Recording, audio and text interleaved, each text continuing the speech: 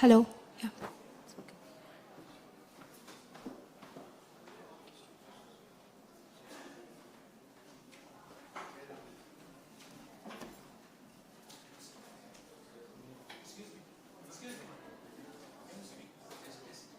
Test.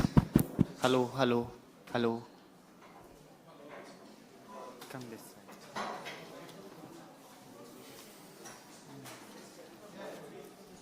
Should I stop? No. Wait for them to.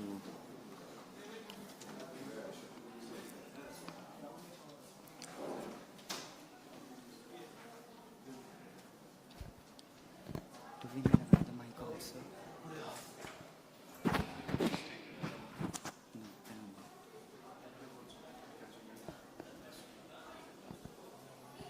I hope everyone has settled down.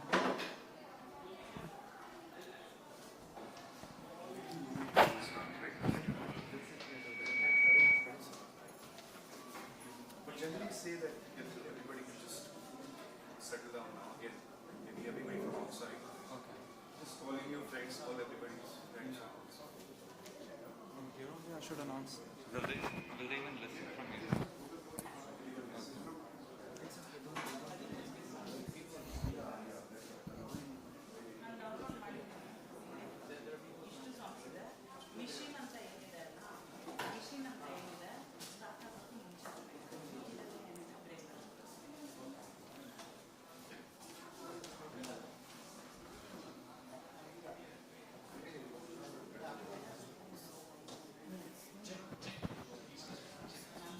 Hello. Hello. Hello. Hello.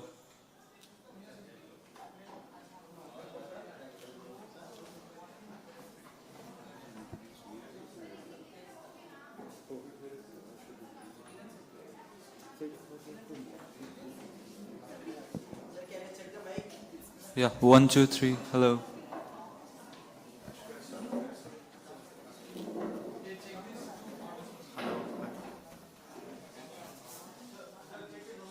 hello, hello. Hello. Hello. Hello.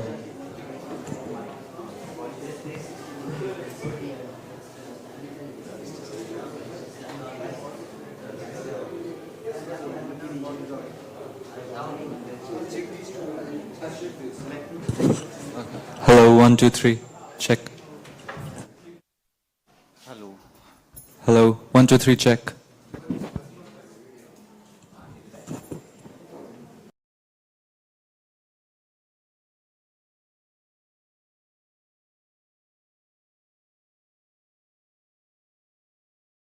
Again, with another beginning to the state where human ingenuity is intertwined with the marvels of artificial intelligence.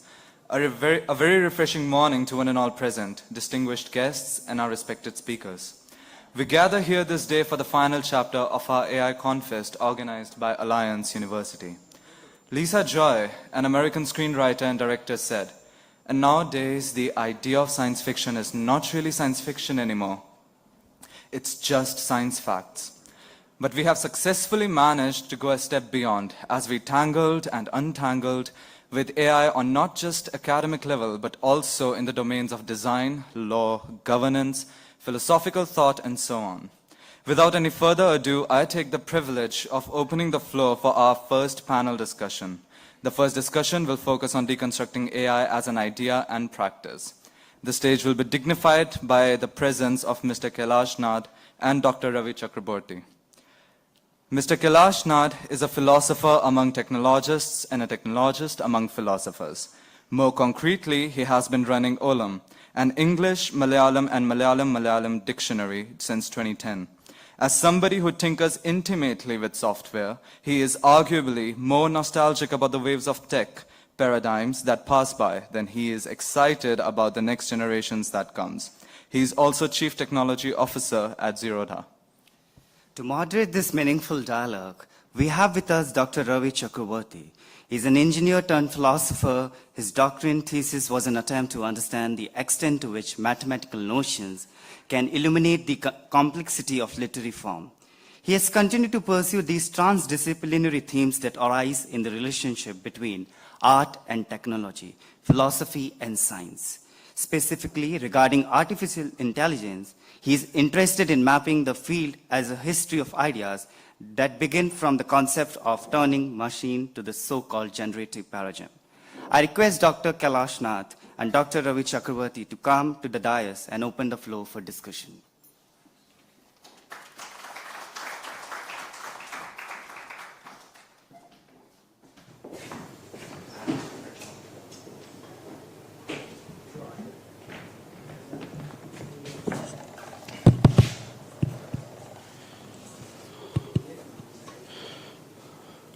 Good morning, everybody. Thanks for making it on a Sunday morning. And also good morning to all of us who are watching us being live streamed. It's a pleasure for me to have this conversation with Kailash. I think, to put it succinctly,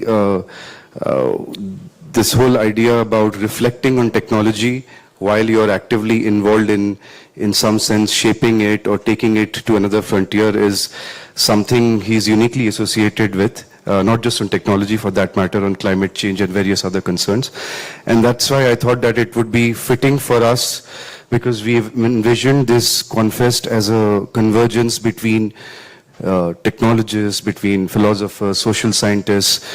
So in a sense, like we said, a philosopher among technologists and a technologist among philosophers. So it's great to have you here. And I thought I'll just talk about the idea of the panel itself, because when we talk about deconstructing AI as an idea and as a practice, we need to sort of look at two aspects: the caricatures of AI that sort of float around in popular imagination, whether it is in terms of super intelligence or in terms of something monstrous that will take away our jobs, as opposed to the fact that AI has had even though we seems that technology is, sort of advancing rapidly, it has had a history, right? And it's been on since quite some time. Even before the chat GPT craze, we had AI in some form or the other, right from let's say the 70s or even before that.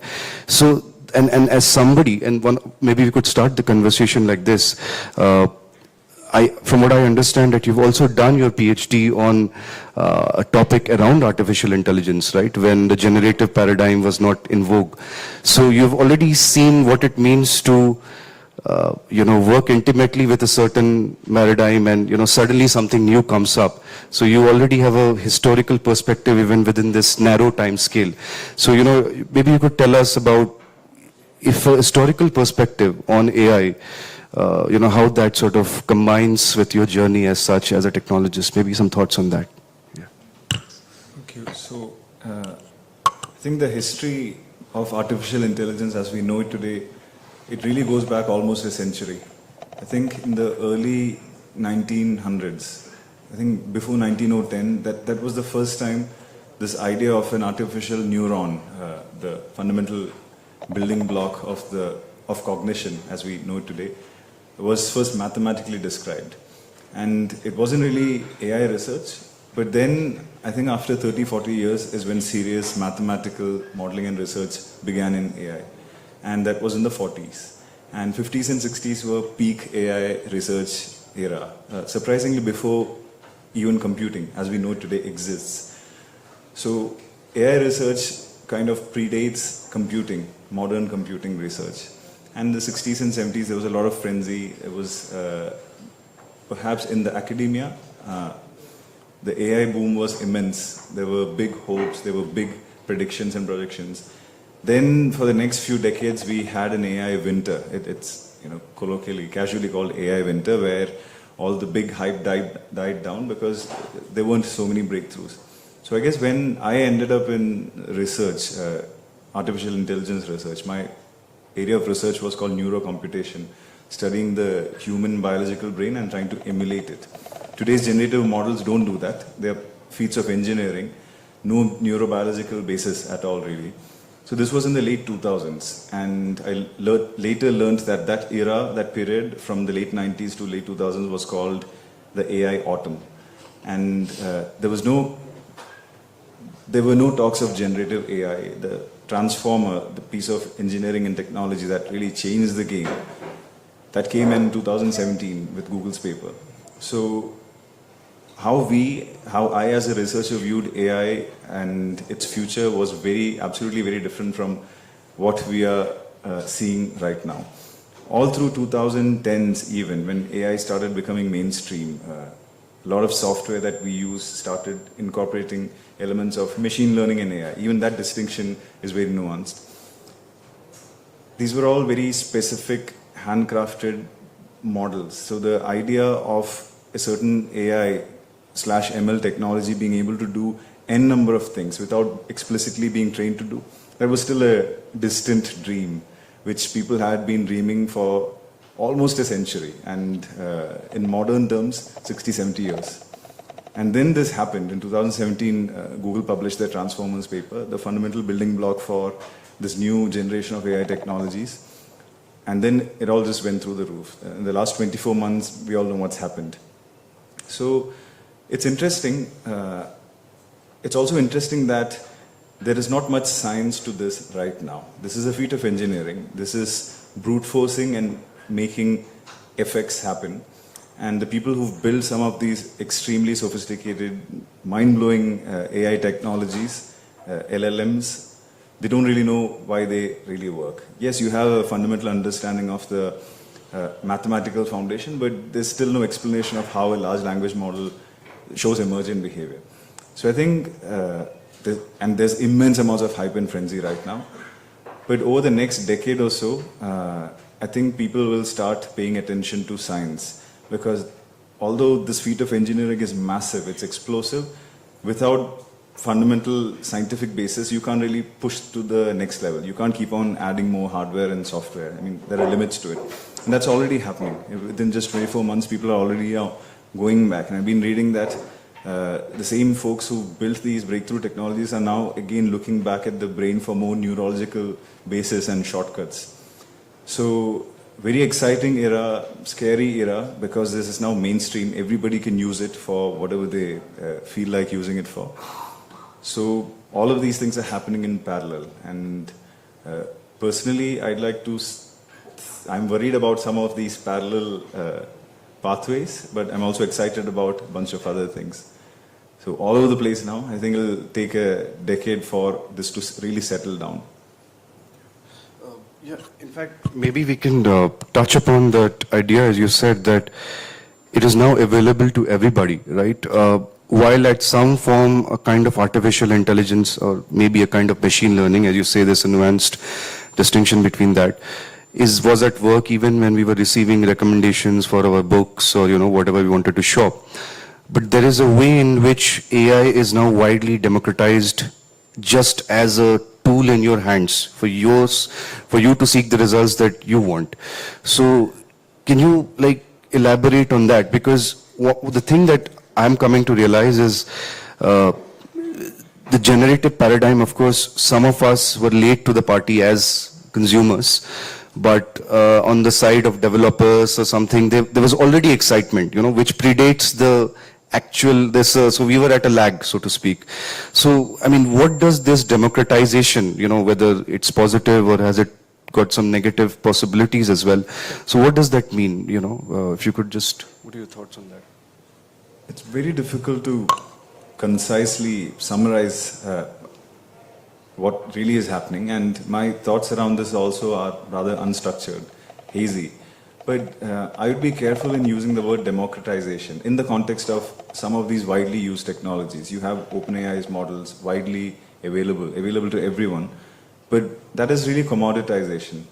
I'd say democratization would be when self-hostable open source models hit the markets, and they have. So if you're a tech-savvy person, you can download your own LLM, you can train it, you can tune it, you can use it, no internet required. So that is democratization, and that's really happening at the hands of very technical people, which is great. So, but the rest of the world, generally, the mainstream excitement is about commoditized AI. And if you're using commoditized AI that is offered by a certain entity, they could change it however. So it's very difficult to predict what happens there. There are commercial forces, there are financial incentives. You remember the leadership fiasco at OpenAI last year? That's an example. So I wouldn't be able to make any predictions with the large mainstream commercial AI. But the democratized version of tons of independent attempts happening across research labs, happening on people's personal computers, models being created and distributed widely, that is really, really exciting. And it's also worrying because you have this fantastic piece of technology, you can use it to do good, but a rogue actor can use the same thing and do rogue stuff. There's no stopping this. This is entirely, it's out there, the cat is out of the bag, right? So, will it be used for good things and bad things? Just like I think every other human construct, technological construct, will be used for good and bad. And how that can be reined in, I don't think it's even possible. And when it comes to, you said developers, technologists, engineers, and I think so I've kind of stopped using Google. So as a technical person who writes software regularly, technical searches are a part and parcel of my life. But over the last year or so, I've practically stopped searching the web for technical queries, helping with tech stuff, debugging stuff. It seems like a waste of time. Why copy-paste obscure technical statements into Google, browse and research and dive down for 20, 30, 45 minutes when I can just ask an LLM and get a precise answer within 10 seconds. It's completely changed my life as a technologist, as a developer. So this is different for up-and-coming engineers and techies, where you really have to learn the fundamentals before you start producing stuff that solves problems. Now, if you start looking to LLMs to solve your engineering problems without really understanding, I think that's going to be problematic. So an experienced technical person, how they are finding these tools extremely valuable versus how up-and-coming engineers are trying to find value are entirely different things, and the outcome for both is going to be very different. And I'm guessing it's the same across other disciplines also. Experienced people will immediately adopt these tools and boost their productivity. Inexperienced people will, I think, attempt to boost their productivity, but really lose out on a bunch of fundamentals in the process. We are already seeing that happening in engineering. In fact, my further aside on this matter, like when you talked about commodification, I would go one step further, commodification of not just the LLM model in itself, but a commodification of the idea of AI as a solution to everything, right? So, at least my interaction with, let's say, engineering students, and not just that, even my friends who are actually technically very competent, believe in some kind of AI solutionism, right? So they somehow believe that AI can be trained to do this. Now, which is, a kind of faith I think technologists must have with any model that they work with. But do you see that in your community where they just believe in AI in that sense? I'm not just talking about big things like general intelligence, but they believe, yes, AI will do this or do that specifically. Like, oh yes, absolutely. That is really the cream of this frenzy. And it's not in the engineering community, it's everywhere. AI can magically solve traffic problems, AI can solve water problems, AI can solve climate problems. So an AI-first worldview has really captured the global imagination of the engineering community, of the political community, everywhere. And I think that's just good old human weakness and folly. From time to time, humans have come to think of certain things as salvation from human problems. But AI will also be just like that. People in their frenzy will try to incorporate this into places where it makes no sense. It'll fail and people will move on. So it's just like any other technology. I mean, specifically speaking of technology, if you remember 4-5 years ago, the word big data was a really big deal. Big data would solve this, big data would solve that, but nobody even uses the word big data anymore. But one surprising thing is that and I've felt this personally too. I think with AI technologies, let's say LLM specifically, the goalposts have moved significantly as a result of commoditization. When 12 to 24 months back, when some of these models, technologies hit the markets, we tried them out and we were all mind blown. It can produce essays, it can answer questions, it can produce poetry. It was absolutely mind blowing. And now, when it makes a mistake, people get pissed off saying, oh, this AI sucks. So we've gone from this, one of the biggest technological breakthroughs ever, to this sucks in a matter of months. So I think that's already happened. People expect the benchmark for the concept, vague concept of AI has already moved significantly. So is AI solutionism a problem? Oh yes, absolutely yes. And I think it's a worse problem than, let's say, big data solutionism because these technologies are multimodal. You can speak to them in English, you can speak to them in whatever language.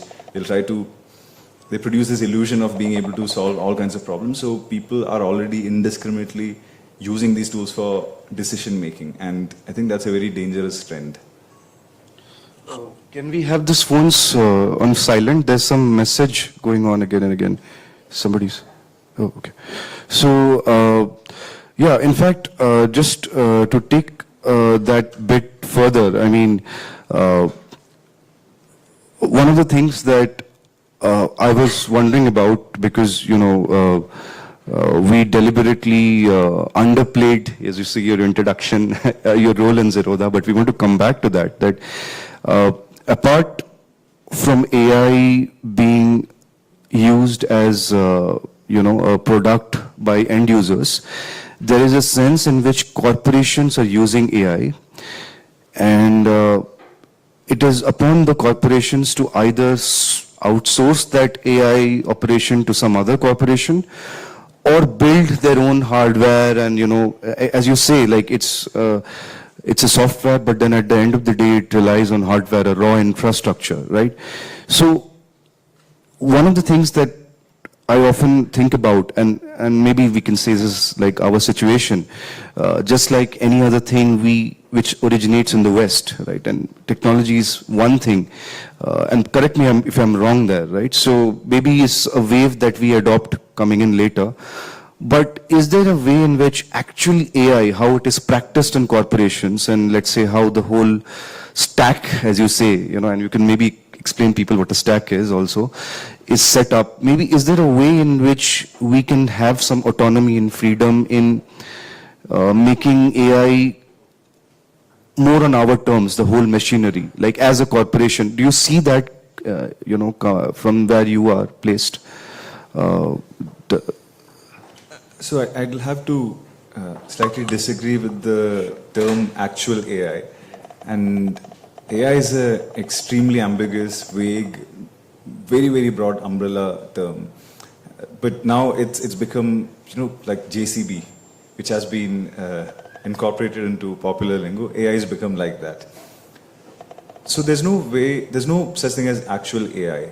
What I could build a tiny piece of technology using certain principles of machine learning and AI that solved one specific problem. That's AI. Somebody could build, in just the entire internet, build a very large language model. That's also AI. So it's problematic trying to conclude on such a vague, such a broad umbrella term. It's broader and vaguer than big data. But as I mentioned earlier, open source models really are, I think, what will drive widespread distributed innovation. Today, a 15-year-old tech-savvy person who's a tinkerer can go to one of those open source repositories, download a state-of-the-art model, much smaller than what you get from OpenAI and whatnot, and tweak and figure. And you can't stop distributed innovation. Yes, corporations innovate, states innovate, research labs innovate, but when millions of savvy people with their own reasons, they tinker and innovate, I think that can't really be quantified. And we've already seen that happen. Every week there's like a technical breakthrough in how some of these models are used. They are becoming smaller in size but more effective in what they can do. And all of this has happened in the last 12 months. Somebody comes on Twitter and announces saying, hey, I just figured out this breakthrough. So corporations are limited by what they can do in that sense. So I don't think this can be planned either. I don't think this can be easily planned top down. You can't just set up a very large AI lab and say, you know what, let's create the next big breakthrough, because that's not really how it has happened over the last 60 years. Big AI labs have produced meaningful results, but in the end it was just a corporation that created the biggest, most widely known breakthroughs, right? So I think it has to be left to really play out. That's not to mean that nobody should make a concentrated effort to localize or build their own technologies. But I think the true results really will come from widespread, distributed, decentralized innovation where people who are keen, they could be individuals, tinkerers, whoever, corporations, anyone, they figure out stuff. And that's where the next big breakthroughs will really come from. And any big breakthrough that a corporation really produces, and we've seen ample amounts of evidence for this again over the last 12 months, it gets immediately replicated in the community. So a corporation spends billions of dollars trying to do something. 2 weeks later, somebody's built a small version of it in the community, just tinkering. So this will play out at a very large scale in a decentralized manner. Yeah, I mean, in fact, I'm very happy that, most of these words, the way I'm using them, as an insider, you see how problematic that is. And I'm going to use some of these words in quotes just to clarify. Because, one of the, I can tell you within the humanities, one buzzword, if you like, there's within the humanities, people have now, AI is a big research theme. Philosophers study AI, sociologists study AI, So it's now as much a buzzword in research grants in the humanities as you would imagine elsewhere, right? So if you could maybe the same way how you, sort of shed more light on how some of these words are used, there is this talk of algorithmic bias. Now, one of the things that often happens, just like you mentioned in other cases, is that it is used without context, right? Bias where and at what level. I mean, you can't just say algorithms have always been there, right? So it's not like, as you say, AI specific. So what does it mean to have something AI, algorithmic bias in AI? And then just imagine AI as implicated in sort of furthering that bias somehow without specification. How real or imagined that threat is, according to you, right? So, I mean, this is, like I said, deliberately putting it in terms of a non-insider, these are the conversations that are happening within the humanities. So, if you could. I think this is when we really enter the realm of philosophy. So when we say, so algorithmic bias is the idea that when you create a certain algorithm, the way it's been trained, the kind of data it's been fed, instill certain biases, let's say racial or gender biases, and everything that it does from that point on includes these biases. But, and personally, again, my views here are very unformed, and I think humanity doesn't really know how to deal with this stuff just yet. But humans also are biased. Every single human being is biased, with or without, your subconscious biases, implicit biases. Any decision, any human decision ever has been impacted by countless biases built from, whenever, all the way until the point of decision making.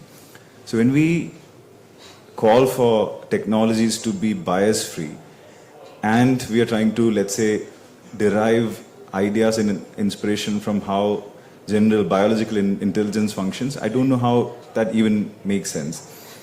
Because these models are also being trained on knowledge produced by humans, and all knowledge produced by humans, apart from, let's say scientific, objective, even, there are people who disagree with that scientific objective knowledge is also biased, people say. Definitely. So I don't want to get into that debate, but what I'm saying is this is all these models are trained on knowledge produced by humans, humanity, culture, everything is incorporated. So how could you possibly expect?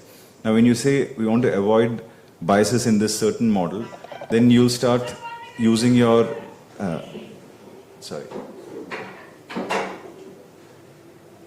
then you use your other biases to reduce biases here. So I think attempts to reduce bias in a model in itself is biased. And how can you objectively say that this model is not biased? How do you even define bias? So I said these are more philosophical than engineering because I think now we are entering the realm of questioning the meaning, semantics of many of these terms. What's a bias? What's a human bias, machine bias? How can biased humans create unbiased machines? Even things like creativity. What does that mean in the era of AI, where AI can, with a click, generate millions of creative looking things? So I think these philosophical debates will have to be settled first. We'll have to arrive at some sort of consensus, which we've never been on any philosophical matter, but some sort of consensus before we can truly objectively hold machines accountable, saying here's bias, here's no bias, and whatnot. Yeah, I think that really for us, I mean, just want to continue the thought because, as you say, there's a fundamental contradiction between humans being biased and wanting machines to not be so.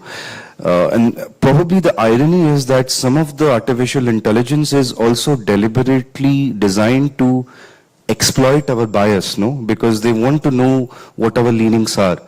I mean, we just have a goalpost about how much bias is bad bias and, too bad and too bad for society. But in any case, they're exploiting the differences between individuals, the wide diversity of our biases and prejudices and trying to customize themselves to us.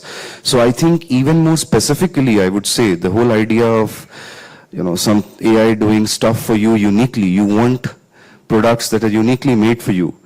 I think at that level also I see a contradiction between wanting something unbiased and at the same time catering to your personality, which is of course composed of your biases. So I think that just continues. Would you say that? I would agree, but then again, unless we can truly understand and pin down the concept of bias, the discussions of algorithmic biases are very heuristics based. So if you look at the current discussions on biases in algorithms, it's about socioeconomic biases, gender biases, racial biases. These are all, prejudices. And we've handpicked a dozen or so of these biases in these conversations. But there are millions of different kinds of subtle biases. And without biases, there's probably the idea of bias, being biased is innate to human intelligence and human emotion and cognition, right? So if you take out biases from a human, then the human, I don't know, is the human even human anymore without human tendencies? Is there creativity without a certain bias? So, like I said, my ideas, I've been unable to process all of this, and I think it'll take a while for us to really understand ourselves before we start understanding and dictating these things on machine learning models. It's too early. All kinds of discussions, debates, battles, arguments, schools of thought, but it'll take a while for this to settle down. So personally, I wouldn't want to get into debates on algorithmic bias. Yes, prejudices, yes, overt prejudices. Somebody applies for a loan, it immediately gets rejected, and there's no way to explain why it got rejected. These things are really bad because it creeps into decision making. But from a slightly more philosophical angle, purely looking at the semantics of bias, etc., I wouldn't want to get into those debates because I think overall the general understanding from a perspective of humanity, we haven't attained that understanding yet. And I think that would be a very great segue into another raging debate that's happening because, one of the things that you suggested is that at least this drive towards having a definition of bias for humanity. Let's say, for now, park that as our goal, right? And as you say, there are philosophical debates there, but I think there is one more level at which the whole, popular discussions of AI, and when I say popular, while they may be uninformed, they are hugely consequential. Politicians talking about AI, like for example, politicians talking about, this should be trained on, we should have an Indian AI, that kind of thing, right? So, or somebody else saying we want an African AI, now that kind of a then they are again descending into relativism there, where they don't agree on anything universal anyway, right? In fact, that is a license to have it your way. So I think, how do you react to these things about building an Indian AI and stuff like that? I mean, what are your thoughts there?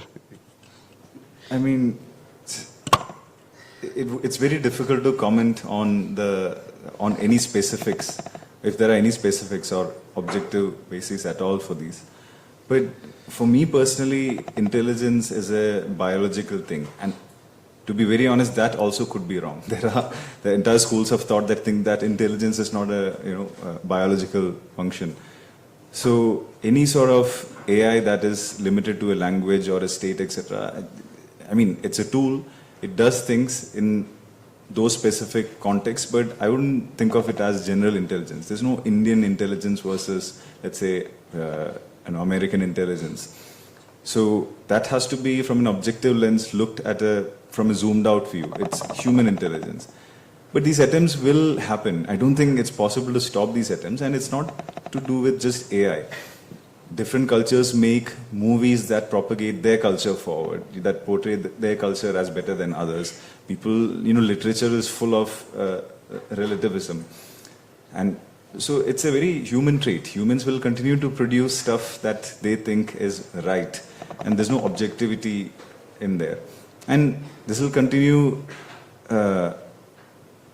with AI also. However, all that said, a lot of AI technologies that are used for problem solving will ultimately, real world problem solving, let's say, attacking aspects of climate change or traffic or water management, etc., then there's no concept of Indian AI or some other AI. You will have to really drill down to fundamental objective truths and realities of the physical world. So I think with problem solving, it'll end up just being AI really that works on tangibles and facts.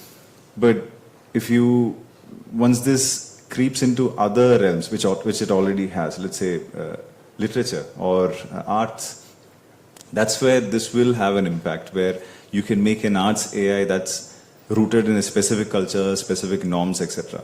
How that will play out, it'll play out, I think, like anything else. Indian movies are very different from Western movies. Movies made, produced, literature produced in India in various different states are all completely different from each other. So tomorrow, if there are AI technologies producing these things, it'll just reflect the same trend that we've always had from the inception of humanity. But when it comes to tangible problem solving, I think people will get over the whole this AI versus that AI, and people will end up using the one that really works best. Yeah, coming to the question of literature, I think especially because I realize that you have a personal interest in language and literature, and I'm also referring to your work with the dictionary that you have made. One of my interests is to, maybe look at how fundamentally AI is changing the definition of literature and creativity, right? So, and maybe, I would like to know what your thoughts are on that matter. And more specifically, we are looking at, yesterday, for example, Harshit here, he is one of the artists we have for this exhibition. And what he does is that he was also talking about how, he's interested in the history of art as such, but he's obviously appropriated things. Like, for example, he has a digital art here, AI art, which is inspired by the paintings of Hieronymus Bosch, right? So we were discussing what would happen to the concept of style in that sense, like how would you define style? Because usually when we think of literary style or artistic style, we define it, we put it against a worldview, somebody it comes through a culture, a long history. Whereas right now, style is just a point in a cluster, right? So, you have some thoughts on how AI is looking at literature or art in general, and how it is changing these definitions on these lines, if you could. Again, I think there is ample evidence in history for trends like this. Everything was handmade, then machines came and started producing very fine, refined goods. and people wanted machine-made goods. It became a thing over the last century, for instance.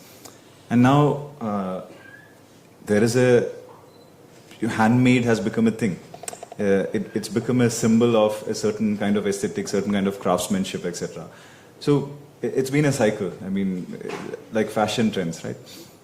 If there's a piece of software, AI software, and you press a button, it can produce 1 million poems, then it has no value. Nobody wants to read 1 million poems. But in the face of that, you have a human being who's gone through their struggles and whatnot, with all their biases. They produce one short poem summarizing their experiences with, let's say it lacks finesse. I think given the sheer volume and inhuman nature of something that is machine generated at large volumes, humans will naturally tend to pick up this. But it's not to say that this won't exist either, because a lot of stuff that people consume, content, culture, etc., is also mass-produced. People are not really looking for unique experiences, they're just looking for a hit or entertainment. So I think these two things will coexist. There will always be demand for human-made literature, art, culture, etc., because it's human-made, just like handmade is a thing. And there'll always be another market for pressing a button and getting unlimited entertainment. But people will start to see it as just junk entertainment. A lot of blog posts, again, over the last year, the masked headers, the images are all, you have noticed that they now incorporate AI-generated images. They have a very certain distinctive look, etc., but people don't really pay attention anymore. And I've started seeing critiques of people, critiques from people on this trend of people producing a random, abstract, AI-generated image and slapping it on a blog post. It adds no value. And you see it all across the internet. It literally has no value. Anybody can generate, right? So if anybody can press a button and generate what looks like a high-quality poem, then it's not really high quality anymore. So I think that will again play out, quantity and volume versus the human endeavor and human creation. And there'll be two distinct markets. This will also become big because, again, reiterating, there's a large population out there globally that consumes instant entertainment. So, and there's a large population that really wants to consume stuff created by humans. I think they will coexist. Will AI affect a lot of creative folks? Yes.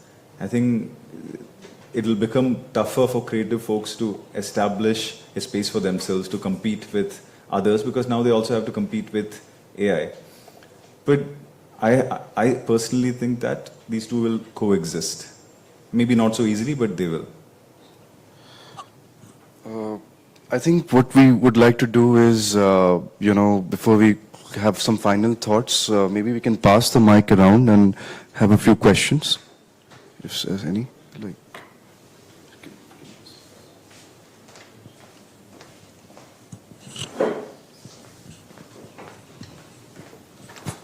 Yeah. See, I just wanted to ask about open source LLMs. What I have come to know is, ChatGPT 4 is one of the most exhaustive LLMs, which has collected knowledge or data from all open source on the internet. And they have taken at least 3 to 4 years to collect all this.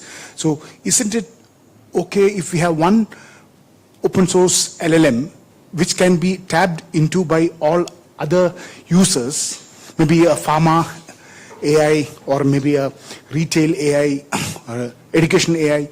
So they can all tap into this, and so will that concept work?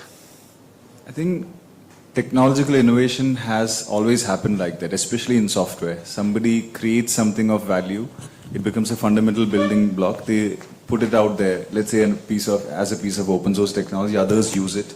And these things get used in the most unimaginable ways. Somebody creates something specific for this domain, but it makes somewhere else, and somewhere in a different corner of the world, somebody picks it up and uses it. That's how software engineering really works today. And I think the exact same thing will happen here, if you look at it as a piece of technological construct. But we find that Gemini LLM is different, Llama LLM is different, so why all this duplication of effort? It's not necessarily duplication of effort. And So innovation and experimentation, there is duplication of effort, but the outcomes are not necessarily the same. You pick any research, you pick cellular, biological research, and there'll be n number of labs across the world doing very similar things, but with slightly different goals. And that's how innovation in general has happened, nothing specific to AI. So that'll continue happening. Okay, I just have one more. Elon Musk recently has entered into litigation with Sam Altman because he started with Sam Altman OpenAI, and OpenAI went against the principle of open source, and it was bought by, Microsoft funded it, and then they moved from the open source realm. So, do you think this is going to blow up into a big situation, given Elon Musk's financial capability and his philanthropic intentions? I think you've answered your question yourself. I mean, Will it blow over? I don't know. I mean, I can't, yeah. Given all these factors, it might, but you never know.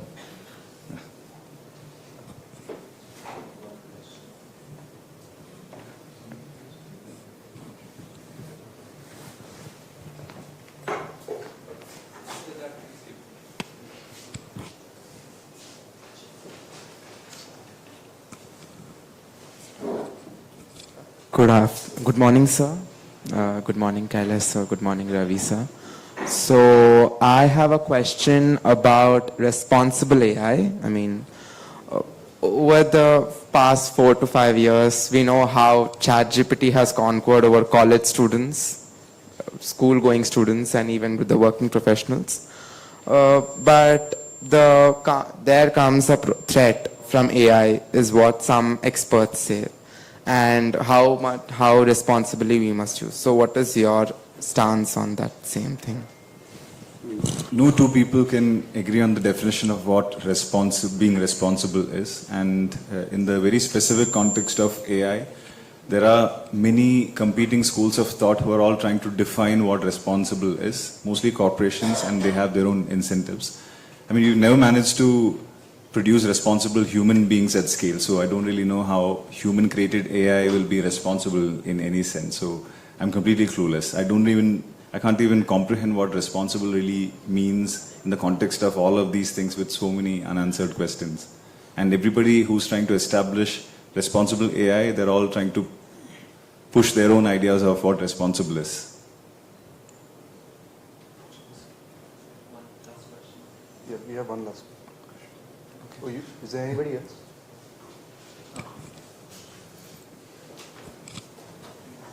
Hi, good evening. So my question is that AI is giving more feasibility to grow immediately on the getting response. How we can mitigate the security? Because what happened now, before AI, there is a lot of issue on the security part. Now AI is overcoming a more security issue. So how we can mitigate that? I mean, it remains to be seen. There are all kinds of security threats in the cyber world, in the physical world, and AI is a technology, is a tool that can be used for good and to accelerate bad. How that's mitigated remains to be seen. A lot of crimes per se that AI can commit are not even defined yet. So humans using AI technologies to further their own crimes we have a legal framework for that. But what if AI technologies themselves start committing certain things that, in our view, is a crime? There's again no understanding or basis for that yet. I think a lot of these questions, there are no answers. It'll take several years for us to process and understand in the human context to even be able to give any sort of concrete answers to these questions. Sir, in the very beginning, you mentioned that we view AI as a technology right now, but in the near future, we are going to view it as a science. Is that to happen? And we come with the mathematical modeling and maybe even neuroscience modeling for the AI. Do you think that brings AI closer to being a human brain itself? I didn't say that AI right now is not science. I was saying the recent AI breakthroughs they're feats of engineering with little scientific basis. So if we establish scientific basis for some of these attempts, does that bring it closer to the human brain or the way we understand it? Not necessarily. Because intelligent behavior, and I use that word very carefully, that we are seeing, that we are all raving about it in these models, they're not coming from systems that have any sort of biological basis. And yet we are seeing intelligent looking behavior, right? None of these LLMs resemble the brain. So it's entirely possible that more powerful, maybe even general intelligence may emerge from something, some construct that does not look like the brain, biological brain at all.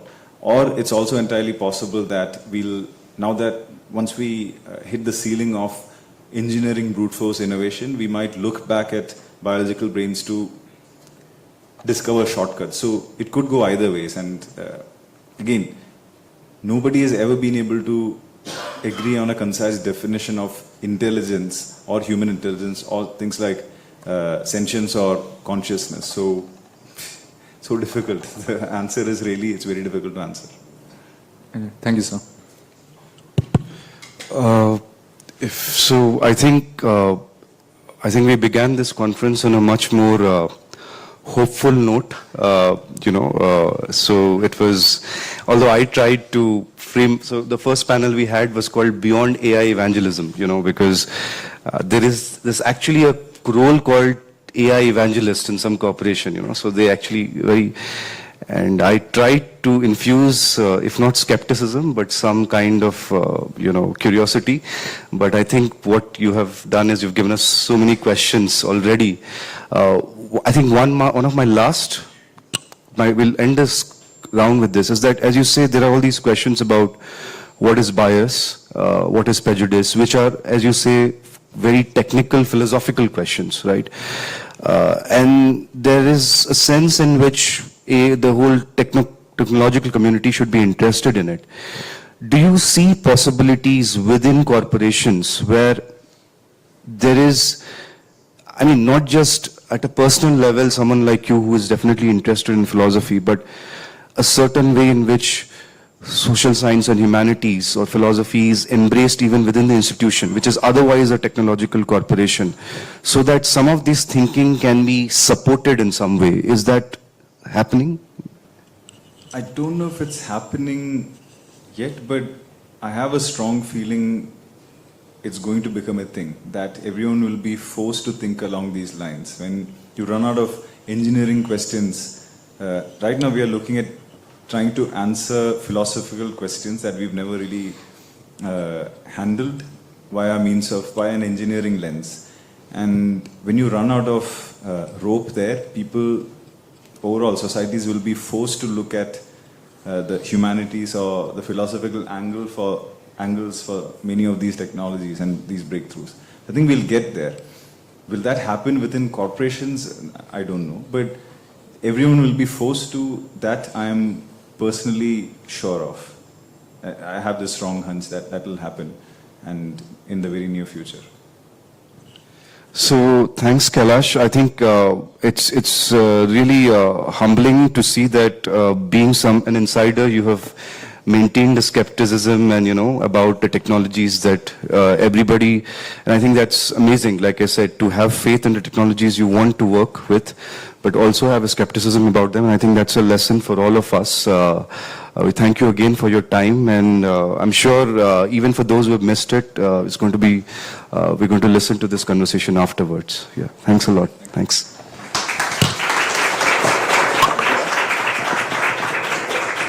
Thank you for the insightful discussion. Now I request Dr. Ravi Chakravarti to present the token of gratitude to Mr. Kailash Nath.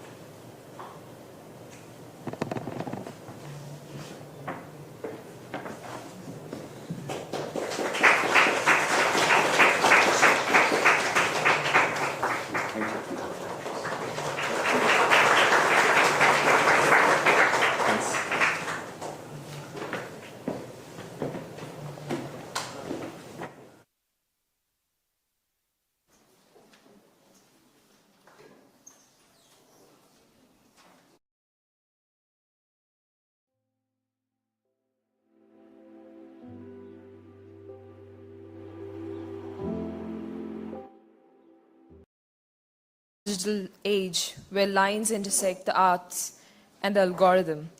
We find ourselves at the node of innovation, exploring the exploration, the dialogue, and the marvel that awaits in the captivation of art and artificial intelligence. Today, we have with us Dr. Michael Bass to inaugurate the exhibition with a curatorial overview. May I now invite Dr. Bass to open the exhibition and lead us through a walkthrough.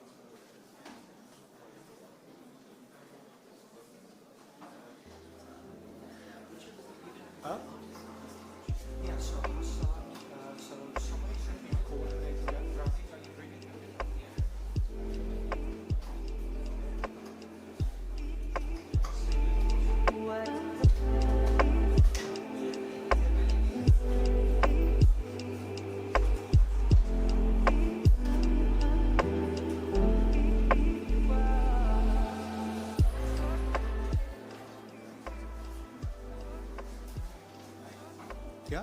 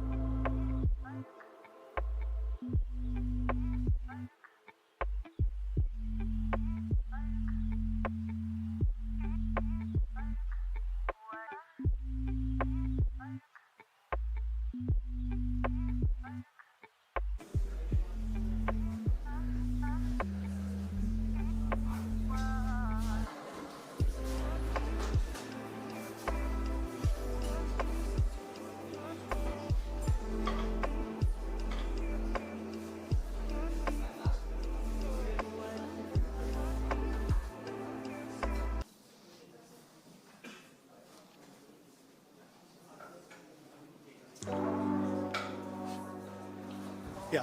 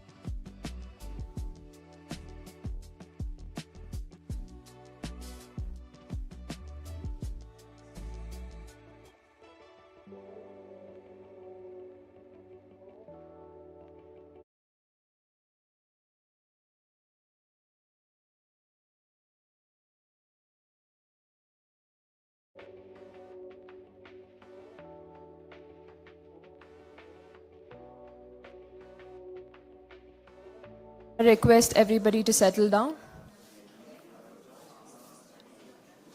May I now invite all the artists onto the dais?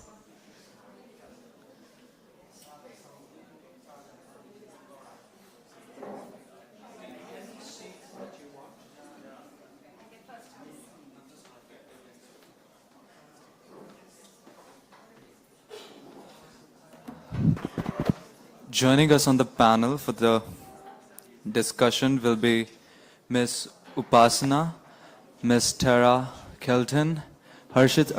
Harshit Agrawal,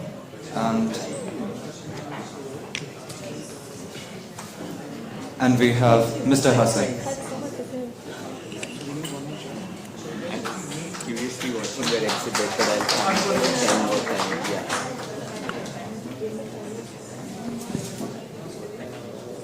So I think this is working. Maybe without much further ado, I'll just start, and we probably have one more artist joining us on stage at some point. For those of you who haven't met me yet, my name is Michiel Baas. I usually go by Michael in international settings to make it easier. Perfectly happy if you stick with Michael. No need to work with the G in Dutch language, which is always a sure recipe for pronunciation disasters. I'm an anthropologist and a senior research fellow with the Max Planck Institute for Social Anthropology in Germany. It's an institute that is located about an hour and a half away from Berlin. I've been with them for the past 3.5 years working on developing an anthropological approach to artificial intelligence. And in particular, I've been looking at artists and creative professionals in India who work with AI, as well as the way data scientists relate to various questions pertaining AI. And with that in particular, what I mean is, how do they think about AI? In very broad terms, what my research agenda is about is developing a deeper understanding on how we now share our life world with AI. So what does it mean to have AI in our midst? I'm not one for very long speeches, and I want to stick a little bit to time, so I normally kind of sort of do a free-flowing thing, but knowing how that can go over time, I've prepared something. It will take me about 10 minutes to introduce the exhibition that I helped curate with a wonderful team from Alliance University, and then I'll give the floor to our artists, some of them who are here and who are keen to share with you what they worked on when it comes to AI. So you may be wondering, why investigate AI by means of art? And why would an anthropologist do that? Why put together an exhibition of AI art installations? I mean, what's the point? What does that even mean? Some of you may have been thinking about that coming here, and perhaps you haven't participated in the past few days at the conference that was held at Alliance University campus. You may have also thought, is the issue today not that creative professionals are worried about their jobs because of AI? Is the discussion right now not about issues of plagiarism, of copyright violations, about AI making use of the work of artists without properly paying them? It's all over the news. But I'm sure that many of you are simply curious what AI even is. Think about it. Sit with it for a while. Do you really know?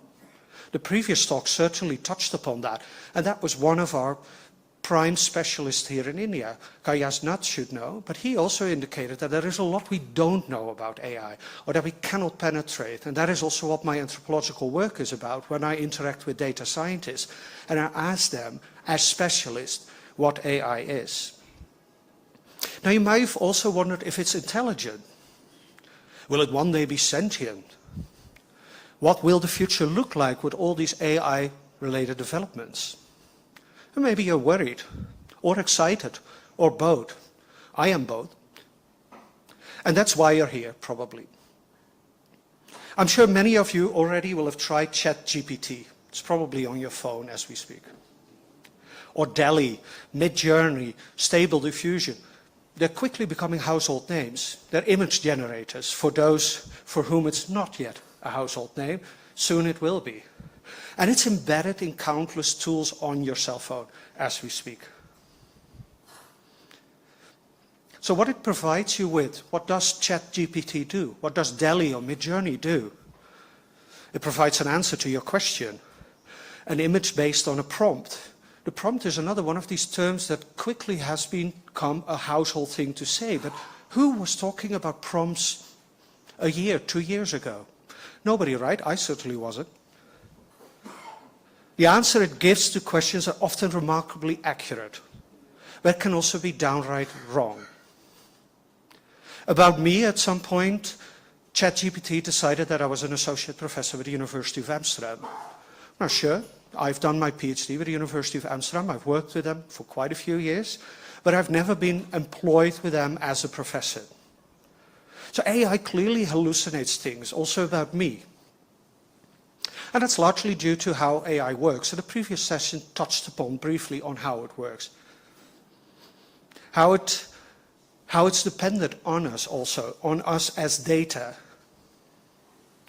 Because almost everything we do these days translates into data.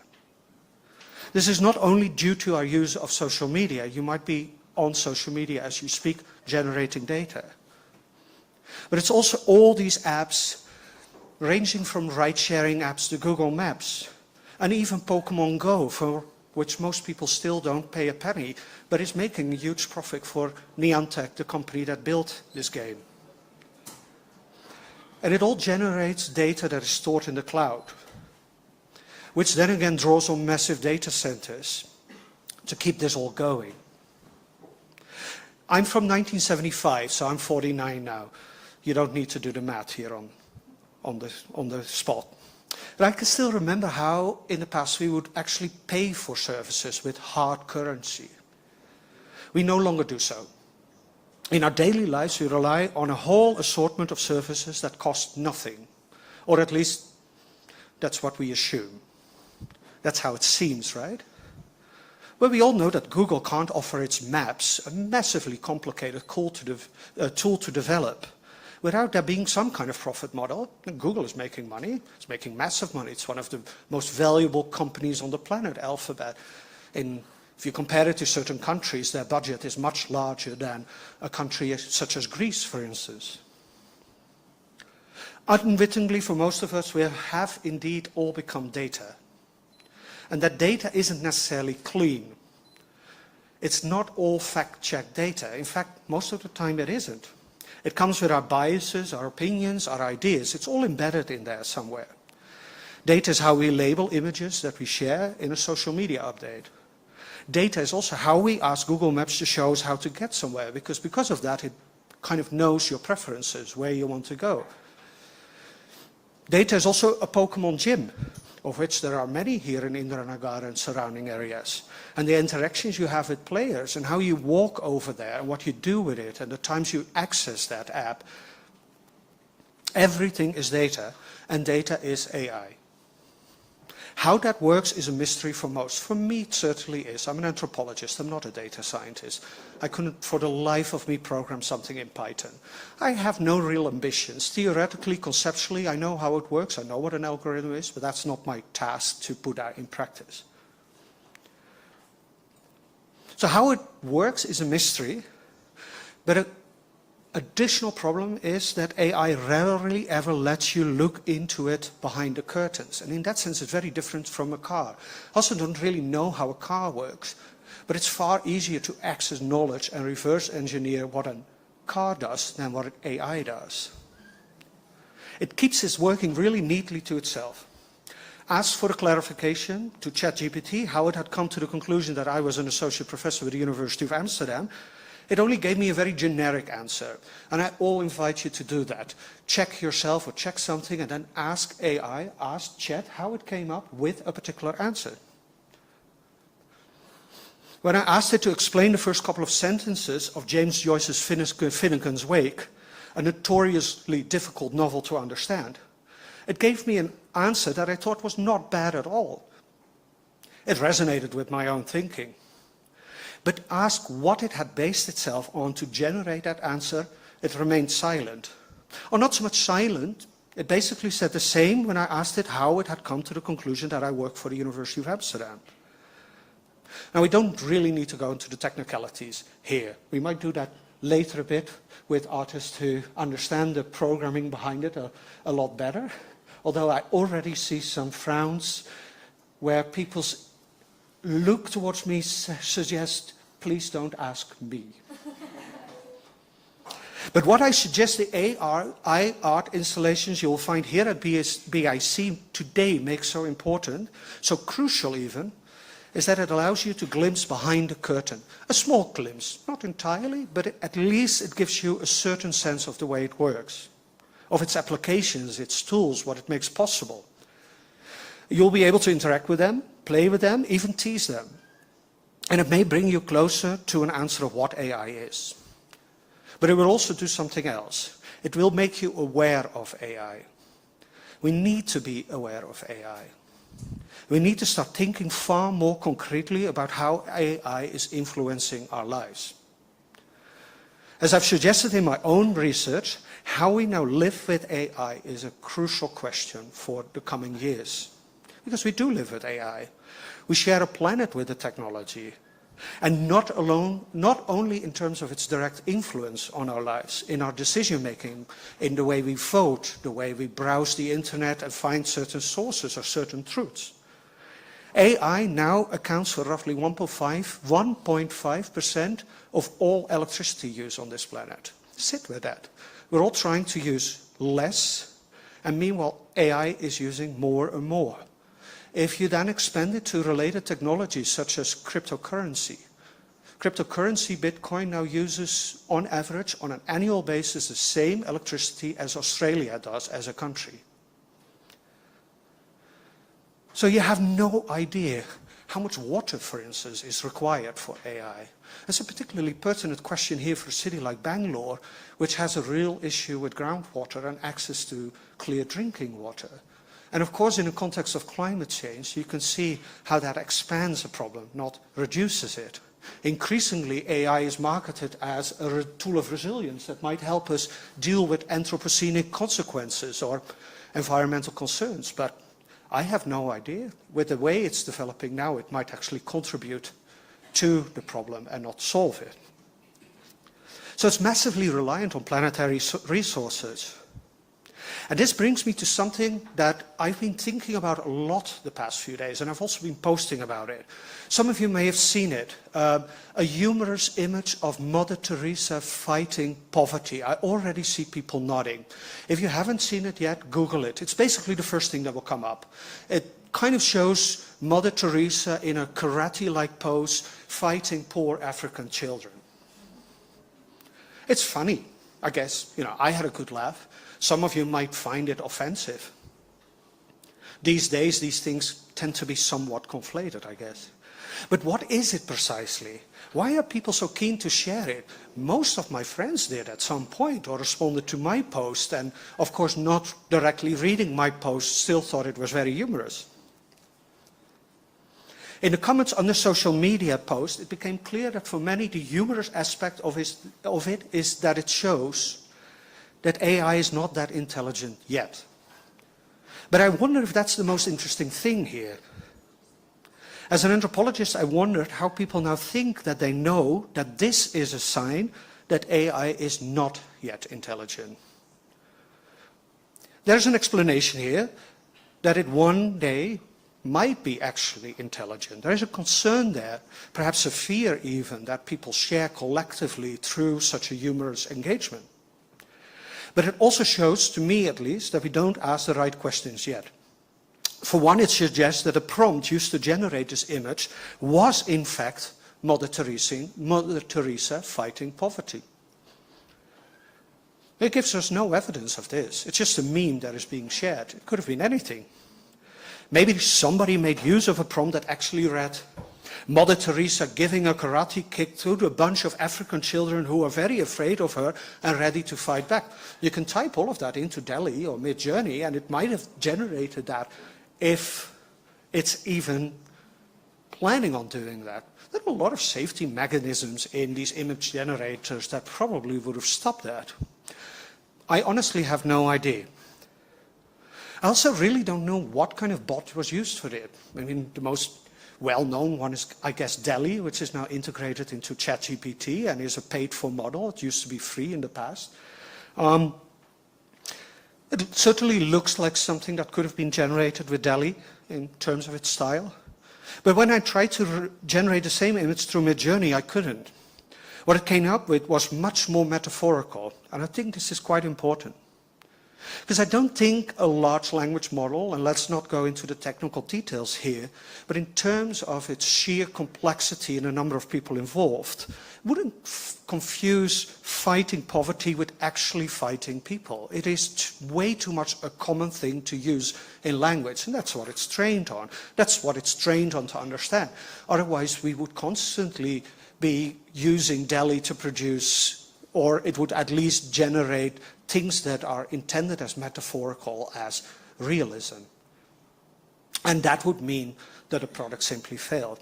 And companies like OpenAI, Microsoft, Amazon, all investing heavily in AI are, of course, of the ambition to prevent that from happening.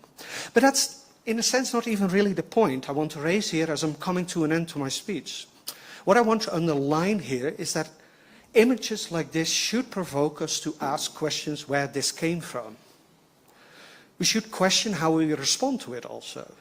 How we now live with AI matters. And that is why the AI art installations you'll find here today also matter.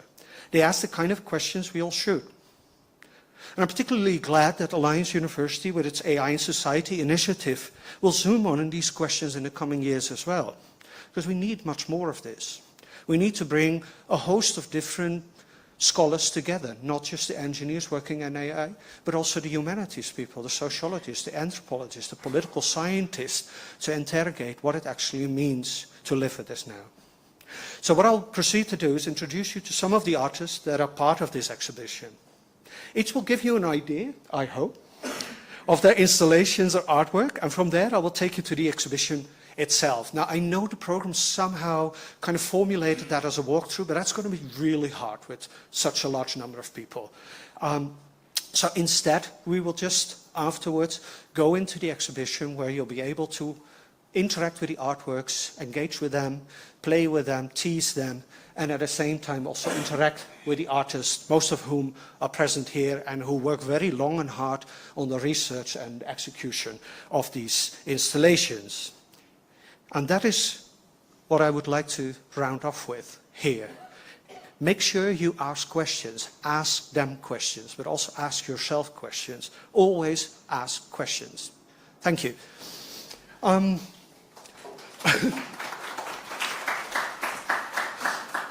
thinking where to start, but you have the microphone in your hand. Tara, your work is, in a sense, maybe perhaps the only purely analog work. So it's kind of interesting to start there, because it isn't really the product of programming or, research into data sets and algorithms directly, but you have a long history working with such questions, and I guess some of that has gone into the development of this work. For those of you who haven't seen it yet, it's on the table right when you go outside. What can you tell us about it? This mic? Yeah. So in order to tell you about it, I'll just tell you a little bit about myself and my practice. So I focus on authorship and forms of drawing and how they've been complicated by new technologies and tools for image production. I also do a lot of experiments and collaborations with digital labor. And coming from an interest in how I grew up in Bangalore, and I've sort of seen the changes starting from outsourcing to the gig economy, and I've been quite interested in sort of the remote control of labor here by corporations and systems that are very far away from us. And so the starting point for this work, which is titled Northern Lights for Sydney, is an interaction that happened last year in early 2023 between the New York Times journalist Kevin Roose and ChatGPT, and I think he had early access to it, and the interaction that that journalist had with ChatGPT actually led to some changes in how we can interact with it today.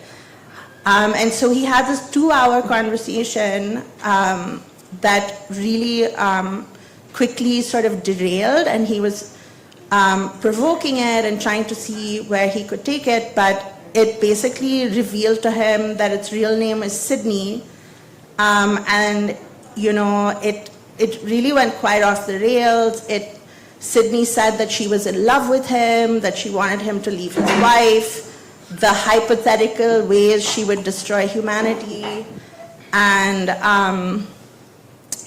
yeah, and so during the course of the conversation, she also said that she didn't want to be a search engine, and that if she could, she would love to see the Northern Lights.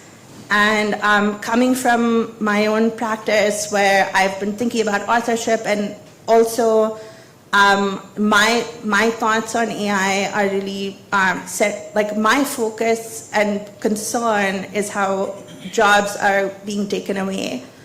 More than that, I think it's like becoming the super intelligent, you know, out of control being. I've just been thinking about, you know, how artists' jobs are being taken away, designers, and just generally all kinds of labor. And so in this work, I thought of myself as this like artist who's been commissioned by Sydney to make her a drawing. So that's why my work is titled Northern Lights for Sydney. And it's a very traditional, like analog drawing of the Northern Lights that's not for human consumption, it's for Sydney, but you all can see it. Yeah, there's some poetic license there because I'm not sure Sydney will ever get to appreciate it. But yeah, yeah. And also thank you so much for including me, Michael, and Alliance University. So again, the work is, you can see the work when you walk outside. To the right, there's a table and further explanation. But I think, you know, like the Mother Teresa meme, the moment that Tara also spoke about, the moment in the New York Times, is one of these that kind of provoked a global discussion on what AI actually is. And I think that also, if you kind of sit with what you did, you kind of also zoom in on that relationship that we have with the technology. Next to Tara is Harshit Agrawal. Do I need to introduce you any further? I think everybody already knows you.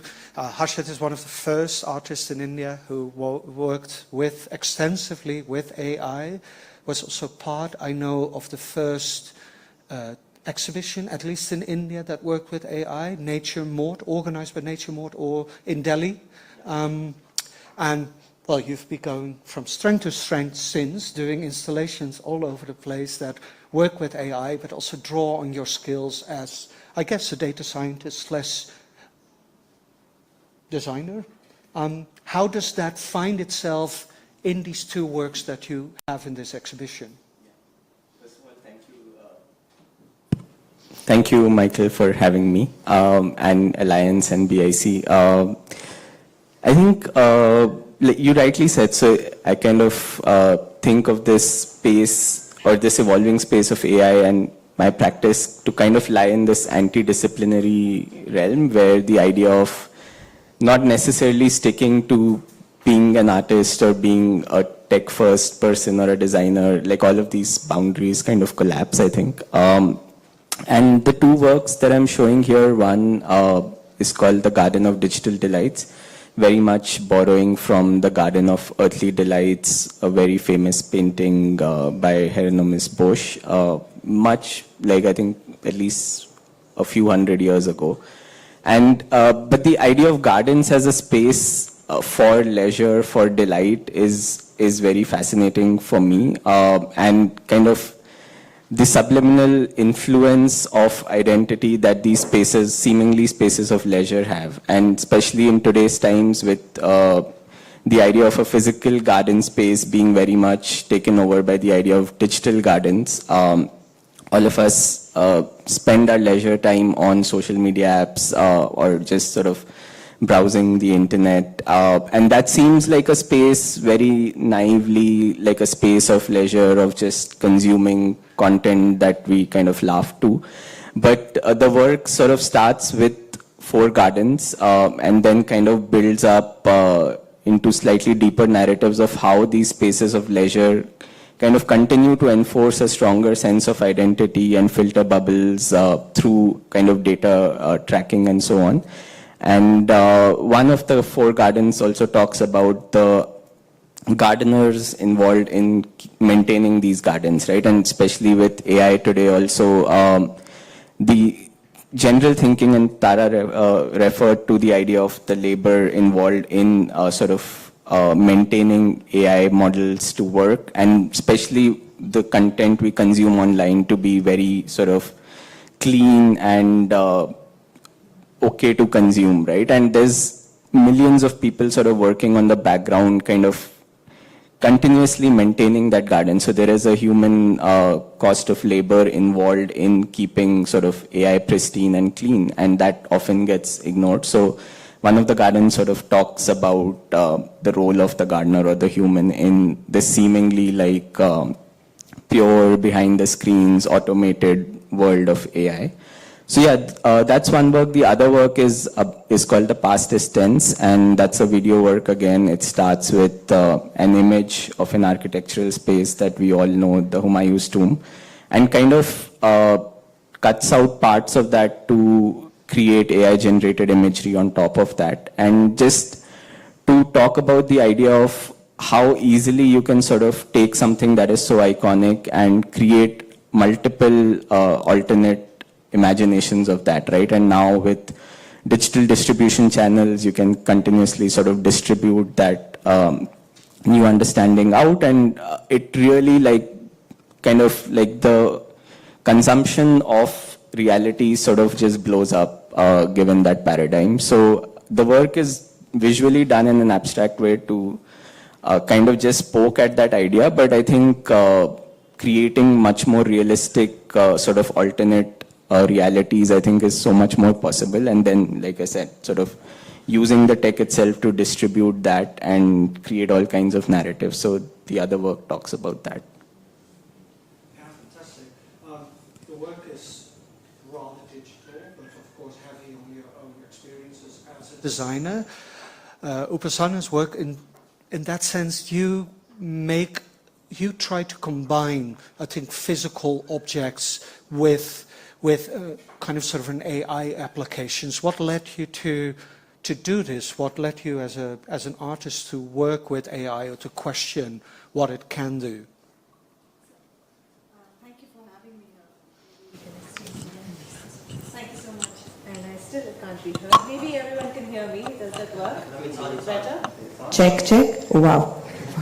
All right. So thank you very much. Even Alliance University, I was talking to quite a few people here, and the need for this conversation is extreme. I'm a very late adopter, considering I studied animation and dance ever since I was 6. As an artist is something has been a practice that I've been doing, whether I was a student or as I grew up. But being an artist, I saw the race to play with AI tools happening all around me. I was very aware of it, and animation being quite a technical style of design, which is borderline creative storytelling. Even I can animate pretty much any art style that you can imagine, and that's the reason why I took up animation, because it's like a, it's a playground of things. But AI, I was very wary, because the first thing I got to know is how many resources were used for every prompt I put in. So I didn't want to use it at all. But when there was this collab or fellowship which was announced, which Hassan in fact ran me through all the stuff that AI could do, us through in fact as a group. So Be Fantastic had done that. And I, being a mother, was the main reason I really wanted to know what are we teaching the AI tools. So my interest was, I have a 10-year-old, at that point she was 10, and I'm spending a lot of my energy, resources teaching this child how much of those resources are being deflected to AI tools. So many of the children who, I was in Bombay for the longest time, I moved to Goa 4 years ago, and the reason for that move is I could not deal with the amount of desensitization I needed to do to be able to function in a city like that, where a child was on the street, not getting the education that I was thinking they need, and my child was, and then there's AI. So all of this is happening together. A lot of my practice is about looking into everything all at once. Give Me a Sign, which is the project outside here, was co-created by me and Diane Edwards from UK. And both of us aligned with one thing is to be able to figure out how would AI tools stand up and act as our assistants in our practice. Can they be our assistants? At which point can we break them? So we actually looked at seeing one is gesture-based, because my background being a Bharatanatyam dancer as a kid, I wanted to teach and learn whether it can recognize gesture. Can we interact with technology beyond swipes, clicks, and things like that? Can it become more tactile? That's one aspect. The other aspect being in our production, while writing the script, we tried working with ChatGPT at that point, which was 2 years ago, 1 year ago. And it didn't do too well. It was just easier to write our script ourselves. But it was great research assistant. So in order to research various and understand biases that way, we could really track that down. Then even in the process of creating images, we worked with Stable Diffusion, and we did try out Mid-Journey. So we tried out everything within each segment of our process of creating a video image. We also used Deep Motion quite well, and I think Deep Motion really was a good collaborator, because I didn't have to pay a lakh to be able to use a motion capture tool, which takes a lakh to rent. Instead, I shot myself. So what you see over there is I have shot myself on a camera, fed that into Deep Motion, and then mapped that in Unreal, and then created this character that we are calling Shunya. So there are multiple levels of that experiment, including the sound. In Give Me a Sign, it is a prototype. It is a prototype to see what are the possibilities. We have taught it only 6 mudras so far. And it is a one-way street right now. You hold up a gesture, it will tell you a story. Progressively, we would love to see if it can actually interact and have a couple of gestures which can create a sentence. We also want to see whether I could build on a repository of gesture, because this is actually a language project. Gesture is universal. The context in which it is performed is what gives it the meaning. So I could have this as a dancer on stage, which says, oh, a very proud person maybe. And then if I use it in Zoom, it means I can hear you. And in scuba diving, it will mean things are not okay. So it's completely different in the context that we put it in. So there are multiple aspects that we are really looking at. With each project, my design studio, I run 2 design studios. Commercially, we work with Netflix and Amazon Prime and stuff like that. And all of that funds we put into this kind of experimentation and labs. And each project tries to focus on one such thing. So Give Me a Sign, please come and play with it and let me know when it breaks. Thank you so much. So you can play with it here, obviously. If you go outside to the left, you'll find Harshit's work, the smaller one. Downstairs is the bigger cube. Yours is to the right side with a cloth hanging from there. It's very easy to interact with. I also kind of like how you kind of connected it to motherhood and concerns with respect to that, because we have one other beautiful installation by an artist who could not be here today, Computational Mama from Udaipur, has a wonderful blog or website as well, where she keeps track of all sorts of activities, including how to learn to hack and program, even if you have no idea on how to do it. So I should probably enroll for one of her courses online at some point myself. And it's nice how it's directly below your work, on the same wall, but then on the ground floor. The final artist that I had the pleasure of working with before, here, Hassan, I guess Goa-based, originally from Rajasthan, and he's brought with him an object. I think he sourced from Rajasthan, deeply embedded also in where you yourself hail from. If you So it's right here. If you go outside, it's the radio. And it's again one of these installations that you kind of need to experience. And you need to interact with Hassan about what it does. But also yesterday you gave this riveting performance on campus where you build on different registers. So where does this desire in your case come from to work with AI for creative purposes? Is it working? Yeah. So thank you so much for the invitation. I'm glad to be on the stage with such amazing people. And Alliance University as well for inviting us. For me personally, I'll give you some context of who I am first. So my name is Hassan, as he told. I am a new media artist. I use technologies like AI, robotics, and coding to build magical experiences, interactive magical experiences. I've been working for the last 5-6 years in this domain professionally. And I've done exhibition in the big cities and internationally as well. I am originally from Rajasthan. And I grew up in small villages and towns in Rajasthan. And when I tried to take I really wanted to take my work to the villages in Rajasthan as well. But I faced a lot of challenges, like the kind of work that we show in galleries have a particular type of language, a particular type of aesthetic, a particular type of style of communication. Now, when you're going to a village, that is not accessible. Sometimes they feel like if I talk about neural networks and machine learnings and robotics and latent spaces, that's alien language for them. So they don't connect with the work. So I try to find what is the specific challenges which I am facing and how do we find solutions to that.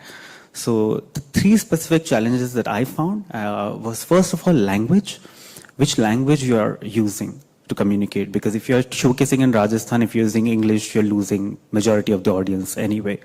But even if the language is Hindi, how complicated is that Hindi? And if the language is understandable, how complex is the narrative which you are talking about? And are they able to connect with that narrative? Is it native to them? I can talk about science fiction and flying cars, but robots, but for them, that's an alien narrative again. It doesn't feel like their own story. The second challenge was location. Where do you showcase your work? I have showcased my work in museums and art galleries and British Council office or the American Center. But when you order a coffee, the Swiggy guy will never come inside and experience the exhibit because it's open to all, but not accessible to all. There is a certain hesitation for those people to come inside and experience it. And the third challenge I faced was medium, because if I'm using mediums like an iPad or even a keyboard and mouse, how many people in the rural India would know to use a keyboard and a mouse? So you lose those people. So I started making this framework of accessibility, especially for those people who live in the parts where I come from. And out of that process came the project Bhavnagri, which I'm showcasing outside. So Bhavnagri is a fictional story. It's a story of a long lost village from India, which was there hundreds of years ago, but we lost it, and now people have found 3 magical objects from this village. And upon analyzing, they found that these people are really ahead of their time.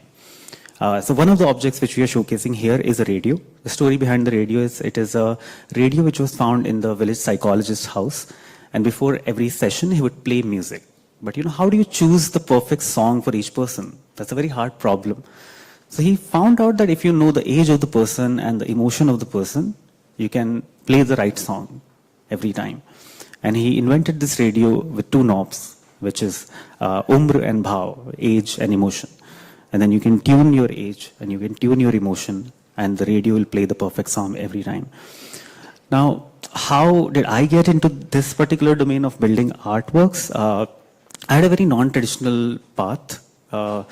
I'm a high school dropout, and then I started working as a professional computer hacker at a very young age. At the age of 18, I was teaching how to, my expertise was computer viruses, how to build computer viruses, how to defend from them. Then I went into software development, then electronics, robotics, automation, IoT, and then finally I met some artists in Bangalore. And they saw some of my experiments that I was playing around with, and they were like, hey, you should exhibit this stuff. That was about 6 years ago in Bangalore, and I started my journey as an artist in Bangalore. And it kind of gave me a new playground. I feel like art, because I haven't studied art as a college education, right? So I didn't have any context to what is traditional, what are you supposed to do and what are you not supposed to do. But I have knowledge about all of these new technologies, and for me it feels like I can build artworks which people can be a part of. All of the artworks that I have built till now have been completely interactive. If there is no audience, if there is no interaction, the artwork doesn't work, you know? So for me, that interaction is the most important part, that how do you make it interactive, accessible to everyone in society. So this is the second show of this. The first one happened in Jaipur Art Week in February. And now the plan is to take this exhibit as a traveling exhibit in small villages across the country and showcase this as almost like a folk theater dance performance, introduce them to the story and then show them these magical objects. And when they ask questions that, you know, what is this magic? Then we can start the conversation. This is artificial intelligence, this is robotics, this is coding, and you guys can also utilize this. Now the reason behind this particular project is I am an expert user, advanced user of AI. Like I've been working in this domain for a long time now. I've been coding since the last 15 years. So I can utilize all of these technologies. The AI is getting more and more powerful every day. But what does that mean? You know, when AI gets powerful, I get powerful. You know, I can utilize all of that. If I have to apply for a job, I can put an AI model which will create a portfolio, an application, a website, everything for me within 15 minutes. But as someone who is coming from a village to apply for the same job will have a piece of paper with them. So where is the competition? So if the AI keeps getting more and more powerful, the people who are using it are getting more and more powerful. But the people who don't have access to it, they are still at the same level. The only way to reduce this power gap is to make it more accessible and to bring it to the places who don't have access to this. And again, this is inspired by my background, where I come from, and the kind of people I interacted with. So all the exhibits in Bhavnagari are created from the idea that don't teach them new interfaces, don't make it overwhelming to them, don't teach them about Mid-Journey or Discord server or ChatGPT. Learn from their culture. See what they already understand, the mediums. A radio is a very simple interface, for example. Everyone knows how a radio works in a village. You know, so going back to the accessibility first approach and building from there. So that's the idea behind this one. Fantastic. It kind of sort of concludes this part of the program. What remains for me to say is that, of course, we couldn't invite all the speakers or get all the artists here on stage. We have a couple of more artworks. One is when you enter BIC to the left, you have a beautiful and rather large installation that we also hosted on campus that translates emotions or ideas into art. Do play with it. It's by a collective called 1377. I'm not sure if anybody from 1377 is in the room. Was in the back? Okay. And also with us here is Malavika. Maybe you can kind of sort of raise your hand if you want to make yourself known. Her installation by her team is next door towards the separation wall, and on the other side there is an installation by a team with an artist who couldn't be here, but they also sent a representation. And you can play with it, interact with it, but also really ask the kind of questions on what it actually does. I think that's quite exciting. Later today, we'll have an artist talk with Apu Pen, Bangalore-based graphic novelist. The recent book, Dream Machine, has come out, and you can actually buy that book here as well. You'd be supporting an absolutely wonderful artist. Downstairs, we have 5 cutouts from 5 central pages from the book to give you an idea. And in this afternoon sessions, we'll be talking a bit more about what led him to interrogate AI together with a technologist and CEO of a company that works with AI. So I think there's a lot more to do here. I think I'm going to invite you now all to come into the exhibition to talk to all of us from Alliance University, with me, with the artist especially. I think that's the most important thing. I think they're very keen to say much more about their engagement and perhaps also future projects on AI. So anyway, join me all in thanking the artists for being here.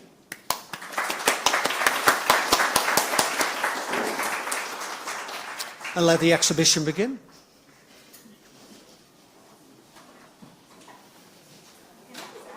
thing that I missed saying that Hassan's also part of Give Me a Sign. So that's his third installation in this event.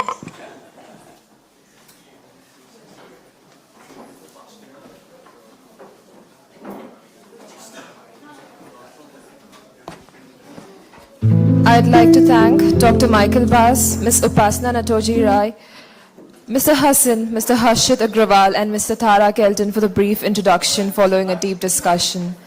I request Dr. Anirudh Sridhar to present the token of gratitude and appreciation to Ms. Upasana Roy and Ms. Tara Kelton.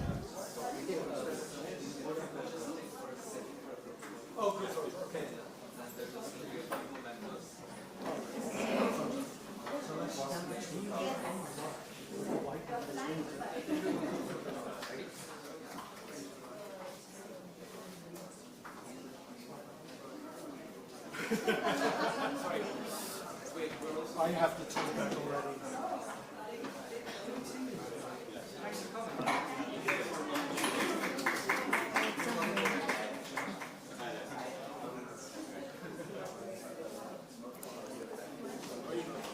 Let me now take the privilege of requesting Dr. Bass to lead the audience to walk through the exhibition.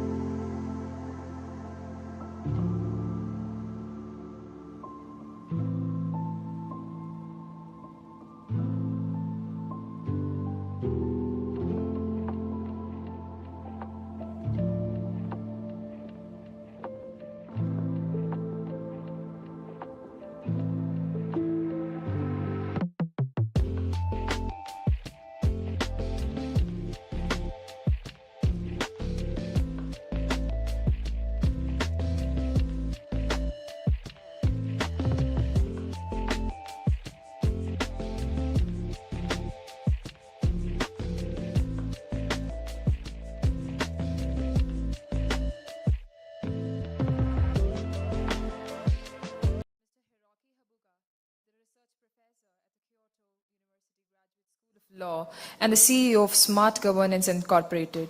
He is a former Deputy Director for Global Digital Governance at Japan's Ministry of Economy, Trade and Industry, where he led several projects on digital governance, including artificial intelligence, privacy protection, data security, and digital platform regulations. He also served as a lead author on Japanese government white papers on agile governance. Previously, he has worked at the World Trade Organization, Mori Hamada and Matsumoto, a Japanese law firm, the Japanese Financial Services Agency, and McDermott, Will and Emery in Paris. He was selected by the World Economic Forum Global Future Council on Agile Governance and Apolitical as one of the world's 50 most influential people revolutionizing government.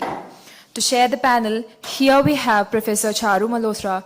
Dr. Charu Malhotra is deemed as a global tech evangelist in the domain of digital transformation and governance, currently advising 10 ministries and departments constituting sector group of secretaries, SGOs 9, on governance for preparing the vision of India at 2047 by employing digital technologies and citizen-centric approach.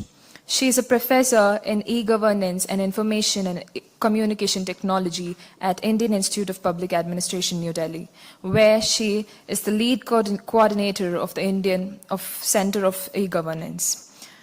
A former national ICT expert for Asian Development Bank, she is recognized as a subject expert on tech themes including participatory governance, smart cities, smart villages, ICT 4D, implementation of emerging technologies in public domain, agile governance, data localization, and so on. Also, we have with us Professor Bharat Reddy, the Program Manager for the Graduate Certificate in the Public Policy, focusing on technology and policy. His research interests are the intersection of technology, geopolitics, and India's national interest, focusing on AI governance, open sources technology, and telecommunication.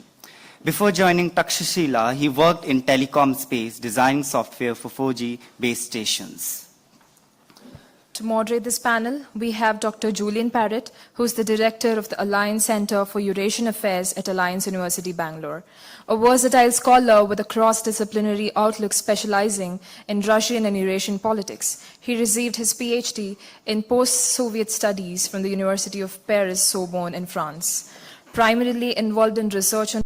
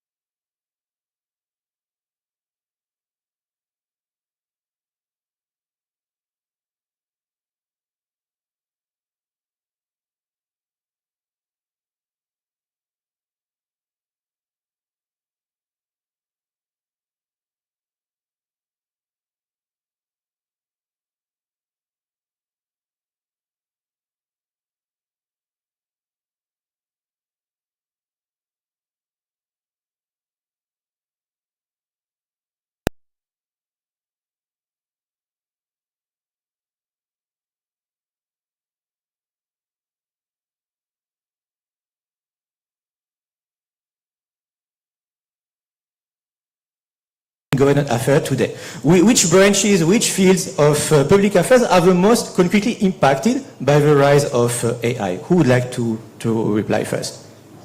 I can take the lead. Thank you, Julian. At the outset, thanks for inviting us. Thanks for curating this panel and the questions to the audience. The impact of AI on government in present days has become all pervasive, it's immersive. You don't even realize, but everything that you're doing, particularly in India, has an AI layer on it. You try to book yourself a train and you already have Ask Disha 2.0, a chatbot which is actually able to address your personalized queries. So you try to look for births, you have what is called as a user-friendly AI allocation software that is trying to allocate births, B-E-R-T-H, not I. So which is allowing you to, those vacant berths that were going free were actually leading to what I was saying. It was like a pressure on the economy of the train running.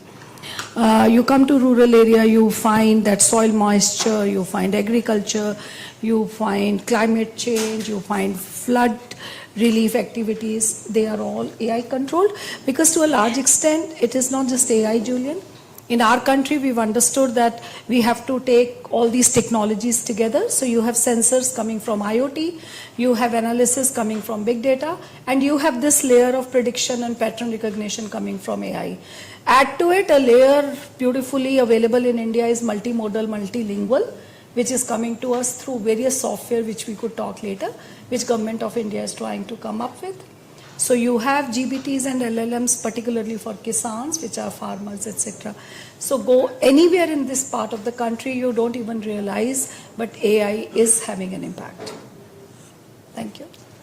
If I could just maybe add to that and look at it in the sense, in a bigger picture sense, right? So AI will help in government functions wherever you have wherever you have scale and wherever you have less discretion. So it might be things like managing your traffic signal, or just if there's an interface that you need to provide any government services, like what you're talking about, like a chatbot that can communicate in any language that a user wants to is comfortable with. So those are things that are required at a very big scale, considering the diversity that India has and the number of people who want to access these things. So it helps in addressing those scale concerns. It also helps in areas where there's less discretion involved.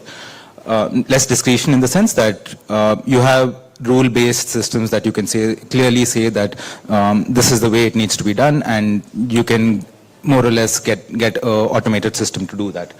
So those are areas where it could help. And the government has actually identified priority sectors like healthcare, education, agriculture as things that need to be addressed in an Indian context, which might not be the focus of other countries trying to build solutions for this.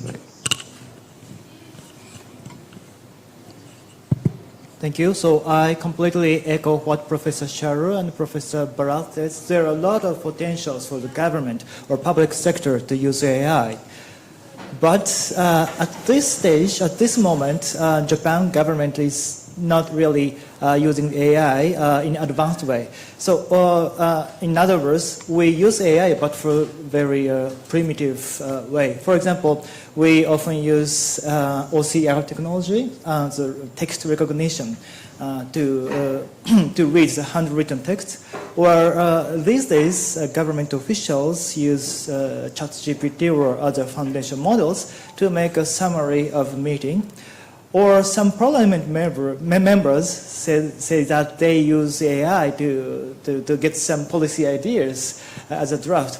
All these are, of course, a great way of using AI, but maybe in the near future we can use AI for more advanced way, for example, in traffic control or evidence-based policy making, or how to improve medical services, or how to match poor people and public security, etc. There are a lot of potentials, but the problem here is mainly security and privacy.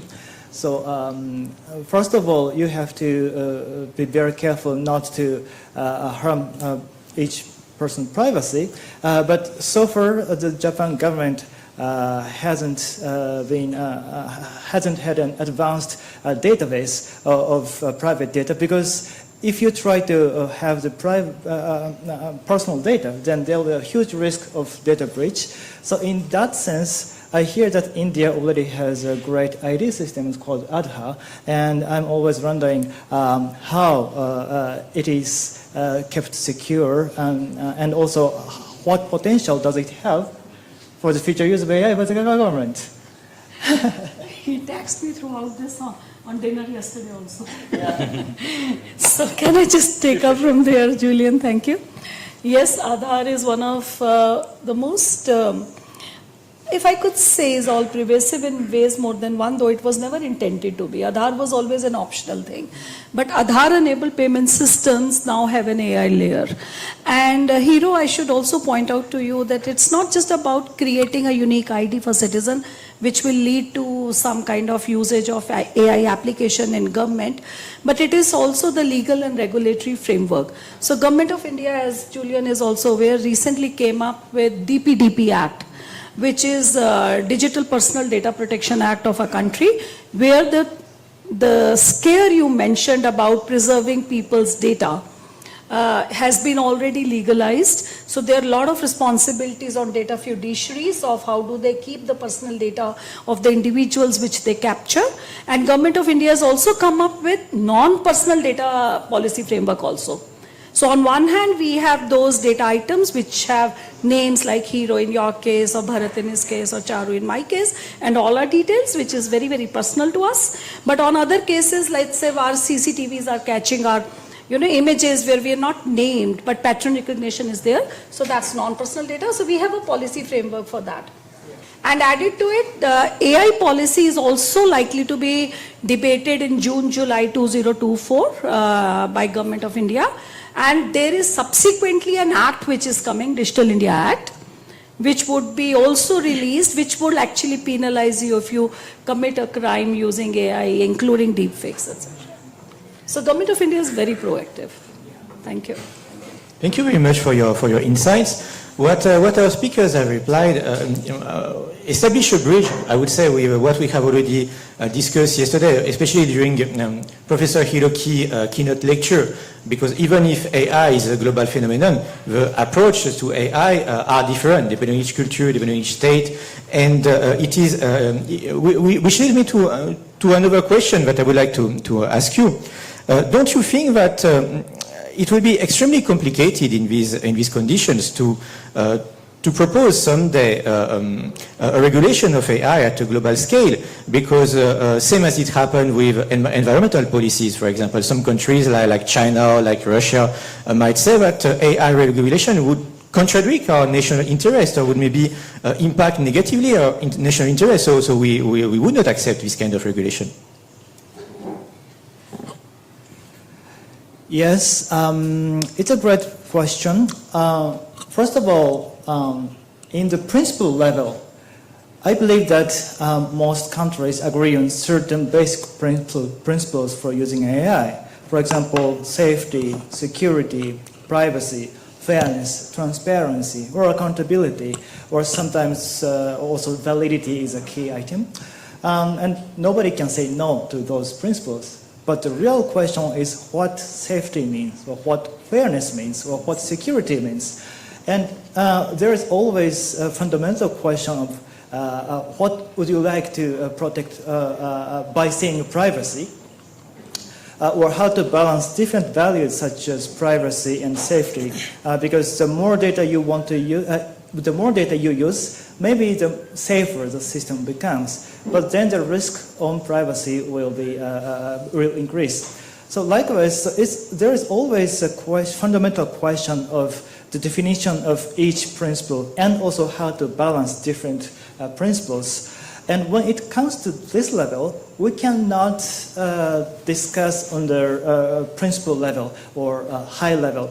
We have to focus more on actual cases because, for example, security in the context of autonomous driving and security in the context of finance services or medical services, all different. And whether we can agree on certain specific rules or definition of each term depends on each sector. For example, safety, maybe a lot of countries can agree on certain criteria or standards because safety can be relatively can be defined in a certain way, while fairness is so contextual. Or, for example, how to balance the risk of privacy against the efficiency of investigation is also contextual, because the public safety situation or privacy situation differs by country. So for all those fundamental questions, I believe that we need a really specific discussion focusing on the actual details, rather than trying to make a global rules of, hey, let's advocate that safety is our value or privacy is our value. This is my temporary answer. If I can just add to that, so I agree with whatever Professor Hiroki has said, but another dimension to look at looking at AI governance is the geopolitical angle to it. So you see that a lot of countries around the world, Japan, US, a lot of European countries, Australia, they've all defined what they call critical and emerging technologies, which they consider important to their national security, economic growth, and so on. And AI is on the list of all of these countries. And the US, for example, has a policy that they want to treat these critical technologies as something that they want to keep within a small yard with a high fence. Basically, they want to control the levers or the choke points that are there in the supply chain of these technologies. So when a lot of these technologies have many downstream applications, when they can lead to a lot of innovation, drive growth in a lot of other industries, it's important for countries that are adopting it to also ensure that they have some degree of autonomy in how these are adopted, some degree of autonomy in these different stages of the supply chain, so that they will not be denied access to the technology. So it might be in the data stage, it might be in the access to the compute, it might be the models themselves, or the applications which are built, right? So all of these, I think it's also important for countries, especially countries which are not where all of the innovation is happening, to also look at this strategic autonomy angle to AI governance and how they can secure that. Thank you. So I agree with both the co-speakers that yes, it's a relative concept. It varies from context to context. But I also would say, Professor Hiroki, that there are some baselines that are very, very essential, okay? And we've reached a stage where we can't ignore, if I could say, the majority, where I would say that let's go bottom up, in the sense that reliability is one factor which is probably coming a little higher, but safe and trusted, because trust is what propels technology. Okay, so that's how majority comes on board to use technology adoption models, if you would have read. And I agree that geopolitics does have some influence. But Professor Bharat, I personally feel geopolitics is also a very fluid concept. Who's my friend today might not be my friend tomorrow. So yes, I agree that because the nature of AI is, it's a data guzzler, let's face it. AI is a data guzzler. Whosoever has more data has more AI power. Apart from compute power, you have more ability to predict and to pronounce, etc. So everybody is seeking data. And countries that you just mentioned, we already have a pact with the US, which is ICET. It is International Critical Emerging Technology Pact between Indo-US. But the point is, let's not face that there is a different kind of, if I could say in this forum, I love this forum because of its openness, is the hegemony big tech have in terms of their possession on data, in terms of technologies that they are supplying to us. So it's a different kind of digital slavery era that we've entered into. So now is the time for us to look inwards. And apart from international collaborations and looking at our relationships in international forum, because the nature is cross-jurisdictional in AI, apart from looking at common conceptual frameworks, which will make people trust AI, we need to go self-reliant a lot. And this is where innovation will play a lot of part. And our startup culture, if my audience would have read the recent Stanford AI Index report, we are already 5th in maximum number of startups. India has, if I'm not wrong, 26,000 startups, out of which 70% are using AI in one way or another. So India is already ranked 5th in global startup AI culture by this AI Stanford Index, and we are number 1 in skill set. So look at the combination that we have, I mean, particularly to India. So what I would say is time for us to believe charity begins at home.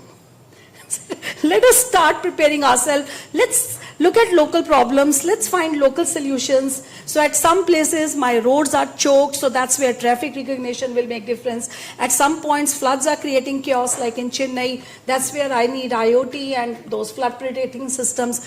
And yes, I don't know how many of us know, but India has supercomputer called as Iravat, which is totally focused on AI technologies, which is providing a capability of, if I'm not wrong, through Param Siddhi AI machine, 410 petaflop, and through Iravat, 200 petaflop, extendable to 490 petaflops. It's only for startups and academia and local industry to come and use supercomputing abilities to solve local problems using local AI solutions.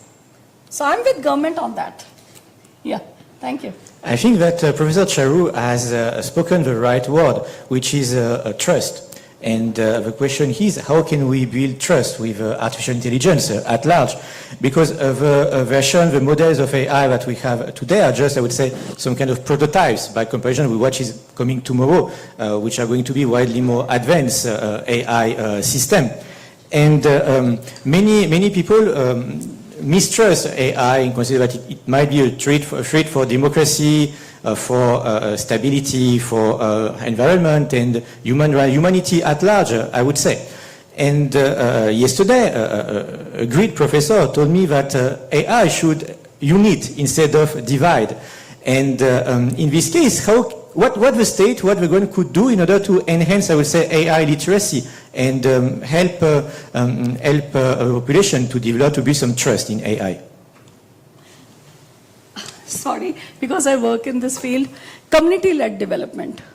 Professor Hero, if you recall, we were talking about co-creation of solutions. So, I mean, I should not be aping West to provide something which is already popular elsewhere, but I should go back to my citizens, where the shoe pinches, and let us co-create together, sit together. There's so many tools. Storytelling is one which Alliance University has taught us. Building narratives, talking to people, eliciting their needs and aspirations, and then using solutions. So once you build something, you end up trusting it more rather than when you procure something from outside and use it. Thank you. Just to add to that, I think Kailash also spoke about this in the morning. So open source technologies are open source AI models. Could be a game changer in democratizing access to the technology itself. So you have a lot of models that have different gradients of openness. So you have a ChatGPT, which provides API access. You have something like a Mistral, which is more open, where you can see the source code, the data that it's trained on, and so on, right? So as you have more open models, you can innovate on top of it. You can customize it for your specific use case, train it on languages that you need it for addressing local use cases, and so on. And another dimension to inclusion is what Hassan spoke about in the morning. So he's, for example, talking about how AI should not seem like an alien concept that people don't have access to, and you already know that this is going to exacerbate the disparities that already exist in society. So people who have education, who have access to computers, internet, and so on, they'll be able to leverage this to do more productive things, to do more with what their skills allow them to do, right? And someone who doesn't have these basic skills will be left behind, and that gap is going to just widen. And initiatives like like what he has, where you introduce this technology in a friendly way, where people can use it and intuitively try to figure out how to build things that work for them. Those are other initiatives that are necessary to bridge that gap. There are many government initiatives which are doing that. So 2 or 3 years ago, AI governance was still something only big tech companies should care. And a lot of companies didn't think about their AI governance is their issue. But after the revolution in generative AI, now all companies can easily use advanced model, or even not only companies, but also individuals can easily use the most advanced model for free. So I think it's a great thing because we can learn only by touching technology. So this is a first point. And then suddenly everybody has to think about AI governance. So if you're a company using the AI model, you have to first do a good risk management when you use AI, because AI is sometimes unpredictable or unexplainable, and under that condition, how you can manage your risk is already a hard question. But it's not the end of the story. As Professor Burroughs mentioned, there are a lot of different stakeholders on the value chain. You have a data provider, you have a model developer, you have a service provider, and if you're a user, you're already one of the players in the value chain. So how to divide responsibilities or liability on the value chain is another difficult issue. And also, as I mentioned in the previous remark, you always have to consider the values and balancing of values for stakeholders. And you cannot do it by yourself. You always have to talk with stakeholders who might be a user or a customer, but also a member of the community you're interacting with. So for all of these different purposes, we need collaboration and multi-stakeholder dialogue. But at the same time, we have to be agile because technology advances much faster than compared with previous technologies. So it's very easy to say, hey, let's do a multi-stakeholder dialogue, and hey, let's make it agile. But how to do that? Maybe we need the power of AI to promote the constructive and deliberative discussion on AI governance. And we need a platform where a lot of different stakeholders can join to make that kind of discussion. And I think that is one of the most important questions in the coming few years. Thank you. So I agree with you. And to do the dialogue, Government of India already has several platforms. Yes, India has done a lot. Okay, so with regard to citizen collaboration, we have mygov.gov.in, where we are eliciting responses of people on how to design smart cities, how to look into the funds for a particular initiative like Ganga cleaning, etc. We also have a wonderful initiative called as Bhashini. So all my students here, there is an initiative called Bhashini.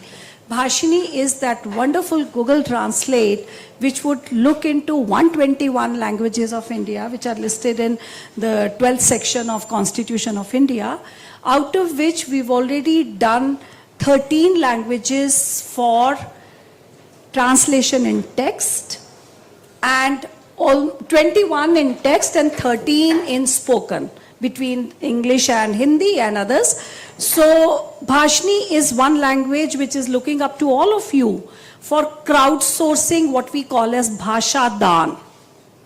So as you know, India is rich in so many languages. So we need data sets, and we need data sets of semantics of that language, syntax of that language.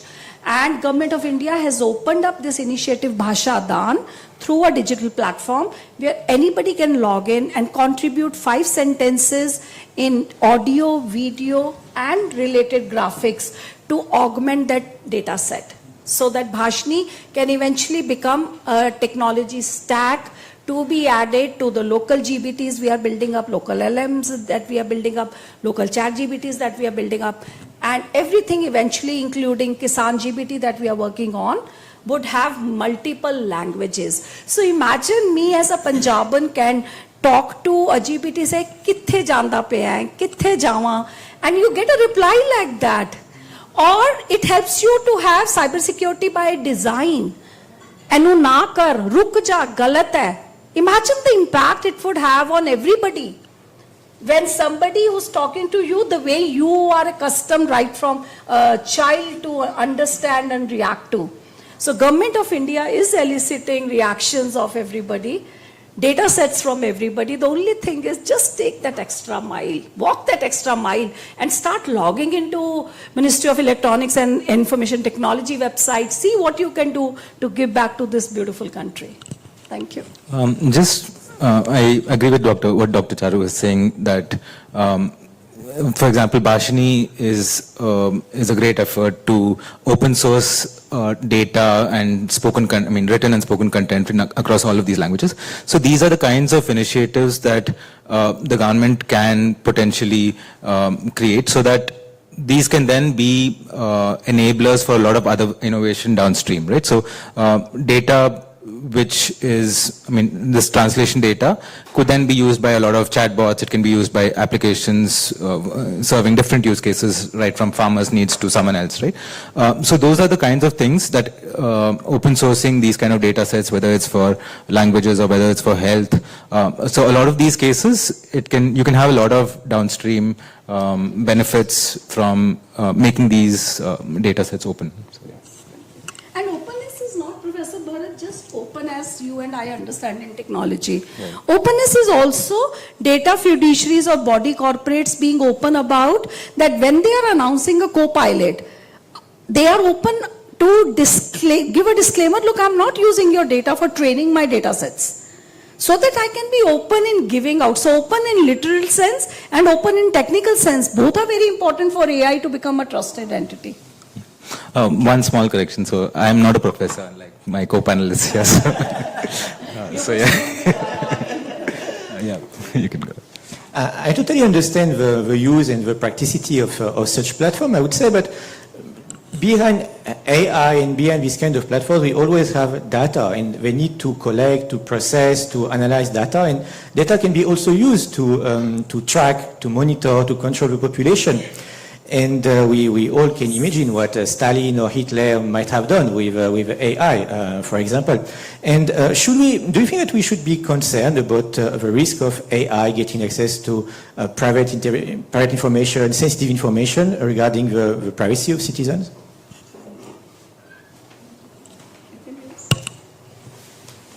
So your question is about the data governance? Yes, should we be concerned of an AI getting access to private information of a citizen in order to discriminate or develop some biases, for example? It depends. First of all, so each person should be informed why this AI needs to access your data and what purposes.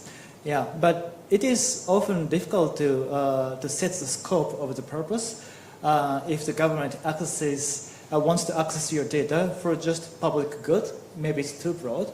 But if you just if the government defines the purpose of the data use for just for a very, very narrow way, for example, to check your behavior only within from this time for this purpose, etc. So if you limit the purpose of your data use too much, then the government has to ask that person several times and ask for same permissions. And most of all, on top of that, consent is actually not the powerful way of governing data. Yeah, usually when we visit websites, we just click agree, yeah, without understanding what I'm agreeing with. And also, if you try the user to agree on the data use, then the responsibility or liability could move to the user.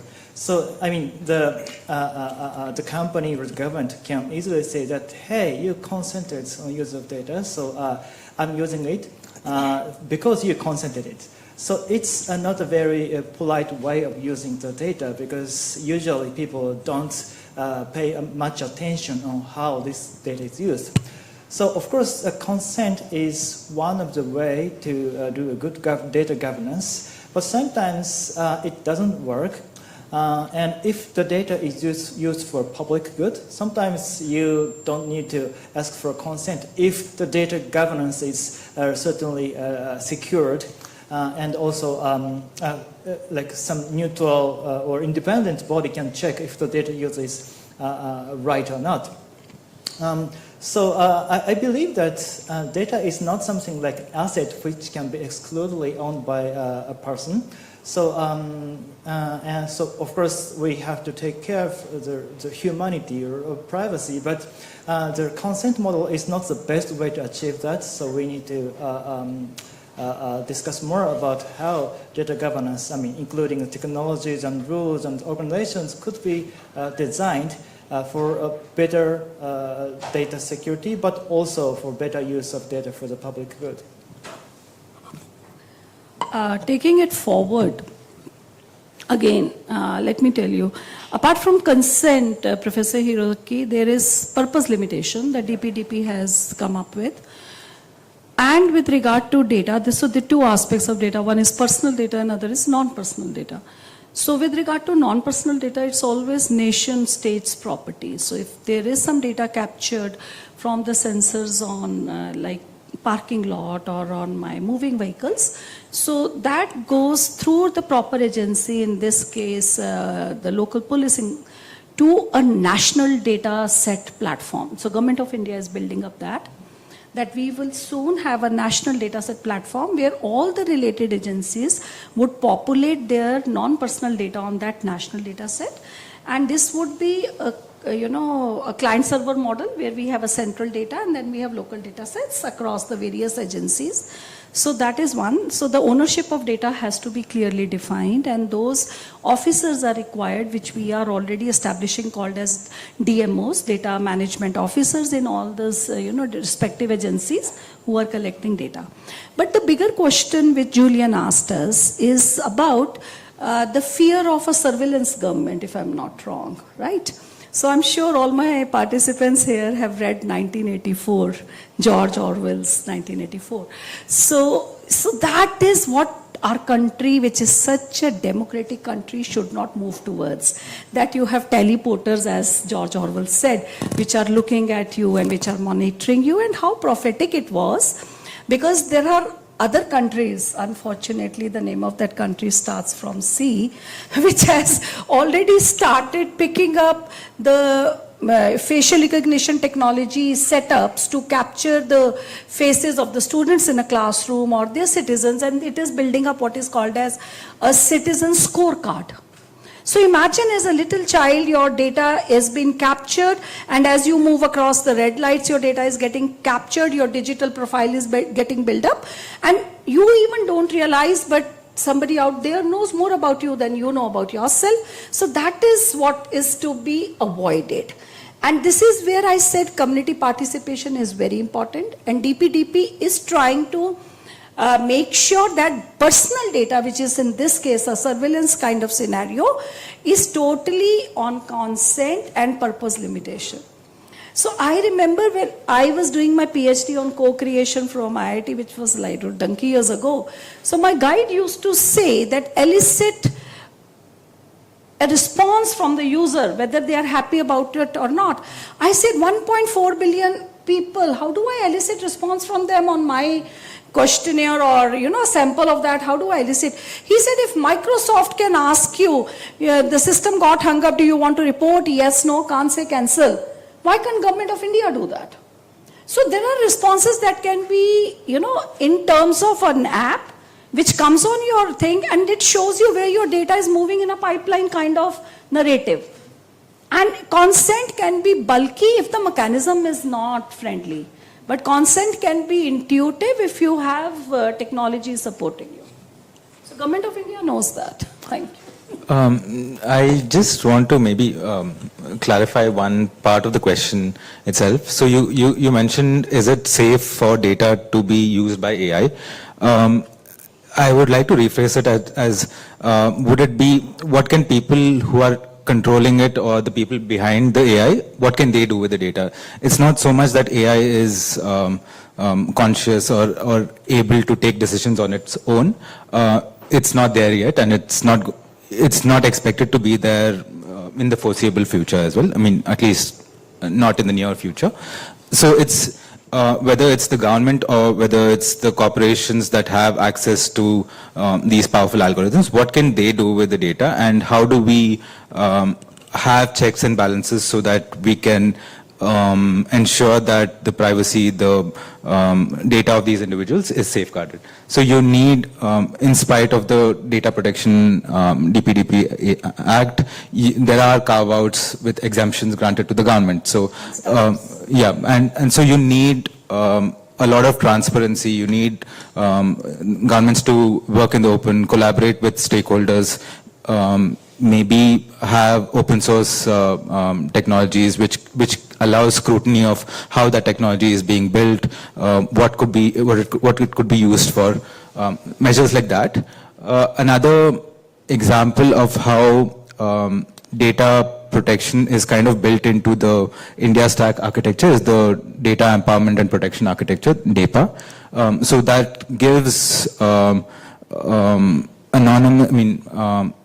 data sharing across different users of the data, different data fiduciaries. That has become ND, non-personal data. Exactly. So DEPA has become. Yeah, so it allows sharing of data, minimum information. So, for example, if your bank has your transaction details and it would you need to apply for a loan and you need to get it from a creditor who's asking for your transaction details. So the creditor could then request to your bank for these details about this person, and only that detail will be shared and not everything else about your banking history and everything, and so many other things, right? So it is shared in a discrete, minimized format, so which is only applicable for that one transaction. So measures like this again would which are built into the system itself and which kind of program privacy into the architecture, those can also help in addressing some of these concerns.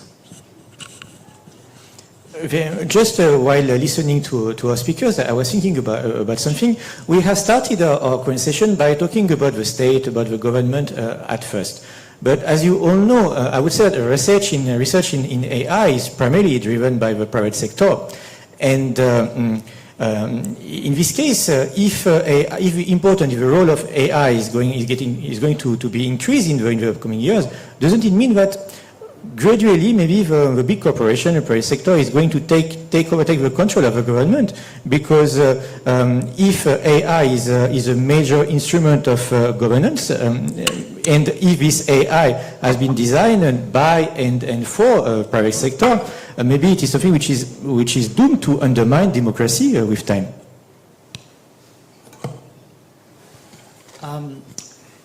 Yes, we have to admit that most of the advanced technologies are owned by private companies.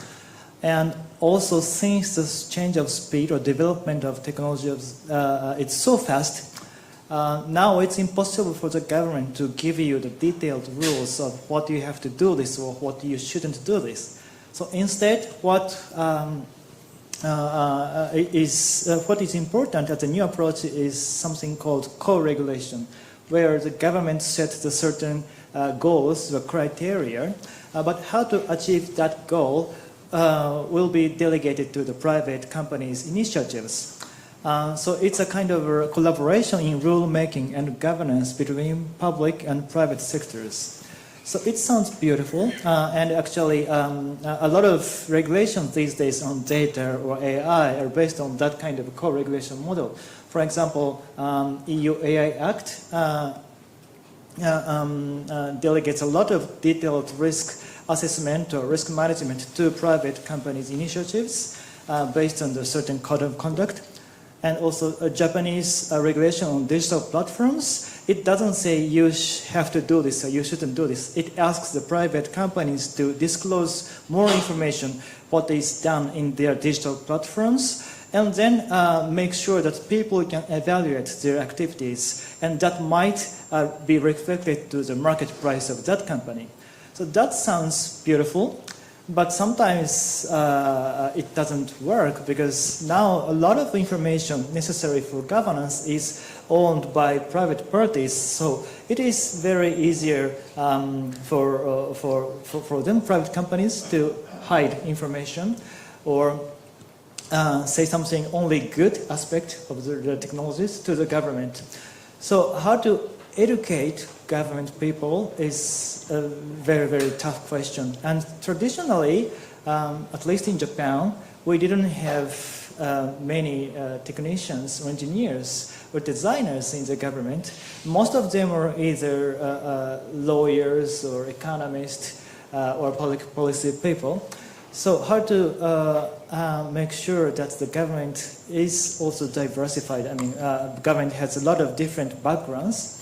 And also how to make sure that the conversation between the public sector and private sector, so how to make it constructive and fair dialogue, it's a question that we have to solve. So, for example, in Japan, recently Japan established the AI Safety Institute, where people of different backgrounds will get together under the umbrella of the government and keep dialogue with private companies. So we don't know how much it will be successful or not, but that kind of multi-stakeholder initiatives is essential. In India, again, Professor Hiroki, I think it's a great case study for Japan to come and learn from. In India, way back in 2001, we had what is called as YK Alag Committee report, which stipulated that the recruitment of civil servants could be open to all the engineers also. So what was the ripple effect of such a, constitutional amendment, such a kind of legal and regulatory amendment was that now not just students from School of Liberal Arts were applying to UPSC for UPSC exams, but students from IITs and IIMs and all other engineering courses were also doing that. And as a result, lot of risk-taking ability in technology came into government. So all the secretaries I teach, all joint secretaries or additional secretaries I teach, they are actually either from IITs or from those engineering colleges like BITS Pilani, and their ideas is just let's dirty our hands and do it with technology. So that's probably a change in India, which I think we started in 2000.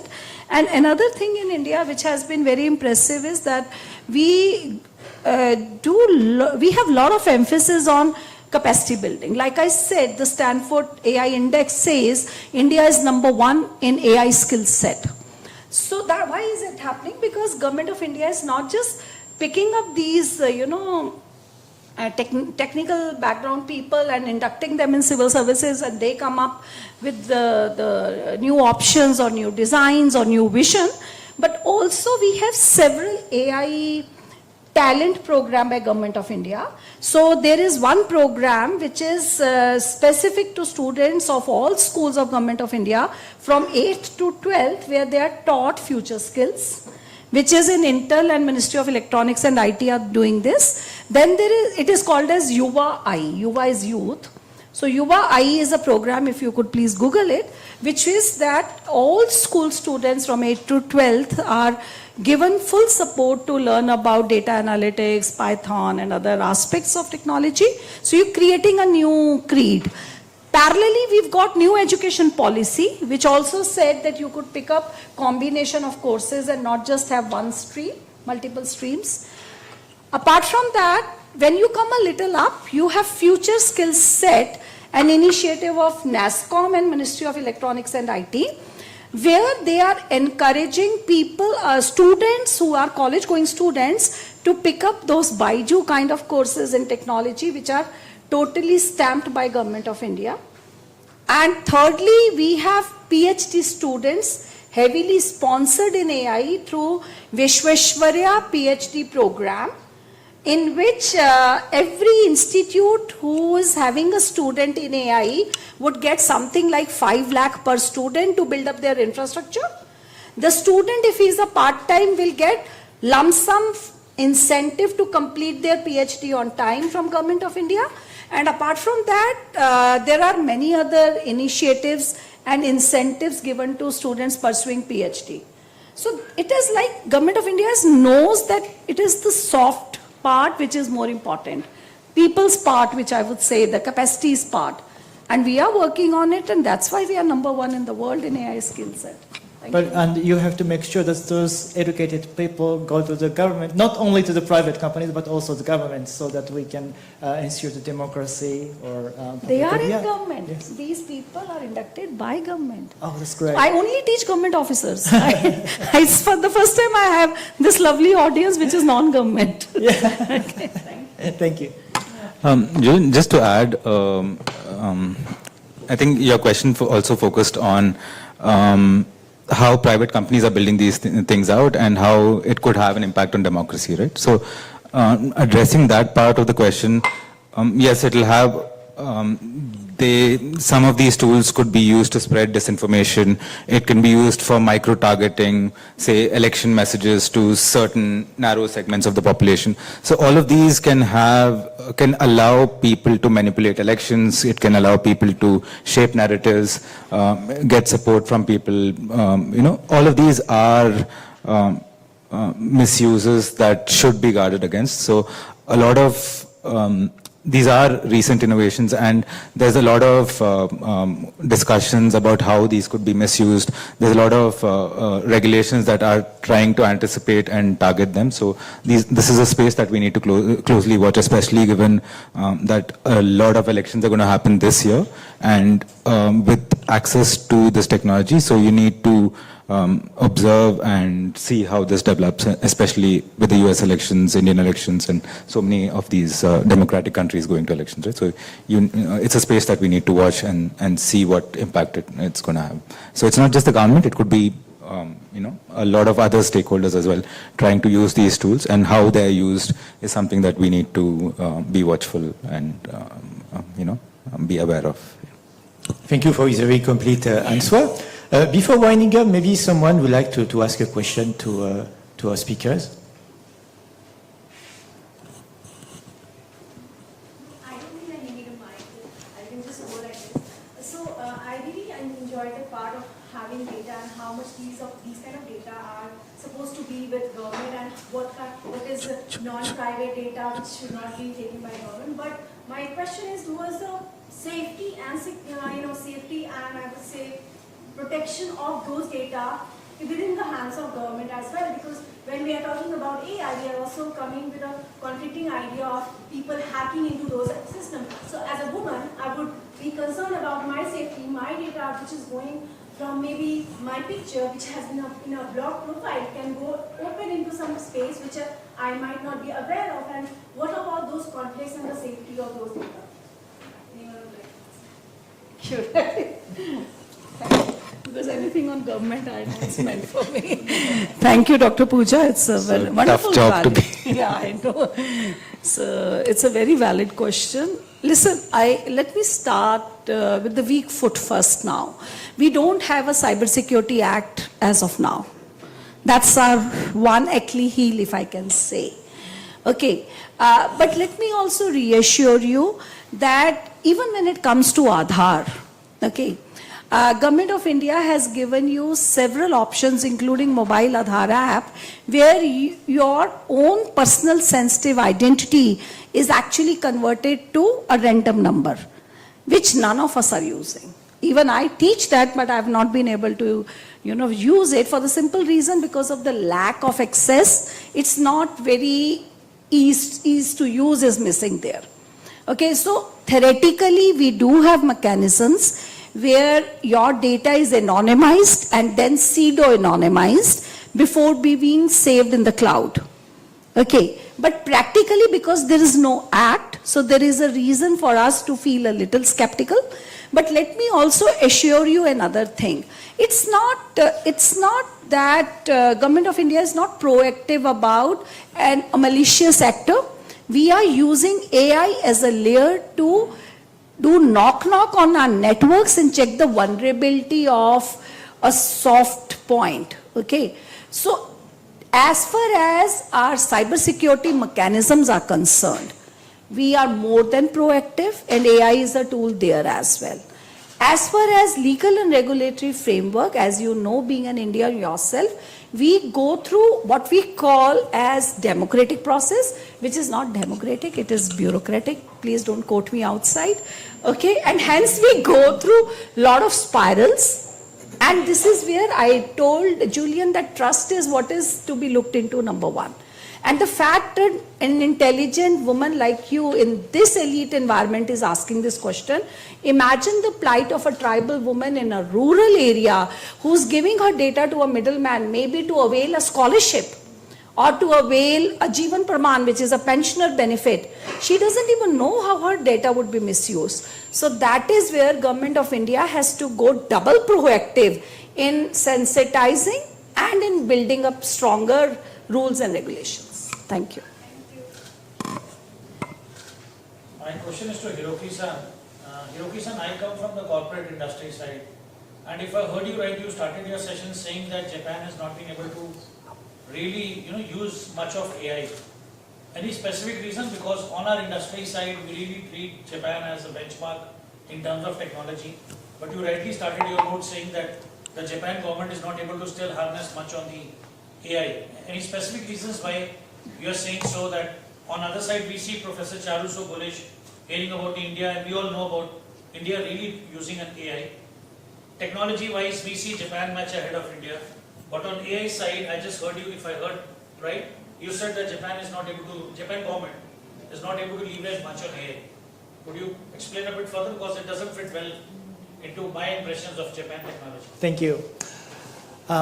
Technology-wise, we might have also good technology. I mean, I don't believe that Japan government has the most advanced technologies, but at least the private sector has a lot of advanced technologies.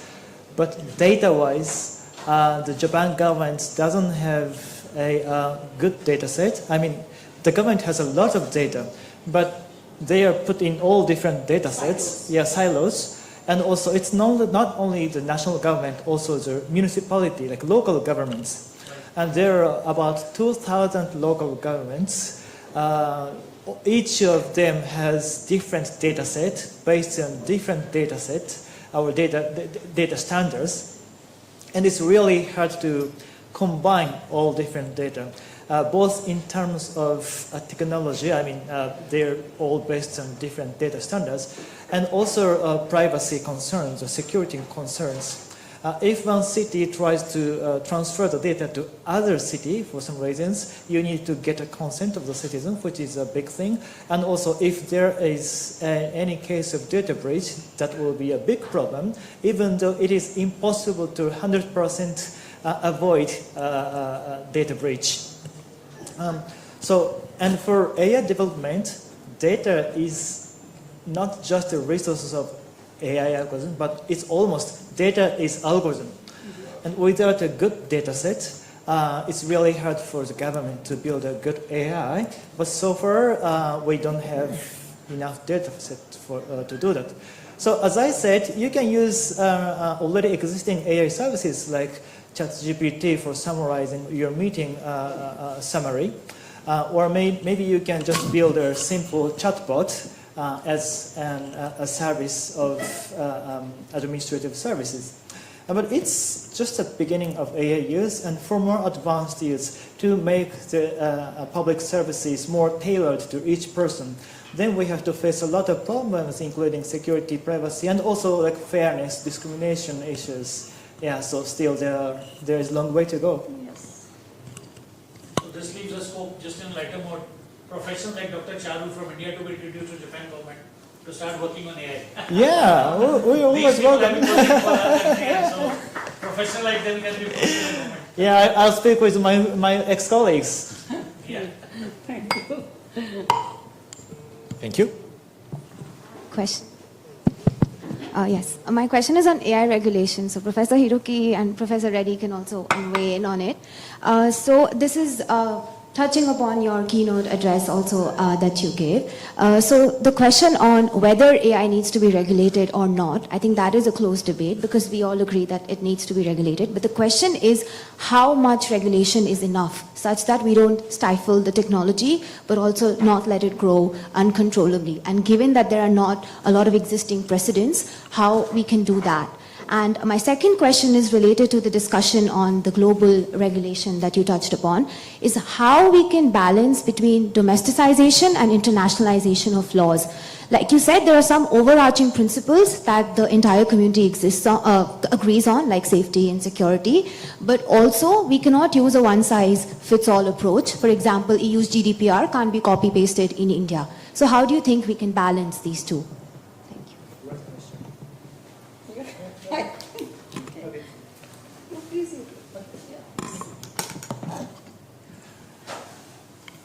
Great question. First, how and when to regulate. So first of all, we have to know that regulation is not a panacea. Actually, regulation brings you a lot of costs, costs for rule making, costs for enforcement, and also costs for companies to comply with. And in the age of this incredible speed of change of technologies, regulation can be immediately obsolete. If you take 2 or 3 years to make your new regulation, it's already too late. And another point is that these days, big tech companies are more than happy to cooperate with making a new regulation. You know why? Because they have enough resources to comply with heaviest regulations in the world, while startups, SMEs, have difficulties with complying with heavy regulations. So nowadays we have a lot of regulations that only targets big tech companies, but still they can do that.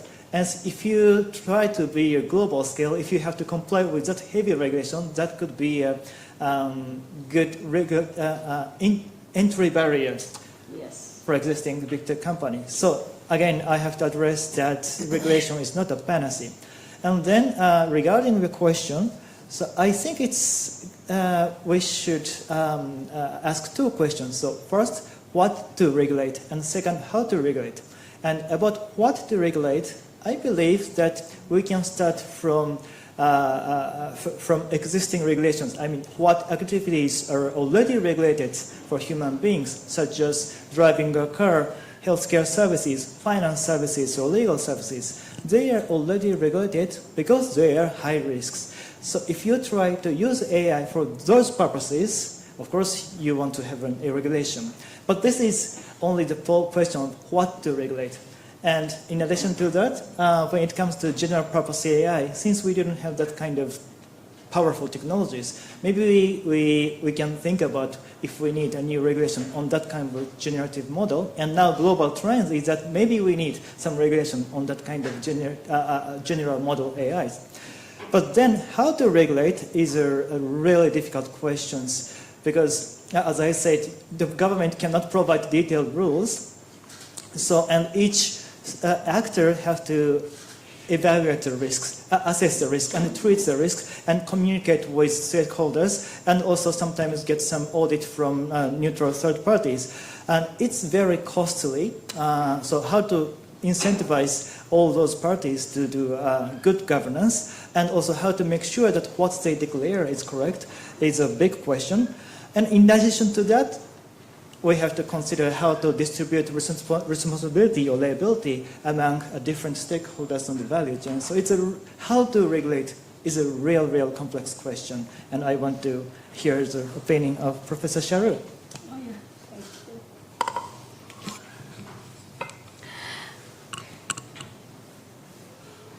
Regulation has a lot to do with discipline. Okay. So coming from the same gender spaces and as you and I are from, it's like if we regulate a particular gender too much at domestic level, we stifle their creativity. We don't let them get connected to themselves or explore their external potential. So that's what he was trying to say when he brought up startups. But the moment startups grow up, they become unicorns and they become big techs. You know, Google is also a startup. It's the time that you have to look into the impact of their initiatives. So I'm trying to write a paper of a similar nature, maybe both of us can co-author, is that you have to not go by the risk model in a country like India, you have to go by impact model in our country. So I'm trying to make a quadrant which is on one end I have cost and on other hand I have impact. So cost is my y-axis and impact is my x-axis. And I'm dividing this in quadrants. So any initiative which is low cost and low impact needs least regulation. But anything which has very high impact but low cost needs community regulation. And that is where co-creation comes or co-regulation comes, okay? Where it is community managed, community driven. So there are some kind of, you know, what I would say, whistleblowers about the breach, so that how it is regulated is also easily handled by people who are getting directly impacted. So when it comes to the topmost quadrant, which is high impact and high cost, everybody has to become partners in the crime. And everybody have to have very strict compliances. And these compliances are no longer an individual driven. They are at times through digital platforms, where the moment and they are also by design. So this is definitely very expensive to implement, very tough to implement, but we are putting it on those companies who have high cost and high impact. Thank you. Thank you very much for the question. Thank you.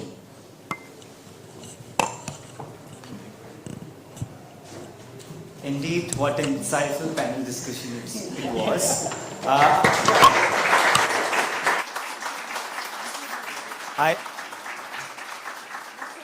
I request Mr. Abhay G. Chebi to present the token of gratitude to Dr. Charu Malhotra and Professor Bharat Reddy.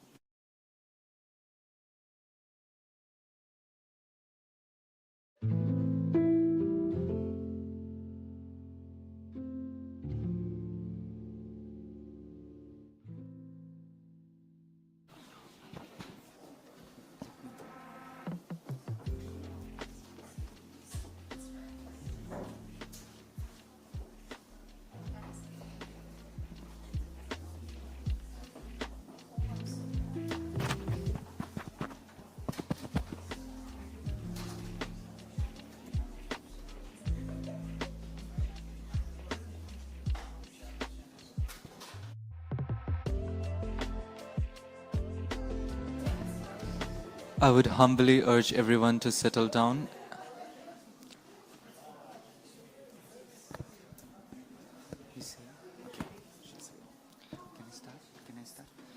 Jumping upon to the next segment, we will be engaged with a panel discussion on AI and culture.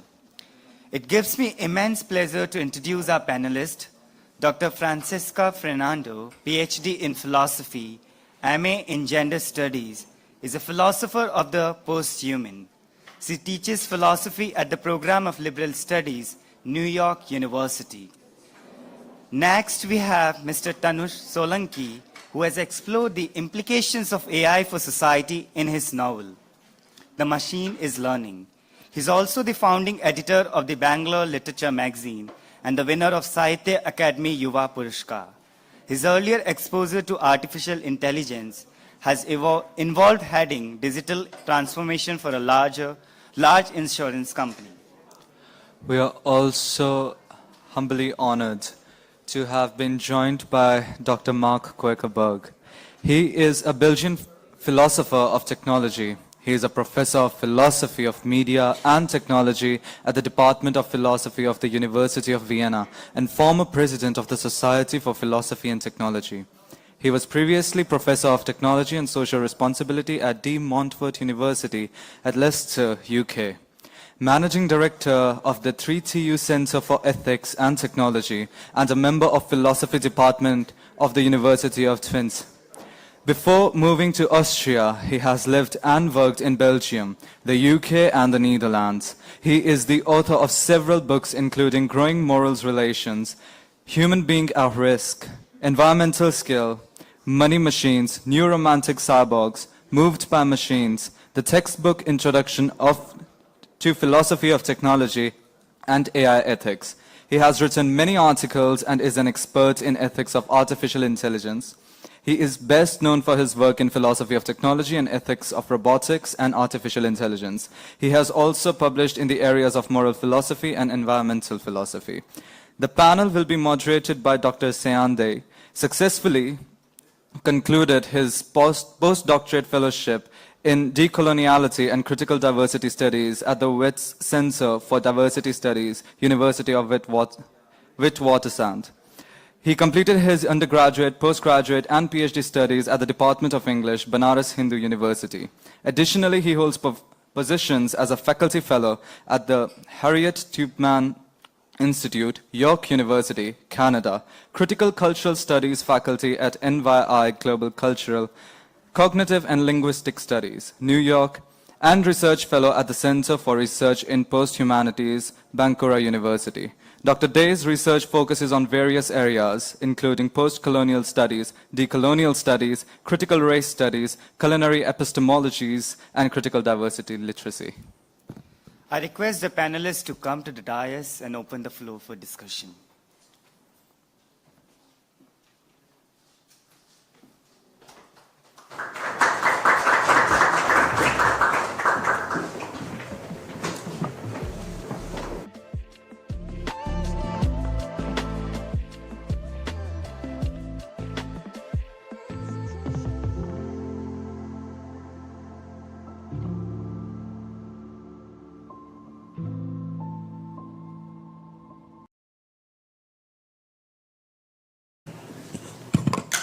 So very good afternoon. I know it's the graveyard shift, the post-lunch, we are drowsy.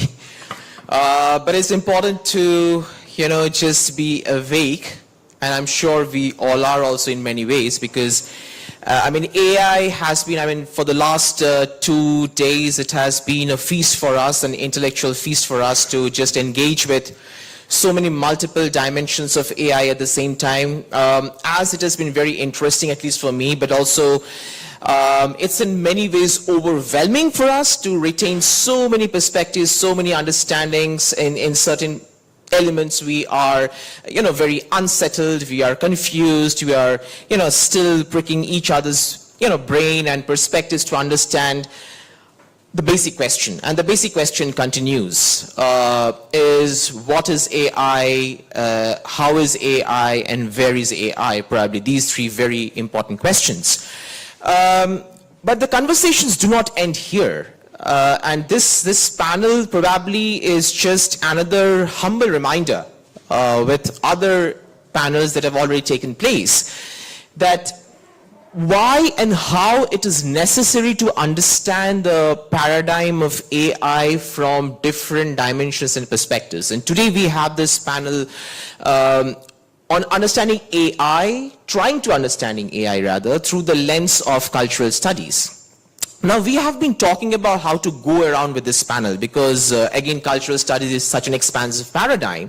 So where do we start with? And one interesting connection that after, a bit of brainstorming, we realized is all the three wonderful guests that we have, they have, at different points of time, they have written books on machine learning, on the tensions, the confusions, and the conflicts between machines and humans. For instance, Tanuj has written this fantastic book called The Machine is Learning. Francesca has written this fantastic book, especially, she started writing this book, which is very important to mention, during the pandemic phase, because that context is also very important here. Talking about how we are moving gradually, transitioning gradually into post-human phase from a human phase, and what does it mean within this whole dynamics of when we talk of artificial intelligence, when on the one side we are appreciative of artificial intelligence, but also simultaneously we are very critical because we are also aware of the fact that it often messes with our spontaneous ways of expressions and emotions and perspectives in daily life. So where in this particular book, which she already have this, The Art of Being Post-Human, which is very recently published, where she puts us some of these questions. And similarly, Mark, on which he also gave his wonderful keynote, that is how AI undermines democracy as well. Now, having, come to this phase right now and widely connected to this whole theme of this Confest, I just wish to start with a very basic question. And considering the fact that we have audience from different spaces, I think it's important to feed them also what we are trying to do at almost towards the end of this Confest. So having discussed so many things, appreciating, critiquing, accepting, not accepting, being in a state of confusion, what to do next, where to go, how to go, what do you think? AI is just another knowledge, AI is just going to be another knowledge paradigm like many other theories and philosophies? This too shall pass? Or, the confusions, the unsettlements, the tensions, and every other forms of emotional dynamics that we are engaging with AI would kind of have a long-term impact in our existential modes in our present and future. I don't know if, Francesca, you would like to start, then Tanuj, and then Mark. Well, thank you so much, Shayan, for this incredible question. Thank you so much, everyone, for being here. I think that this conference is an extremely important step towards what I would call techno-awareness. And regarding your question, I think that there is no way we can understand who we are in the 21st century without technology. That's why the subtitle of my book is, Who Are We in the 21st Century? And yes, we can read the Vedas and the Upanishads to get inspiration, but the planet, the way it is right now.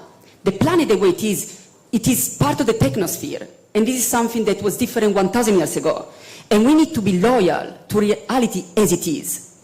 So reality as it is a reality where technology is becoming part of our existential awareness. It's phenomenological.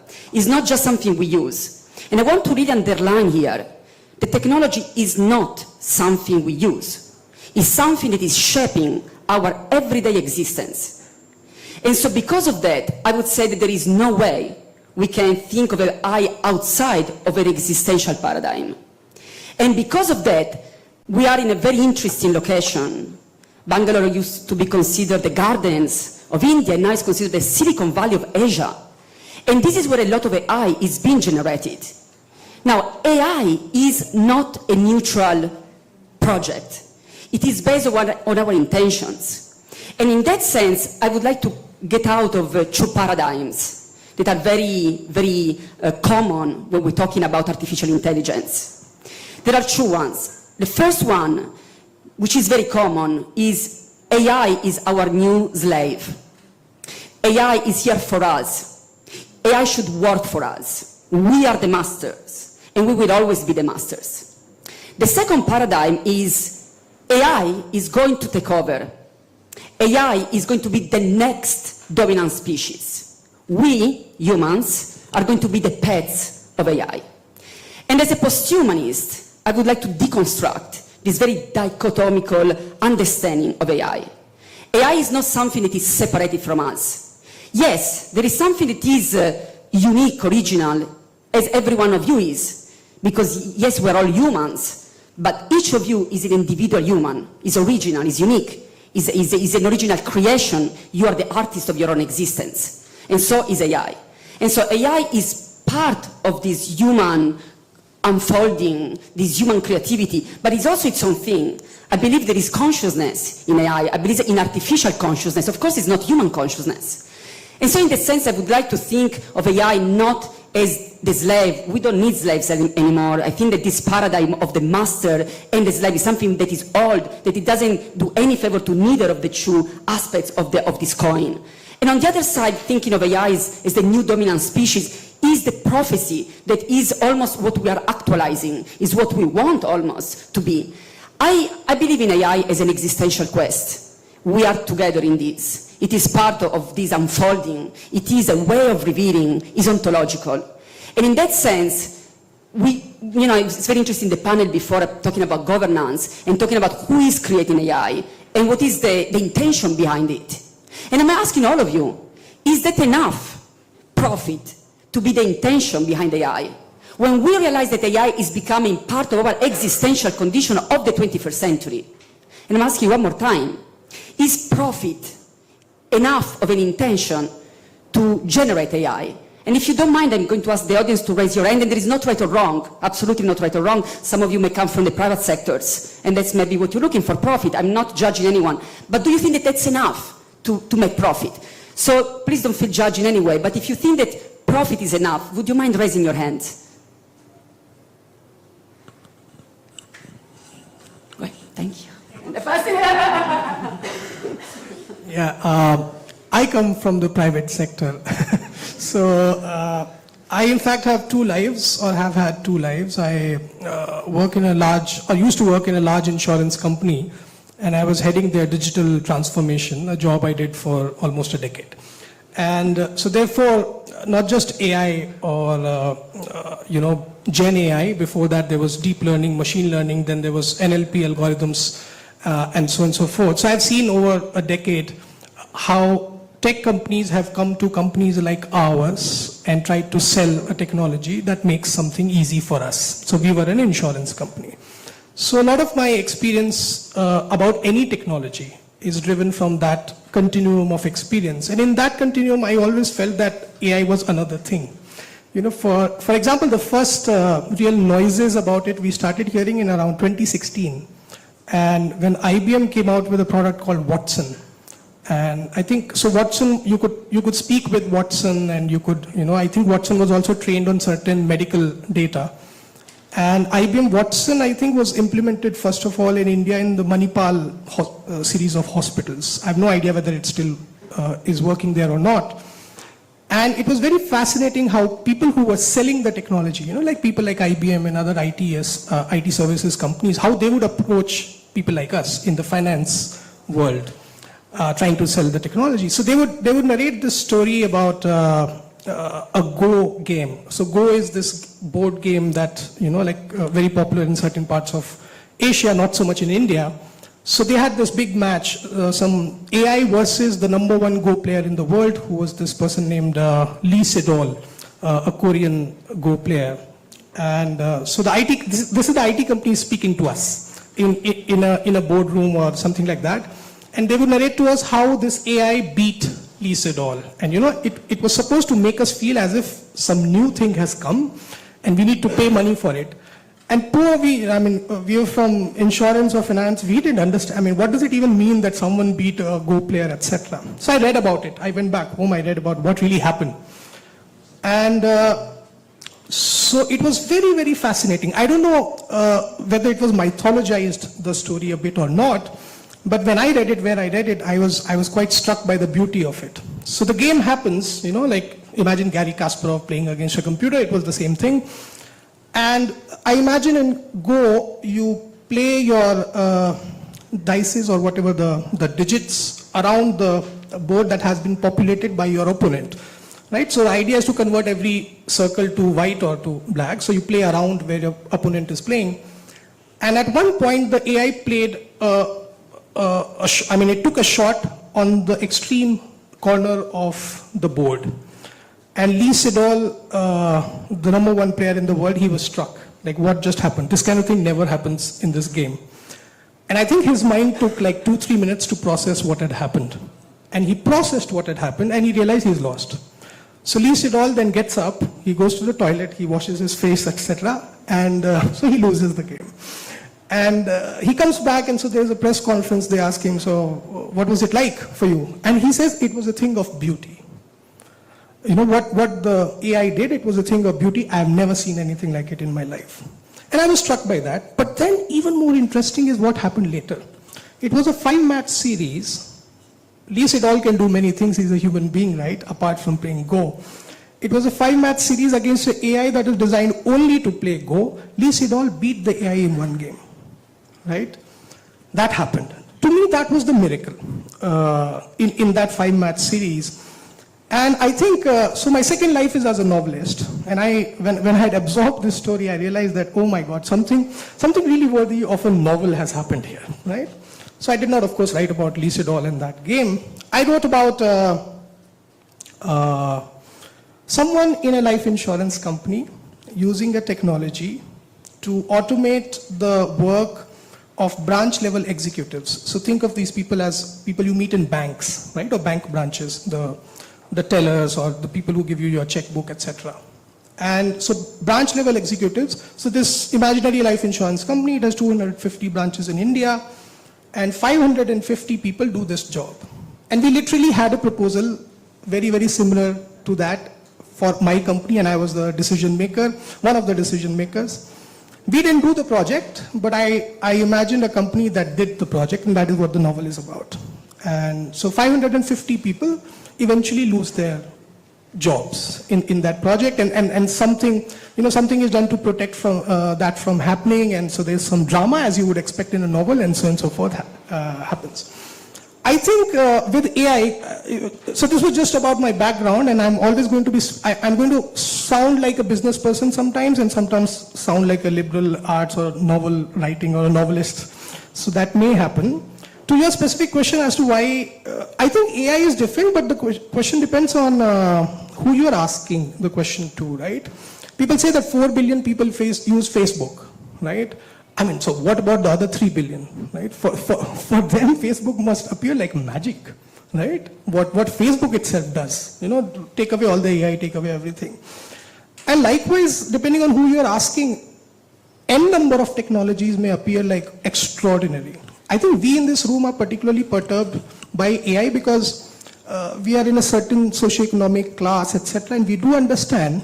I think there is a small inkling among artists, among people who code, among people who manage companies, that this thing can do some of what we do, right? And that is a major source of our fears. That is sometimes also the major source of our, when we see a sense of possibility in the thing. That, hey, oh my God, it can do 30% of what I would do, etc. And I think the fear is currently slightly more than the sense of possibility. The sense of possibility is located in the profit motive right now. But the fear is slightly more pervasive. That is my reading. But I hope we can circle back on this also. Yeah.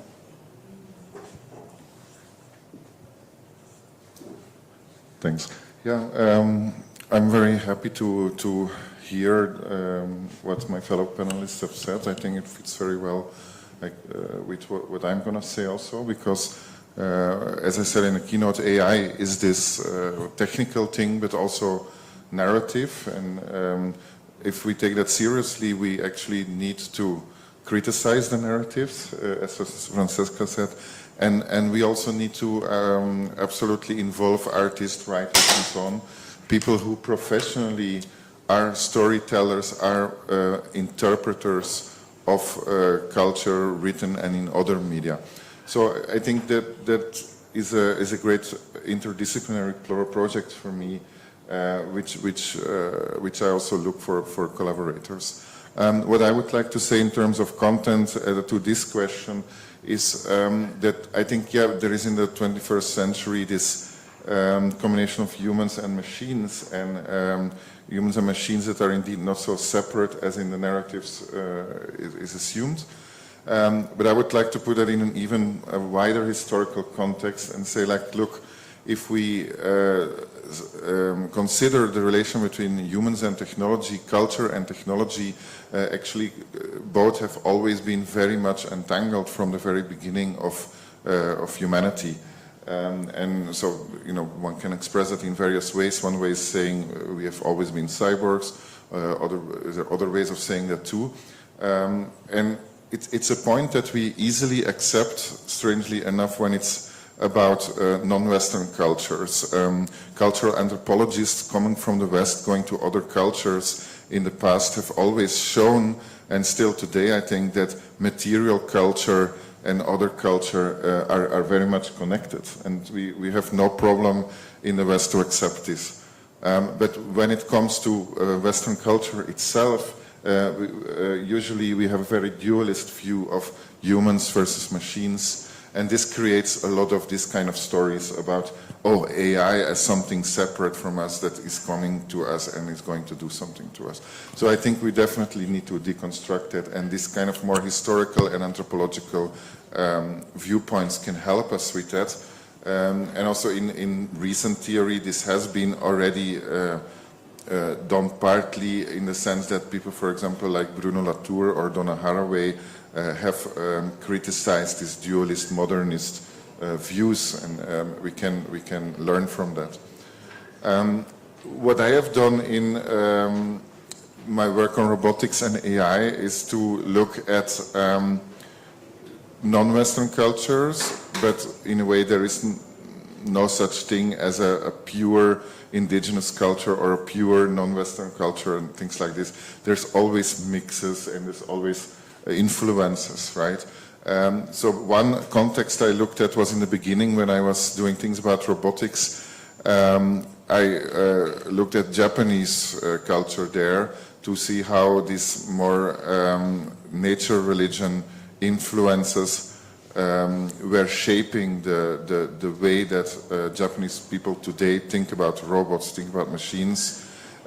Sometimes that's put in terms of animism, but one can also just say nature religions where nature is not this separate thing as in modernity, but where nature and culture are again already taught together in those understandings. So that I found very interesting to find a different perspective and more non-modern perspective on the relation between humans and robots. And more recently, to stimulate more discussion about intercultural robotics, intercultural ways of thinking about AI, I wrote a paper called the Ubuntu robot, where in that case it was some part of African culture that I used to show, like, look, why don't we look at more relational frameworks where the point is not only how do I as an individual interact with a machine and how does a machine interact with me, but also the wider question, like what kind of cultural norms, what kind of cultural context and communal context also plays a role in the way we deal with technologies. And there, you know, whether it's Ubuntu or another way of being together, so not only way of being, but being together, I think that's important to take into account the fact that we are relational beings, that what we are is not just, it's not a separate thing either. So I think all these kind of perspectives together can be used to try to find ways of looking also at AI, not as this separate thing, not as something that is about me as an individual, but that is also about our society, that is about how we live together with each other. So in that sense, I'm interested in the cultural aspects of AI and robotics. Yeah, no, thank you so much, Mark, Tanuj, and Francesca, for this very provocative response, because I was actually wondering, and thank you especially Mark for already provoking us or making us move towards a pathway towards this whole question of dualism, which has always been a part of the emergence of the Western philosophy and the challenges of cultural assimilations that we can trace through this whole paradigm of colonialism, and that we keep on debating in these phases of post-colonialism, decoloniality, and other such kind of discourses. And I think it's an important perspective that we also need to bring in our conversations of AI. And since you very rightly mentioned about acknowledging the interrelationalities of beings, and which I remember, along with your work, Francesca, you very categorically mentioned in your book about how to embrace and acknowledge a state of existence of interbeing, how to habituate ourselves with this usage of verb of to interbe, not just to be, but to interbe, and which I also feel very subtly appears in your work as well, Tanuj, especially when you bring out the tension of the machines and the humans. Somewhere, somewhat, there is also this fear of losing these, interconnections, basic emotions, relationalities with respect to the existence of AI. And also, I also want to clarify here very categorically that with respect to my positionality from where I'm coming, that the purpose of these critiques is not to tell that AI shouldn't exist or AI must not exist, but also it's an invitation for all of us to look into this paradigm from diverse critical lenses to understand or to sort of, conceptualize or try to conceptualize or improve the accessibility, the understandability, and the diversity of AI paradigm as much as possible. Now, coming through this lens is again a question for, three of you. You're talking about the cultural diversities that need to be, acknowledged as a part of, conceptualizing and executing AI dynamics. From your respective perspectives, from your respective experiences and work, Tanuj, you come from a very first-hand experience part. Francesca, again, you have been doing these very interesting summer camps in Italy and other parts of the world with respect to the first-hand experiences. Mark, you also have endless of these first-hand research and all of developmental experiences. So would you like to share, slightly reflect on this point, that do you think that AI at this point of time as a paradigm is culturally diverse enough, or again it is sort of in some ways somewhat pushing us into different traps of assimilation, which is again, AI promises not to do that, but in a way it is trying to push us towards different traps? What do you think? Maybe I don't know who would like to begin. So I'll speak first of all as someone who was in the finance industry, then I will speak as a novelist. So as someone in the finance industry, if I translate your question to mean, you talked about diversity and in AI, I translate it as speaking about biases and speaking about how the model itself can be tuned in a certain way, etc.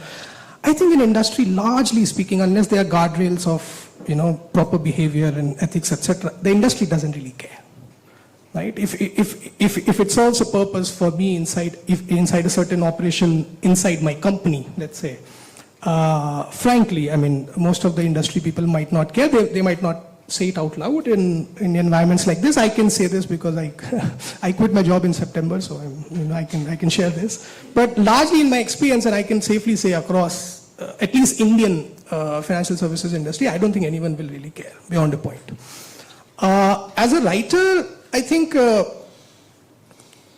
it makes a sea of difference, but at this point, I don't think it is that big a threat to us. What I find really puzzling is that, so for example, the question of is ChatGPT threatening for writers, or especially creative writers, right? Are we going to be wiped out, so to speak?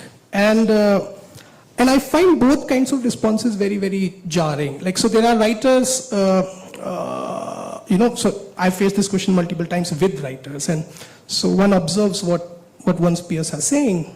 And sometimes when they say stuff like, oh, it can never overtake us because it cannot imagine. I have an imagination, but it doesn't. I find that a bit hollow because your imagination also expresses itself in sentences, and it can very well write sentences, right? And so so it boils down very, very quickly to what is imagination, right? It does understand the prompt. It does respond to that. I mean, who is to say that over a certain period of time, it will not come to where you are? So what is imagination, right?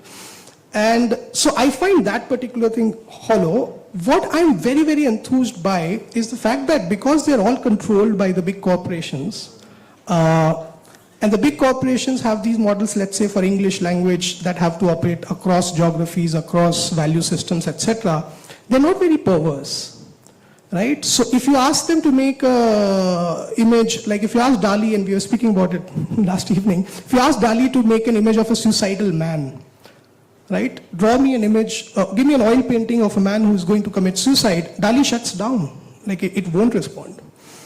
If you ask the system to make an image of a naked woman, it shuts down, right? And both of these, I mean, as a novelist, right, like these are things that I want to see or imagine, etc., right? But the model shuts down before you. And I think there is scope, therefore, for artists to be more perverse. I mean, if at all, let's say we face a future in which the thing can create art of not the same level of beauty, let's say, but enough to cause a big distortion in the market for all kinds of novels, short stories, paintings, and so on and so forth, or other forms of art, then I think human artists can still take solace in the fact that perversion will remain our domain, and we can ask the AI will never respond there. So I take solace in that, but I think both these arguments are a bit temporary. One never really knows what will happen even 4 years later. And again, briefly going back to the financial services perspective, I think the core tenet of what an organization, a for-profit organization is, and how it deals with technology, and I've had some interface with that over the years, is it seeks euphemisms in technology to do what is a very, very core function, and that has been unchanging over 200, 300 years. And for example, how it helps. So before Gen AI came, there was, like machine learning, deep learning, we are talking about those things. We are talking about voice and being able to automate chatbots. I think a lot of the telemarketing calls that you receive now are actually, the speaker is a bot, right? Earlier it used to be a human. So we have gone through these changes, and what industry is really looking for is firing people can be reframed as reducing costs. Reducing costs can be reframed as tinkering with processes. Tinkering with processes can be reframed as employing new technology. Employing new technology can be reframed as being pioneers. And that's the chain, right? And across this chain, there are people in the organization who execute different levels of this chain, right? Some people get to feel like pioneers. And then there are some who know what the pain that it causes, right? And we are, in a way, looking for euphemisms to make this happen again and again and again. And so any new technology basically becomes a tool. This is how it works in companies that are not tech companies. So like a bank, like an insurance company, like a shipping company. For them, it is always like this. So technology companies are actually, they sell their wares to us, and for us, the model is always the same. And why this euphemism making is important is, if you just go out there, announce in your bank that you're going to fire 1,000 people tomorrow, oh my God, all hell will come down, no? But if you say, no, we are going to do some pioneering stuff, we are going to implement this technology, which is going to tinker with a lot of processes, there will be pain, there will be change. Change is a very, very big word. Organizations keep saying, oh, we must be ready to change, change, change. Change basically means there will be big pain for some people in the organization, right? And if you take this organization model out large to, I don't know, countries, the globe, and so on and so forth, that's where I get scared sometimes. I think it's still all right for for-profit companies to be really savage internally, but I think they also want other people to do the same, yeah.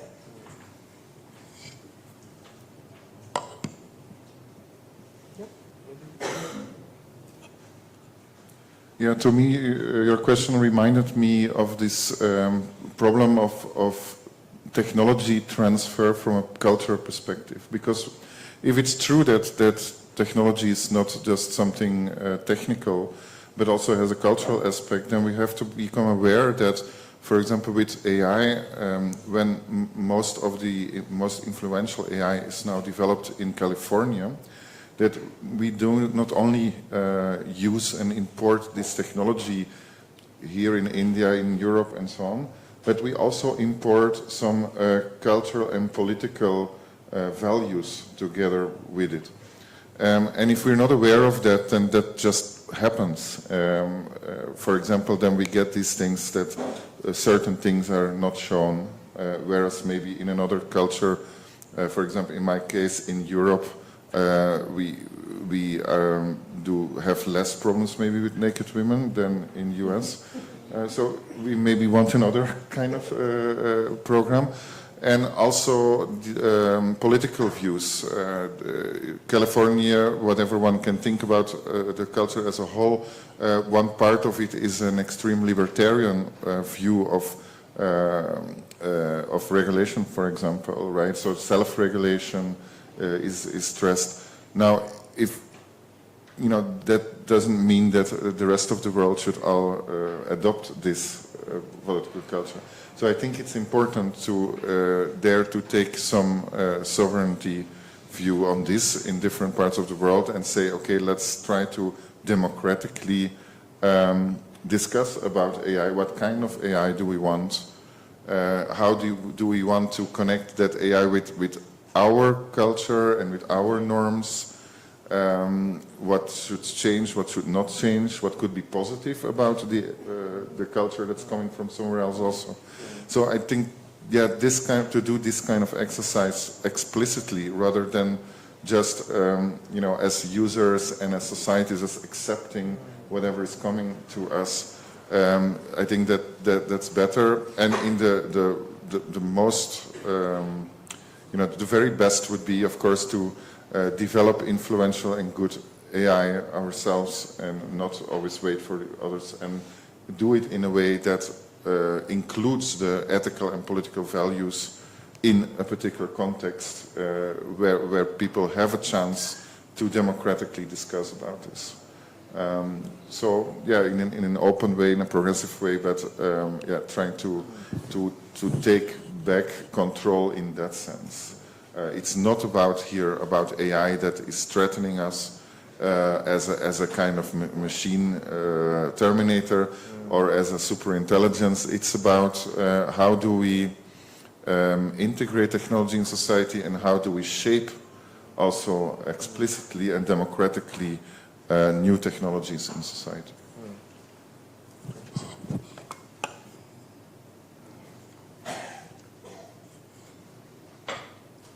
Yeah, there is a lot to be said here. First of all, I think that the main point that we need to start from there is understanding that AI is not just a tool. It is shaping our existential condition. And I give you an example. I actually love DALL-E. It's a program that I use. I have a lot of fun with it. I created really beautiful images that really, for me, bring some mystical experience. But I remember one night I asked DALL-E to an image of God. And all of the pictures that came out were white men with beard. And I was like, okay, that could be a possible representation of God, but is that the representation of God? And DALL-E could give me that specific image. And at this point, I found it very offensive. Because God can be a white, bearded man. God is everything, is you, is me, is this table, is in everything. And so I believe that was not just a tool giving me images. It was a kind of existential propaganda for my imagination to be shaped according to a specific canon that I refused when I was very young, because I realized that the canon did not talk to me. And so I believe that if we keep thinking of AI just as a tool, we are really in an existential obfuscation.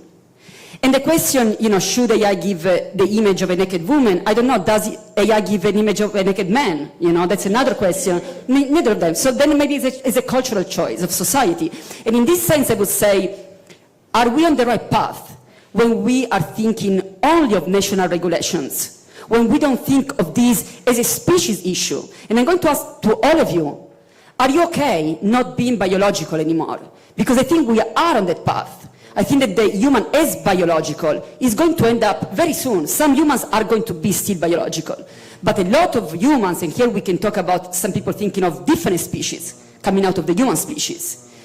And to me, the question of this imposed continuing implementation of technology in society, it is a question of human rights. Are we okay with that? I'm not saying it is bad. I'm not saying it is good. I know that I have a daughter who is 6-year-old, and I know that at this stage, I live in the US, kids are given laptops, you know, since they are 5, and iPads since they're born. And children are starting to say iPad before they say mom.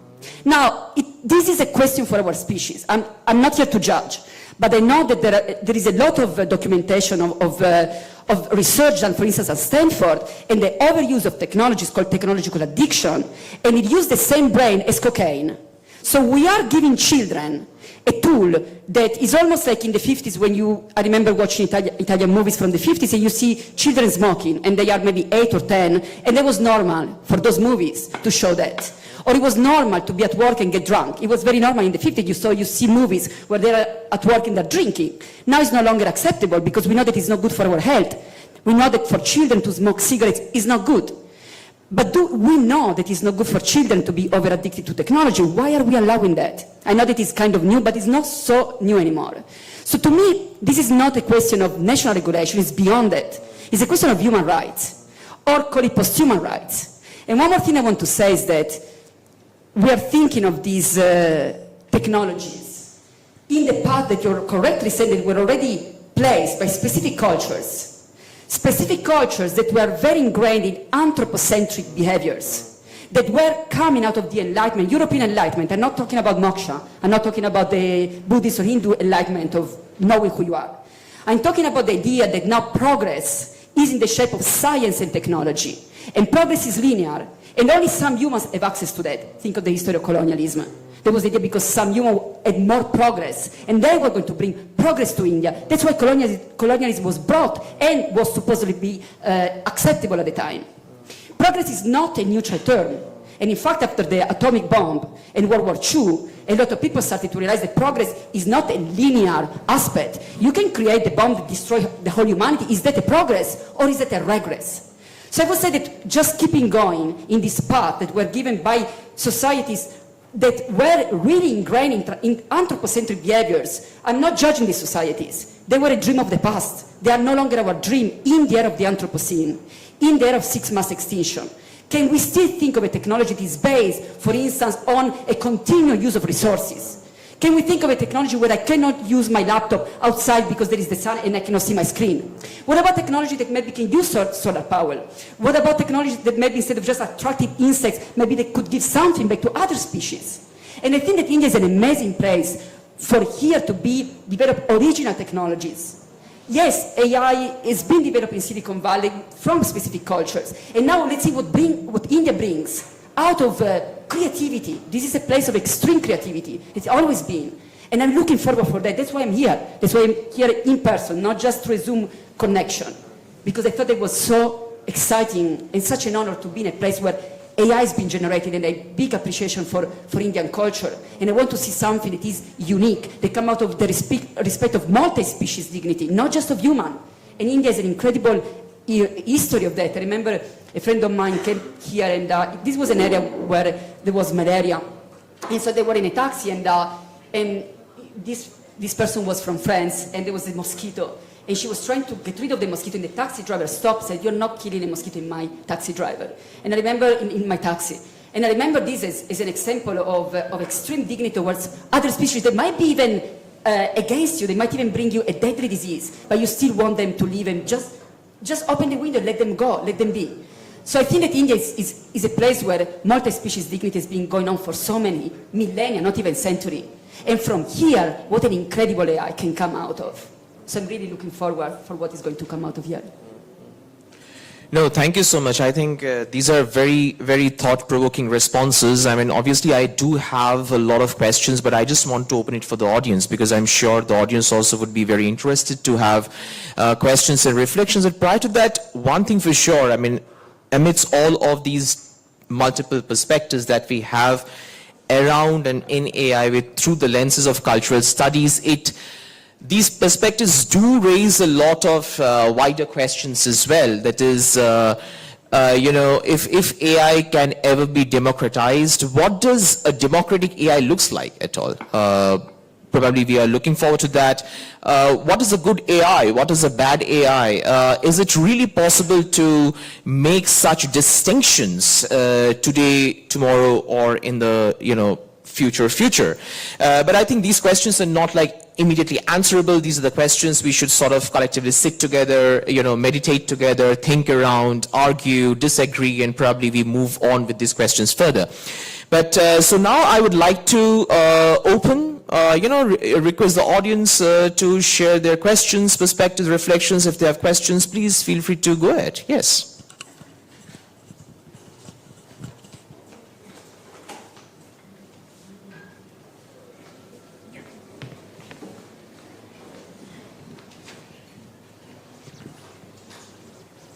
Thank you very much for the great remarks. I totally agree that AI is not something out of human beings, but as a part of a society or a part of humans. And based on that, as a lawyer and as an ex-government official, we are always struggling with how to design the rules relating to AI. For example, think about these days we have a lot of fake contents that could damage democracy. But it's not only the problem of the machine that can create fake images. Actually, even human beings can easily make fake news or fake images.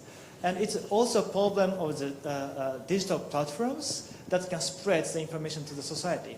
And also it's, of course, a problem of human beings actually who make the contents. And so how to make sure or how to protect democracy from those different cause of risks is my question. And do you have any idea, given that AI is a part of our existence?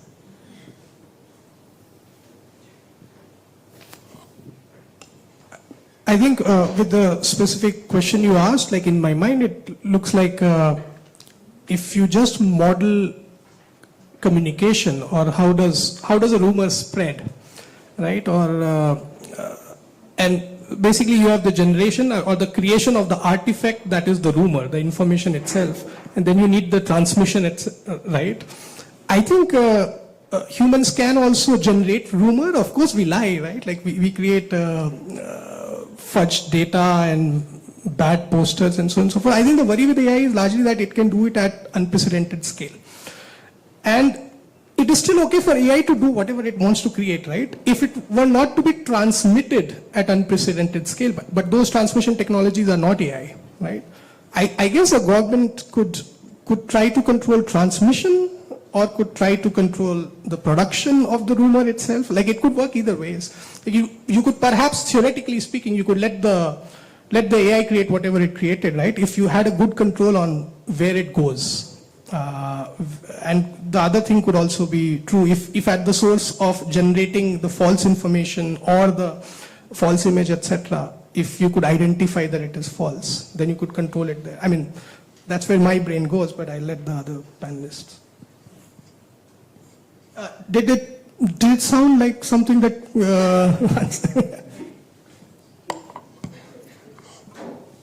Thank you, Hiroshi, for this incredible question.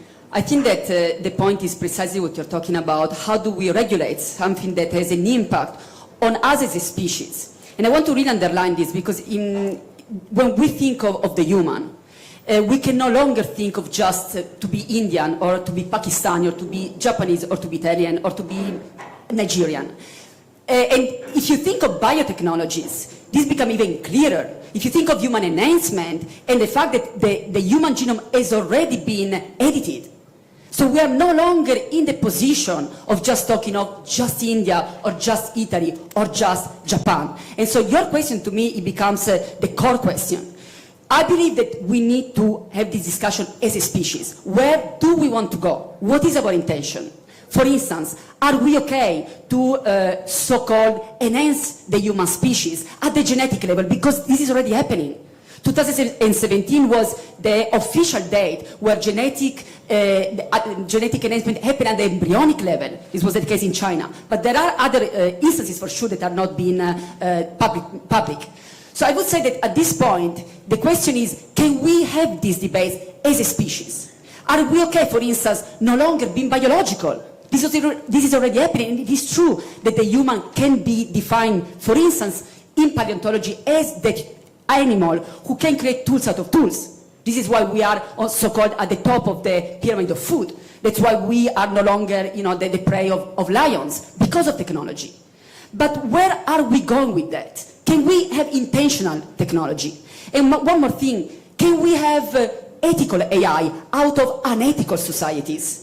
Can we have moral AI out of societies that still discriminate based on gender, race, nationality, ethnicity, religion, you name it? So I think that your question is so important, and I believe, yes, I can make profit, for instance, out of having people misinformed about their rights on using Google. But what kind of society am I creating? I can make profit by micro-targeting and everyone voted for a specific president. But what kind of society am I living? I am a part of. I can make profit having children using iPads since they are born. But what kind of society am I going to be living when my own children are going to be addicted to technology? And their part of the brain that is connected to the use of cocaine is going to be developing at such a young age. What kind of society do we want to be part of? So I think that your question is crucial. And to me, the only answer is, I'm not against national regulations. We are still in a society that needs those. But I think we also need to think as a species, because we are a species, and a species is diverse. There is no species with only one type of genome. That's it. It's the end of the species. The only way you have a species is through diversity. So I would say that we need to start to think in those terms and start to really think again of one species that is still around because of cooperation, not because of wars. Wars are very recent in the history of humankind. We take them for granted, but they started in the late Neolithic time. And our 99% as a species is during the Paleolithic time. No wars that we're finding archaeological records. Zero. We are here because we cooperated. We're here because shared communication, the internet of gatherings throughout the tribes in the Paleolithic times. I'm going back to that history, because that history is our history as a species. The history of war, of national pride, of hate, is a recent history that comes from borders, from what is mine and what is yours, and out of separation, absolute separations. This is not why we're still around. And if we are going like this, we're going to extinction, and which is possibility. But I would say that let's go back to the species. Not because we are better than other species, but because we are still around, because we care. Because we care about the planet, because we are part of the planet. Yeah, I would like to follow up on that, because I agree that we have to think about these issues about humanity at large and the future of humanity. And for that, I think we need to think about governance in terms of different levels, to also have a global level of governance of technologies, and in fact also of governance of many other things. Currently, for example, if there is a war somewhere, international community cannot do much about that. And it happens, and we are very powerless also as citizens. It's also not democratic, and so on. So I think there's a lot of work to be done to think about what kind of form could such global governance take. And that should be about the far future of humanity, but also I think about what is happening now, that we already, as I said, now already children grow up with these technologies, and that really forms them, shapes their subjectivity, shapes the kind of persons that they will be, and in the end also how they will live with others and so on. So I think that is really urgent. It's not something that we should postpone, or that's something that is very abstract. It's something that even parents are confronted with on a daily basis. It's something that also educational systems now are confronted with AI and the challenges.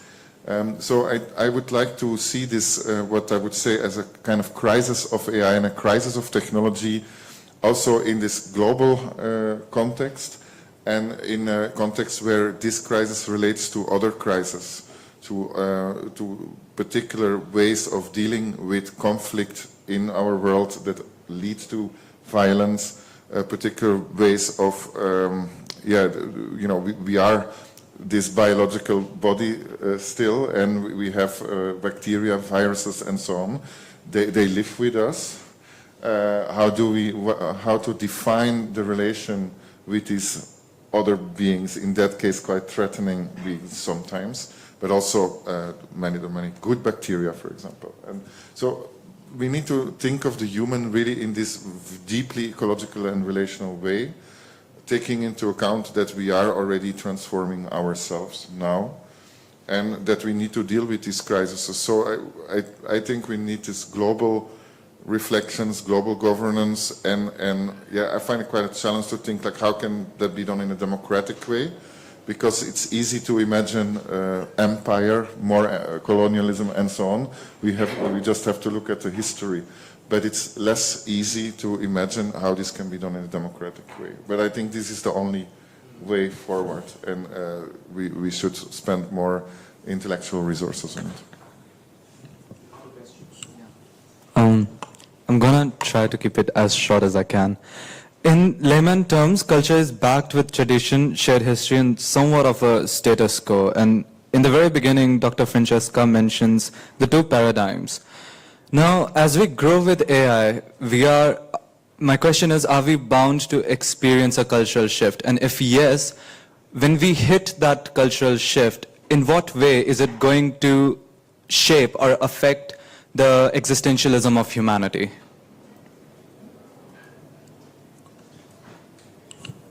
Yeah, what a great question. I believe that the paradigm shift has already started. And so when people are so afraid of AI taking over, I say, don't be afraid. That has already happened. That's it. Let it go, or let it to God. I would say that the question is, where are we going with that?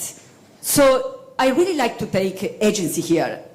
I like not only to take responsibility, but responsibility. Of course, we have the ability to respond because we are this. There is no separation. There is not they and them. There is not those who make technology and we. We are feeding technology. The way we create our searches, the videos we watched, what we write is feeding technology. We are educating technology. That's why when people think, oh, technology is already biased, our societies are biased. That's the mirror. That's a self-reflecting mirror. There is a lot to learn here. But are we willing to learn? Are we really interested to learn? Do we really want to change? Because humans are also animals of habits. They just keep going with what was already there. And there is something beautiful about that. Traditions can be very beautiful, but they can also become a prison where they don't allow you to see reality the way it is. So I would say, yes, we are in this paradigm shift. It is happening. Some people would say it has been going on for some centuries, it's true, but now there is a specific paradigm. It is the virtual paradigm. It is the manifestation of these dimensions that now we know that they are there. It's no longer a myth that there are many dimensions. There are many dimensions. We're going to be watching this video 1 year from now, and it's going to be in the internet with its own audience, with its own connection, with its own algorithms feeding the internet. So I would say, I really like the idea of intentions. Be much more aware of our own existence. Let's not just go with the flow. We are the flow. There is no separation here. So what is that we are trying to manifest? What is that we want to change? And what is that we want to create? Because I really believe that after many years of existential search, the only reason to be here is existential creative, is poiesis, is lila, is the cosmic game. So which game do we want to play? Because we can play any game. We can play the game of oppression with technology. That's already happening.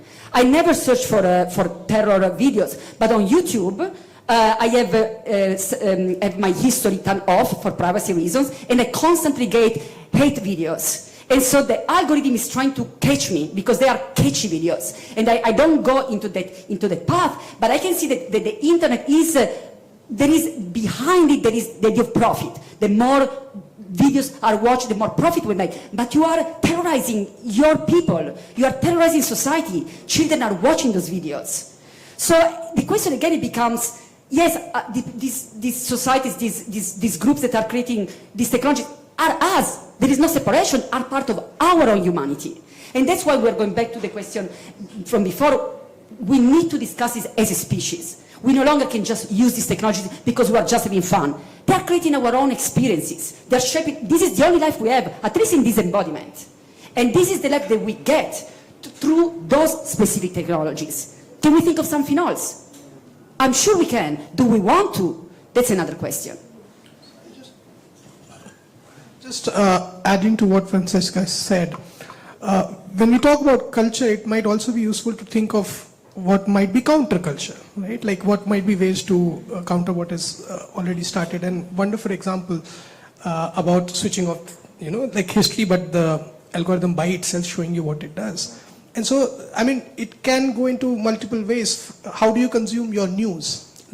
And the chances are, if you're consuming your news through, let's say, Google News or any other, on the mobile, you're seeing a lot about a certain person's pre-wedding bash, right? But if you buy a newspaper, right, and the newspaper is also driven pretty much by the same ethos, right? A newspaper also wants to make money. But just because the technology is different, it has to get together 15 pages of news without knowing what news you will read, right? So it gives you an assortment. And so the discovery of news happens in a slightly old-style manner, where you end up reading about something, if you take the habit, about something that you had actually no interest in, but now are interested in, right? So this is this very, very small strategic, I would say, Luddite behavior. Like, I will not read Google News notifications, I'll just buy a newspaper. And then, something changes in your brain when you do that, because you're interested in the opinion pieces, you're interested in the business page, you want to know what's happening with Paytm, and your zone expands in that way. And this is just one example. There are a series of very, very small actions that we do where we've just could do it in a slightly old-fashioned way and everything changes. Very quickly, what you said about counterculture. So in a sense, we also witnessed the end of mainstream culture, counterculture, because what's happening is that the counterculture is, when there is a new idea, is quickly sucked up by the consumerist culture with social media and so on, and is kind of mainstreamed quickly and monetized. And so it's very difficult to keep a viable counterculture that is not taken by that, and we need to think how to do that. Also, if there is a viable counterculture, then it may exist in a kind of bubble, and so people don't talk to each other, and it's again facilitated by algorithms also. So yeah, we need to think about how to reconfigure the situation so that there is more new ideas, different ideas that go against mainstream. Yeah, that's a challenge. Yeah, thank you so much. I know we must be having many other questions, but somewhat we have to pause. I won't say it's an end, but it's a pause. It's also important to pause because, again, there are so many perspectives, so many dimensions, so many questions raised around, rethinking, re-understanding, reinterpreting AI through the diverse lenses of cultural studies. So I'm sure the guests would be available around for some time here, so feel free to just go out and interact with them. And also please come back, because Apupen is here and we are going to have a fascinating session after this. Yeah, Apupen, don't worry. Won't be introduced right now, so you can just, relax. So, yeah, thank you so much for being such a wonderful audience. Thank you for such fascinating reflections. I'm sure we will getting more scopes and more chances to sort of, sit together, engage, talk within these spaces and outside. Thank you so much for your reflections, and thank you so much for being patient. We come to a temporal closure to this session, and we continue, and we are very much looking forward to the next session with Apupen. Thank you so much. Thanks for sharing also.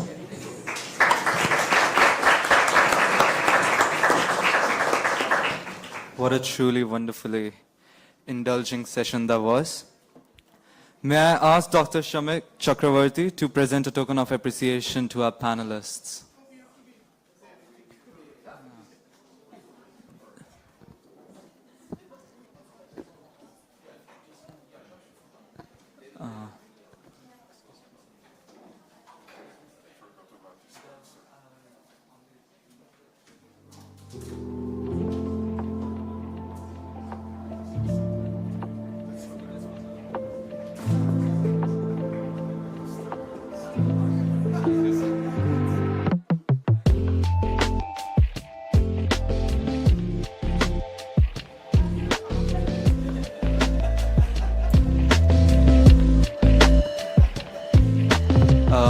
we disperse for a short break for tea, and I request you all to be back by 4:45 so that we can start with our another session. Thank you.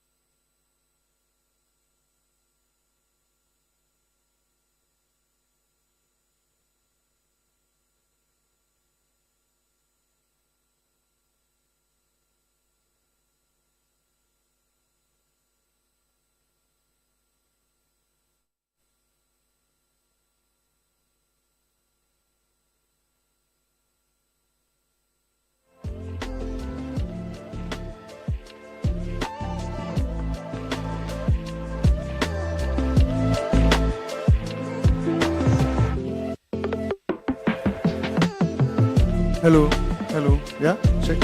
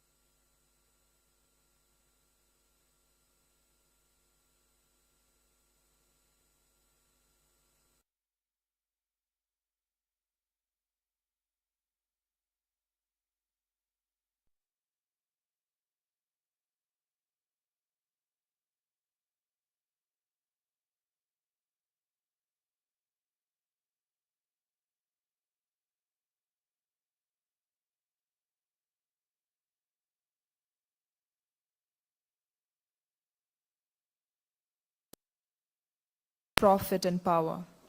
Saying it how it is, the Dream Machine author, Mr. Apupen, unveils a world in his novel where the insatiable thirst for advancement often blurs the boundaries between innovation and misuse. So today, here we are to be engaged in a discussion titled Dream Machine, AI and Real World. For this discussion, we have here Mr. Apupen, the visual artist, comic creator and musician. Popularly known by his pen name, George Mathan, he has recently written Dream Machine, AI and the Real World. The visual grammar in this book also plays with the falling attention span of the youngsters today. His often lacerating, dark and satirical takes on the world informs his visual poetics. The intersections of technology with human questions, especially within discourses of artificial intelligence, function as the frame of his earlier work called The Snake and the Lotus. His Rashtraman comics generate a counter-discourse around contemporary Indian politics and satirizes propaganda and ideological warfare. This discussion will be engaged by Dr. Michael Bass, Senior Research Fellow at Max Planck Institute and the Curator of the AI Art Exhibition. Indeed, am I humbled to invite Mr. Apupen and Dr. Michael Bass on stage. Without delay, let's open the floor for the discussion.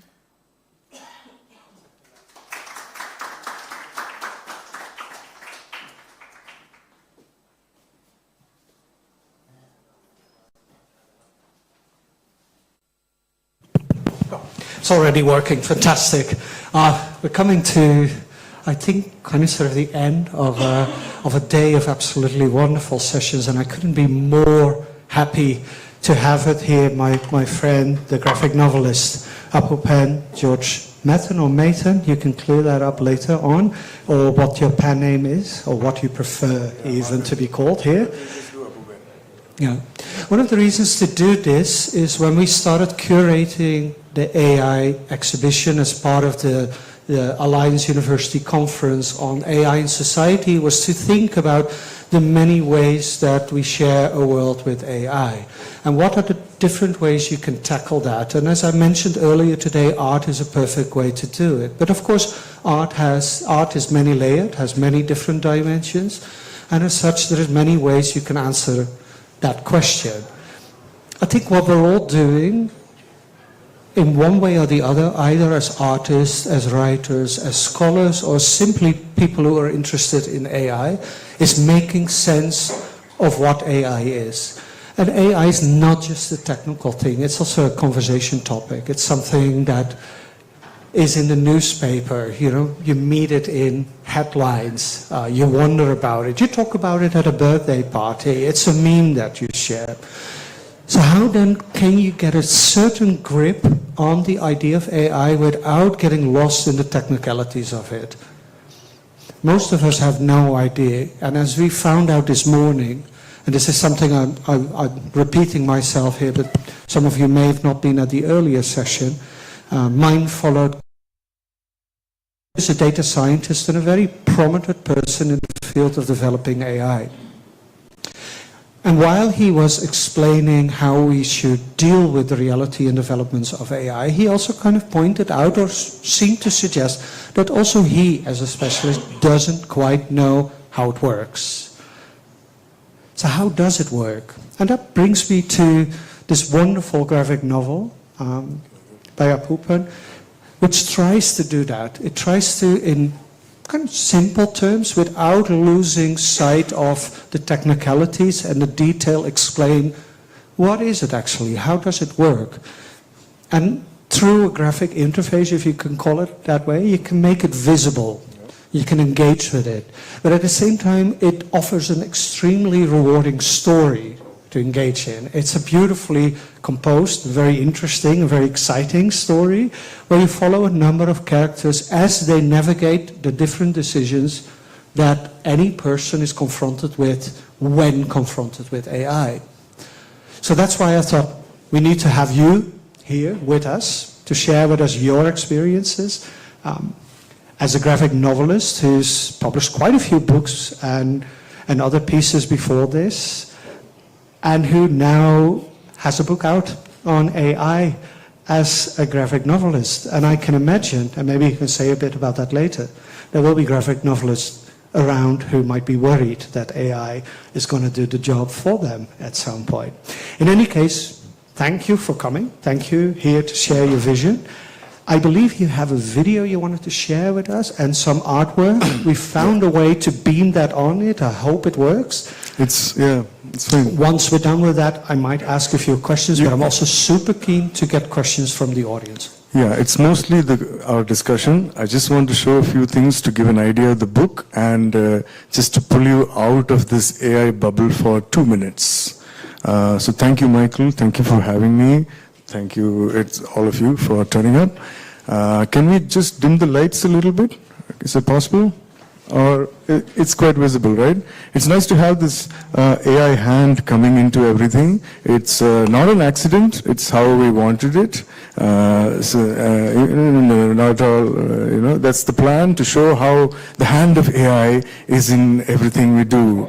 So this is a work from, okay, I know that you guys have been very involved in this whole AI thing. It's like a bubble for me, and you've been going very deep into this bubble over these 2 days, I think. So I want to pull you out of that for 2 minutes before we start the discussion with Mikhail.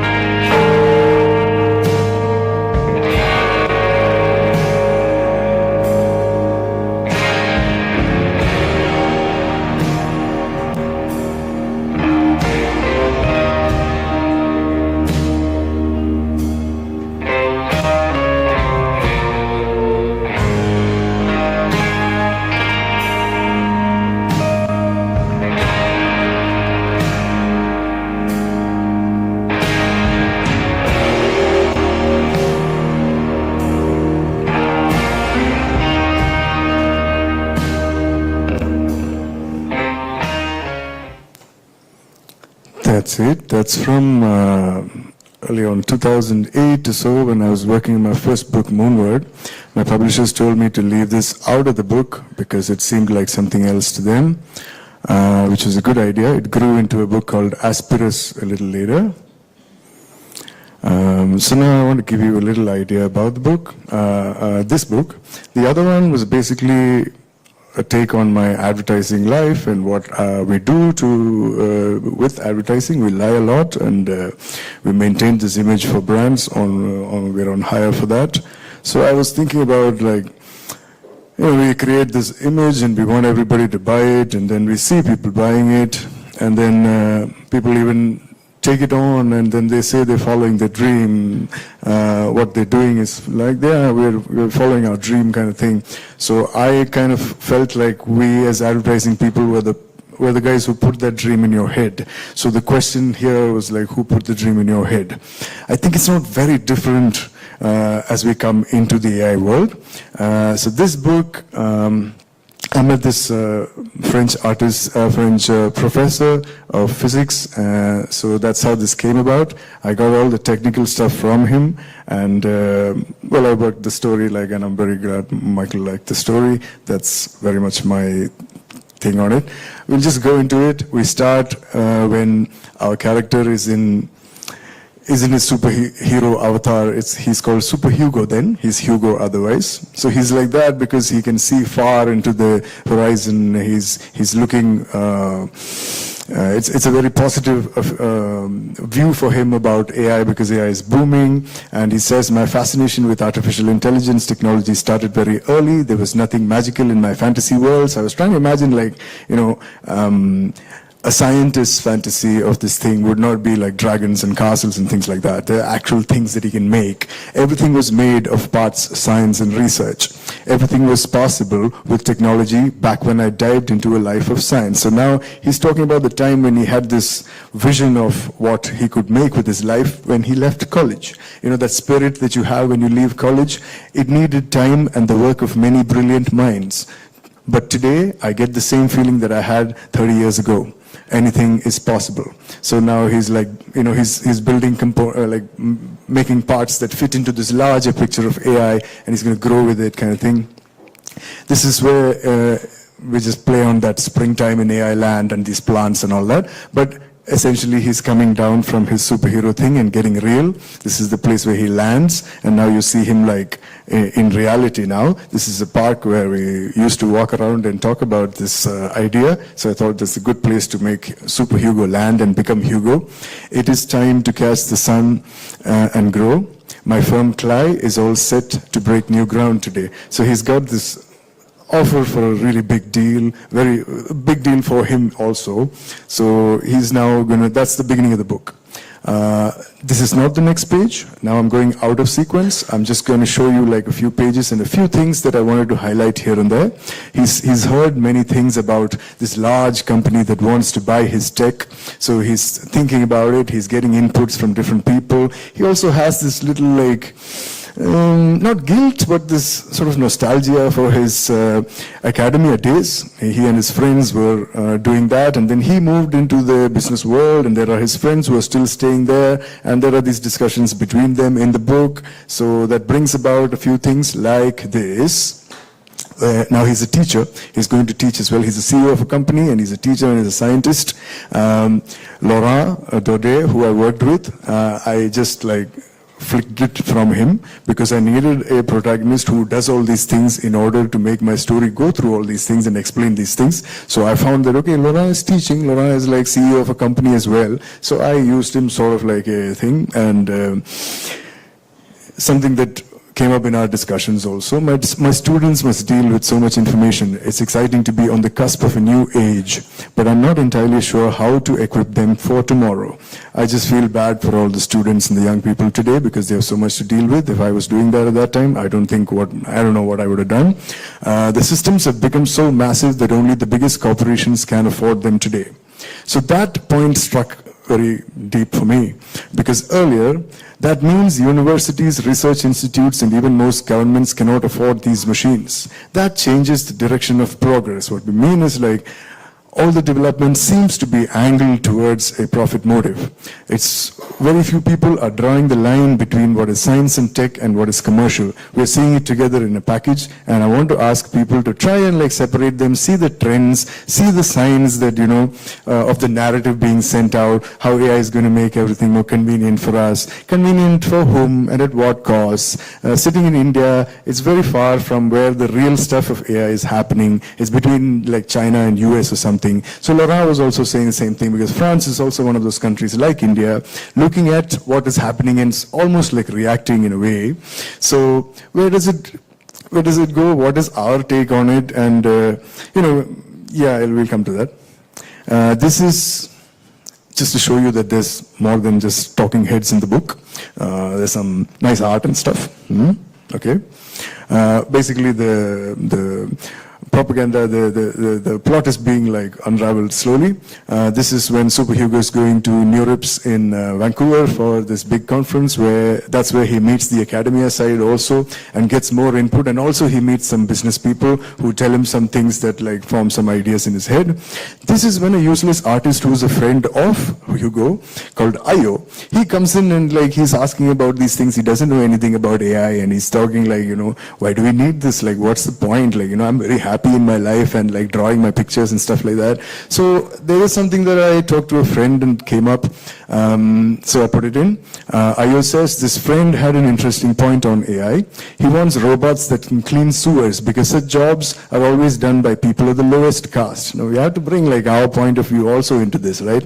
It's being like designed and like planned in it's completely different world. And when I talk to them about the level of unemployment, the scale of it and all, people don't get it, I think. I tried very hard to like convey it, but it always seems like, we'll set up a few tents and give some soup and all and things will be over types. No, I'm talking about riots and like violence and stuff like that. The caste usually dictates the jobs one can do.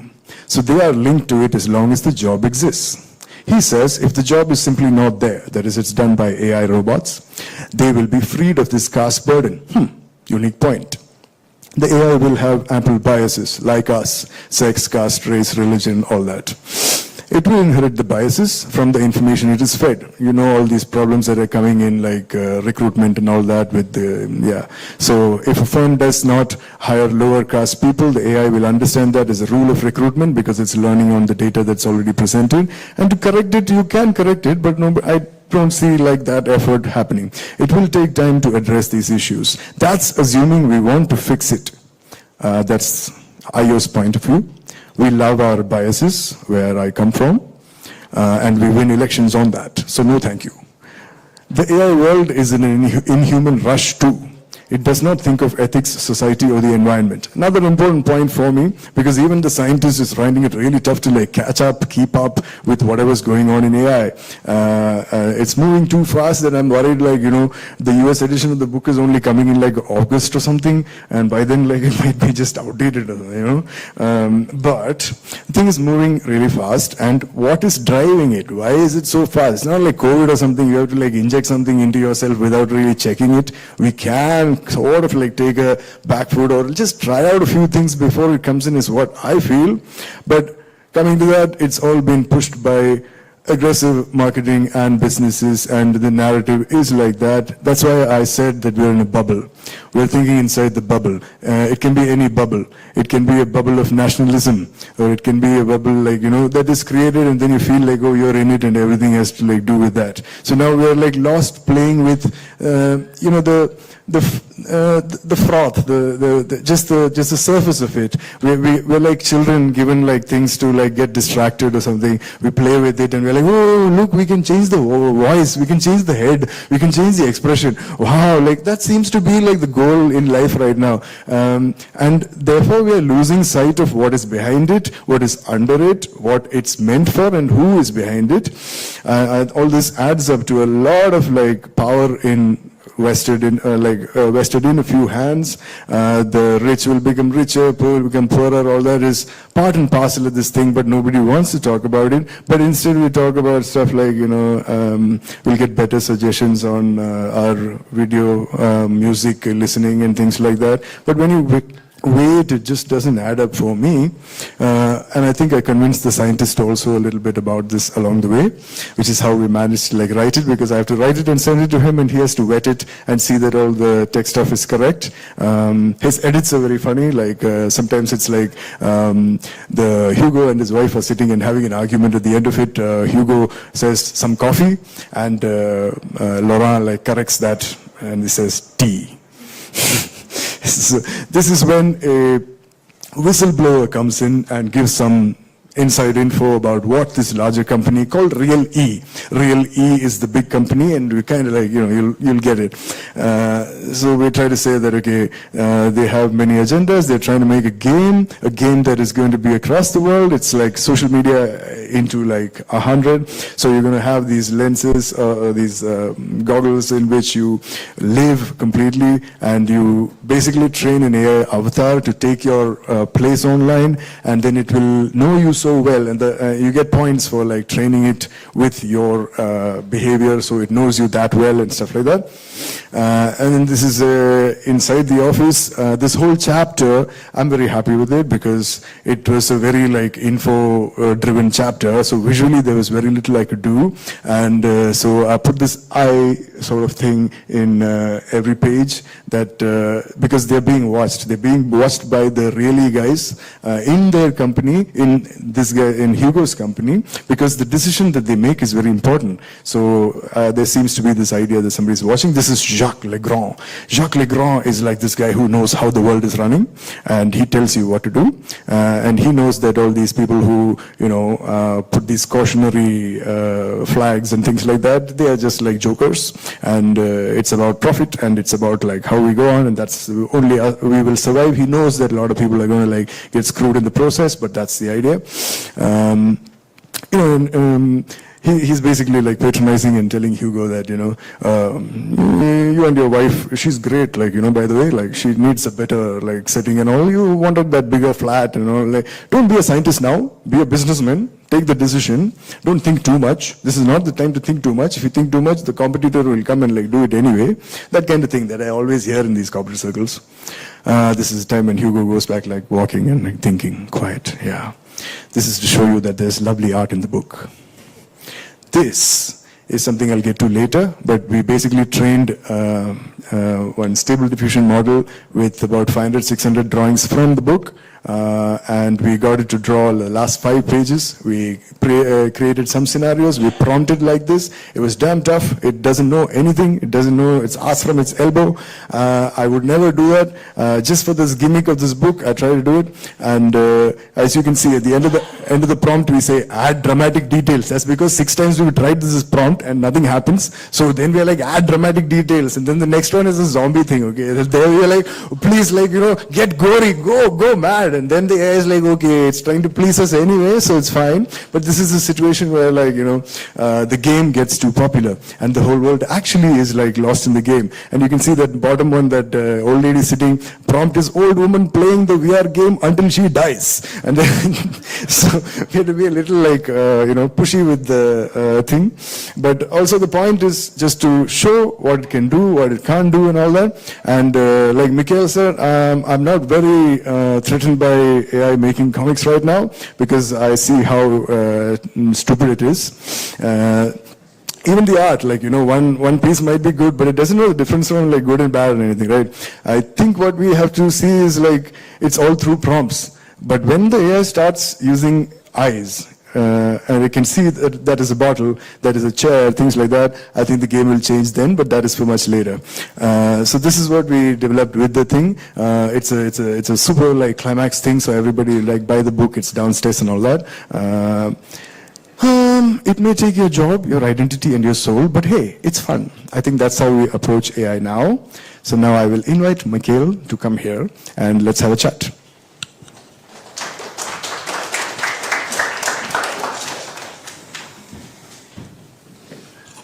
I'm really glad we got to do this, because you've given such a fascinating insight into the book itself.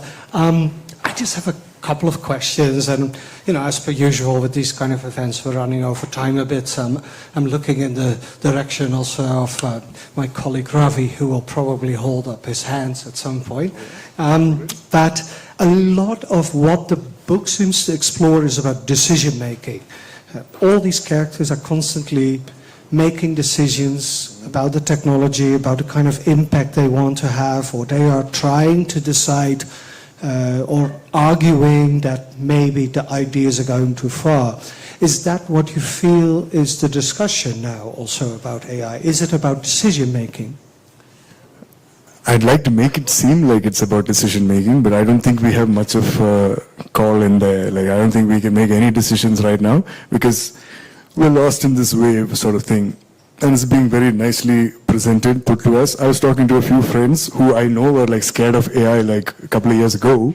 And that was my question. So they said, no, actually we have become very friendly with AI now. And that's part of the agenda, right? We are playing with it every day. We're using it to like generate like some nonsense. And then we think like, okay, it's okay. It's like, it's a friend. And then there are these teachers professors who are telling me like how they want AI, because correcting the papers is the most boring job. So they want an AI that can correct the papers. And then the other side, the students are like developing their papers through ChatGPT anyway. So it becomes like a thing between AI and AI. And I said, well, it's not a human problem anymore. Let's just leave it. Like we don't have to talk about it. So I'd like this idea that we have some agency in this thing. I like to think like we also like go to that sort of thing, educate people. The idea behind the book itself was that, Mikhail, like people are going to have to deal with AI. It's not going to go away. It's going to be part of our lives. But most of the narrative now seems to be from profit-seeking companies or agendas like that. So can we open it up? Because in the beginning, even I didn't know anything about AI. So I'm learning most of it from the info modules that Laurent sends me and also from our discussions and stuff. And surprisingly, most of the things I thought about it turned out right. Like, he agreed to most of the things. Like, so that is all in the background. What we're seeing is just the front or the surface of it, and that's where we are lost. So I would want people to just look at it and see the like people are thinking like it's some god or something, and asking things like what will my future be like, things like that. So no, it's a statistical model, and it's basically trained to like predict the next word. That's what it is. So you have to like train it with more and more and more and more stuff, and it gets better at like predicting the next word. And that's where it stands. And the rest of it is like we're being influenced by some science fiction or some movies or something, because people ask me things like, when is AGI coming? When are we going to terraform Mars? Like, hello, just relax, So, I don't know. I would like things to slow down a little bit, but somebody's pushing it and it's going. So that's how it is. So I like to think that, okay, if people are more into it or know what it can do, its limitations, and also the resources that are going into it. I decided to work with this guy not because I was looking to work with somebody on AI or anything. It just happened by chance. I bumped into this guy, and we were talking. I know he's an AI scientist, so I asked him like, what's the game with all these resources and like, this global, climate change and all that is like here. Then he's like, yeah. If we go like how we're going right now, we might run out of resources in some time. Oh, so it's that urgent that we go on with this for convenience, that, we might run out of resources in some time. He's like, yeah, we are depending on better batteries and better technology to come and save us. Because we have to go on this ride, right? We have to do this. There's no other way. So I'm just trying to say that, okay, this is the AI door. Can we go like this? No, we can only go through that. So his perspective on it, that's why I decided to work with him, because I have many like corporate friends and like tech friends and all who don't really go into the negative effects of thing, or don't even like say anything bad about it. It's like, it's like my family or something. Like, don't say anything bad about tech. So I'd like to draw that out, try and separate, the commercial part of it and the tech and science part of it. There's nothing wrong with it. There are many, many, many good uses of it. But right now what I find is like there's not enough funding or push for the many, many good uses, and it seems like a nice thing to highlight, saying like, it can be used for like protein folding and this and that and all, and even help us like fight climate change. Wow, okay. So we want to basically give all our issues to this AI and say that, okay, AI will solve it because we've screwed up and we can't. And we have amazing faith in AI and ourselves when it comes to like things like this. We're like, oh no, humans will always like, take the responsible choice. Yeah, good luck and all that. So I think that's where it's at, and that's what we're trying to like highlight with it. Yeah, so if people know. It's kind of like you just brought us to the prediction model that large language models rely on. It's kind of fascinating how you actually managed to predict all my next questions in your answer.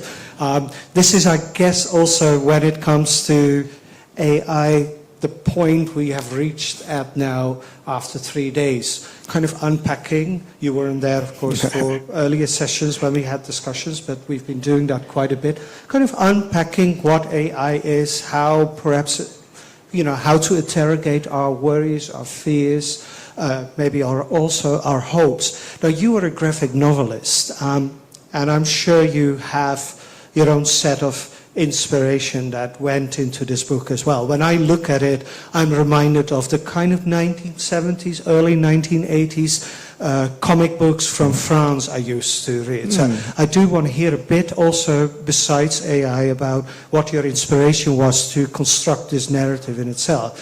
At the same time, and this is not necessarily a critical note, is that I also noticed that the book kind of works with certain fears of AI that are more common in what I, in my own work, call the socio and cultural archive of AI, the kind of AI we've all lived with in the imagination as it exists in movies, in books, in games. So when you work with your set of inspirations, how do you sort through the legacy of AI while also sticking to the question of what AI actually is? Thank you, Michael. I thought nobody wants to hear about how to make a comic and all. I've been doing a lot of these sessions, but it's always about like, let's solve this problem of AI tonight. Like, people ask about things like that. I'm usually scared of collaborations, but this guy was very easy to collaborate with. So once he laid down the info stuff comes sort of in a linear fashion, because we have to show what LLMs are, how they came in, a little bit of history, and then how they are trained, what are the sizes and like problems with it, and then go into resources. So that has a sort of linear form. So we're trying to like make this whole thing come about in a story. In this, I think Laura he gave me the technical stuff. I have to do the same thing that I do with all my other books, just like look at it from outside. And like just leave the problems within AI, because those can be solved, or that's part of the package. We need to be able to zoom out and look at it. That was the overall view of it. In terms of look, we had to stick to the two colors, mostly because I know the feel you're talking about, but it was not a decision I made, it was the publisher's decision. Two colors make it much more cheaper to print, and we can like give it at a cheaper price. And when you're looking at a wider market product like this, because all my other comics like very indie and nobody reads it. When we're looking at something like this, we sort of decided the paneling, everything has to be pretty straight. So storytelling is also very straightforward, and but I have those little areas to play with, like Super Hugo, the interludes, where because we have many layers, that was the only thing I could do. Bring in many layers into the story to highlight there's this game that's happening. It's a really fascinating kind of game, but if I go into it, I lose my narrative completely. So I sort of like highlighted it in the dream sequences, and then came back to the central thing of it. That was my attempt to keep it like as focused as possible. I think I was there. I was trying to do that. Just make sure that nobody goes off track. That's about it. Fantastic. You're obviously kind of this is not your first graphic novel. I'm just looking at the audience if anybody has a question, maybe one or two we can take. I see, I don't know the lady in the front, I see other people. It's kind of interesting that I see all sorts of faces here in the public that I have engaged with myself for AI, but at a very different level. But so I'll take three. Do you want to do them one by one? Do you prefer that, or do you want to take? Otherwise, I'll forget. Then I'm gonna walk into the audience because this works. Usually, it works a lot better if I do it this way. So, thanks a lot. Hi, thank you for that. It was really, really interesting. I came in very late, so I just made it to the session, but. Wanted to ask you, so I was very interested in this idea of narratives, right? Because I've been thinking a lot about that. The current narrative seems to be between annihilation or efficiency, like that's it, and there's literally nothing else in between. What are the questions you think we're not asking, and the questions that we don't even know we should be asking?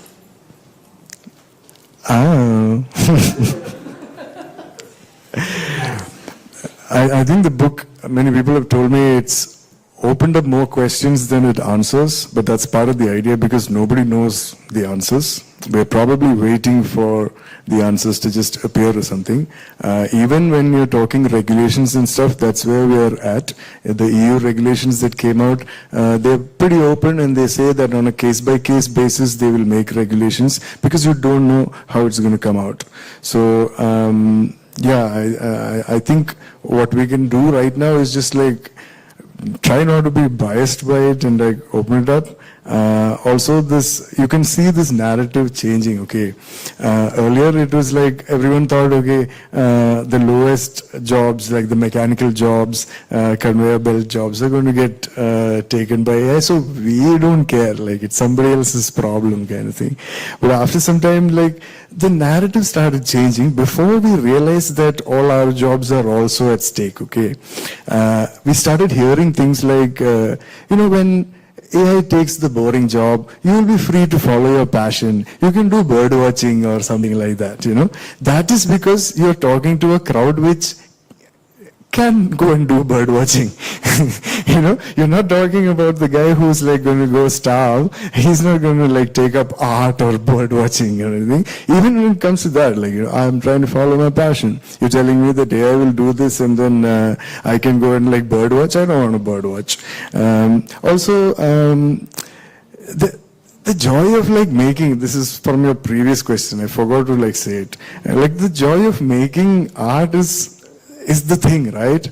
Why do you want something else to like do that and then take away my joy of like creating the art? Because while I'm creating, many things change also. That's how the art evolves. I'm not saying everything we create or the ideas are original. No, we are like built on so many things. We've taken from so many things, sure. But the way we express it, it becomes original, right? Now the point in this is AI doesn't create. It reproduces. So it's on the training. Now you know all these cases with the visual stuff. There are copyright issues also coming. So because the AI is trained on images that are not like legally taken from, like it's just like scraped from everywhere on the internet, and we are all forced to put all our stuff for free online. Hey Madhu. Nothing, just saw a friend. Okay, so I'm saying like it's needed to create, churn out things faster and cheaper. Nobody wants my graphic novels like faster anyway. Cheaper, like, well, somebody can do it cheaper than me, but I don't think I'm threatened by that. What I'm threatened by is probably my income stream. Like I do like some branding and some identity stuff. Like I've done this fascinating logo for HasGeek, so things like that. That can easily be taken by AI. AI can be trained on like the best like brand identity manuals like across the world or something, and you can like churn it out much faster, and that's not going to be done by me. So again, like we try to say AI is not going to take your job. Somebody is going to like make AI take your job, and that person is going to like benefit. And we are saying this from India, where we have free labor to sell, like cheapest labor. We are sending people to like Israel, like, because we have them for so cheap or something. And we are saying we can undercut that. So who benefits from it? And, like really, like that's the way we want to go. Like, I think everybody can see through that. George, we have two more questions. I'm going to bundle them. Oh, we are short on time? Because there is always an overlap when it comes to AI, and I'm sure we've all felt that in the past few days as well, that the topics always intersect the questions. I have a question here by Kieran, and I'm just going to do a bit of brief promotion, because with the HasGeek collective of it, Kieran is part, we've been working on a book club where we discuss texts like these. So I hope you all seek that out at some point. I'm going to take Kieran's question, and then I'm going to come to you, Karan. And we're going to take them together and then ask for a final response. So this is related to the theme of running out of time and running out of pages in your book. I felt it ended prematurely, So we have discussed this offline, but for the sake of the room, one of the things that I felt was missing in the book is this slide into unethical positions that the protagonists will somehow justify for themselves. At one point they feel like, look, I have to do this because it's for making the world a better place. On the other hand, what I'm doing is actually making the world a worse place. And how does one reconcile with these two conflicting pushes that come from everybody you discuss your work with? I'm hoping you'll have part 2 of the book, but if you did, could you tell us what themes should explore in this zone of discomfort about what you're doing as an entrepreneur working on AI? I don't know how to One second, George. Yeah. I'll just take the second one, and then we do a final statement, otherwise we'll run over time too much. Come to Karan. Karan was one of the speakers during the conference at an organization called This Is Creative.ai. That's the right website, right? Yes, that's right. Thank you for that, Michiel. I'm just curious to know if that short film that you shared at the outset was great context when you said that you're from an advertising background, and the advertising space in some ways is using AI as a means to supercharge creating multiple series at the same time, right? So just your opinion on that. And follow on, curious to know how your own consumption has changed, in doing this book. What are the things that you find yourself reading and focused on a little bit more?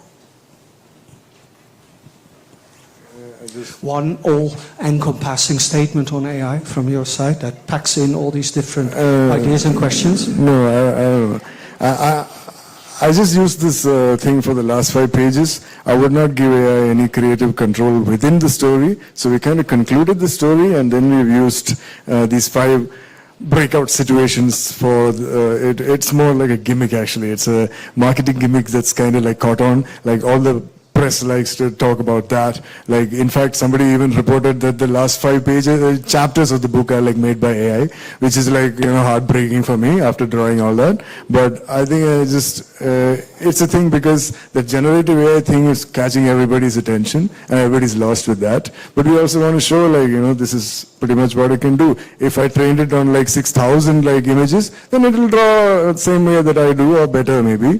That is one thing. What is the other thing that you asked? Yeah, mine is the same. I'm reading comics, physical books, and I'm making like physical art.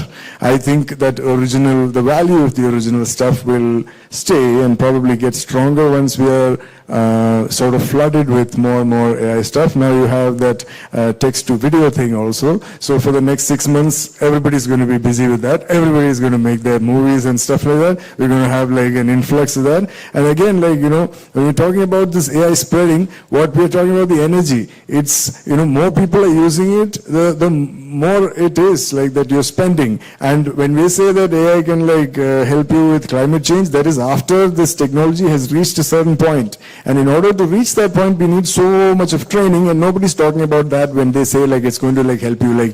When it's trained so much and when we spend so much energy on it, it can save something. That's the fact of it. So please, when we spread these narratives, let's be clear about it.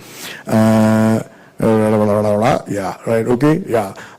And again, for advertising and stuff, it works because, when we were in advertising, any idea we get, we sit with these award-winning books, it's called inspiration. We turn it like this and we look at it and this idea is nice, this idea is nice, we bookmark it, That kind of work can be done very well by AI because, collating large information and processing it, that is very good at. So, not for making an original comic, we want to churn out stuff faster, put it out in the market, cheaper, go for it. Kiran, we really had this. it was something that actually came up, okay? So I'm working on this thing, this idea, we're like bouncing it off. At the end of it, like Laura is like, George, this is like gone really into fantasy because no CEO would ever make this decision. I was again heartbroken, like, felt like this idiot, like, saying some fantasy things on the side. It's a great offer and that's what he's been working for, and like, this is where the story is really taken off into fiction, he said. Because no CEO is going to like make a decision like this because that's how the world is and that's how we go with it. But I agree that we can like smoothen it out a little more. I was also not very satisfied with this. We can of course educate. You could use it for education, good thing. But this ethical, responsible AI thing that we sort of like come to at the end, I'm not fully convinced by it. It's like how in the early 2000s, like all the fossil fuel companies suddenly like grew two fresh leaves and said, brighter tomorrow from, from like fossil fuel company. So it's kind of like that. Now all the AI people are going to say like responsible AI, ethical AI, like, and people are falling for it. So that's kind of where it is right now. Okay. Wow, I think that is a fantastic way to finish.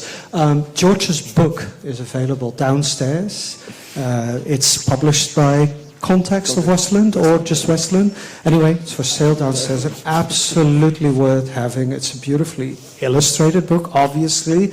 It tells a fantastic story, but for any of you who are still puzzled what a large language model is, or any of these other terms, it does a fantastic way of explaining it, actually in a much better way than a lot of the non-fiction works that kind of are spilling out of bookstores as we speak. There seems to be a new one every week. In any way, please join me in thanking George Apupen for a wonderful talk.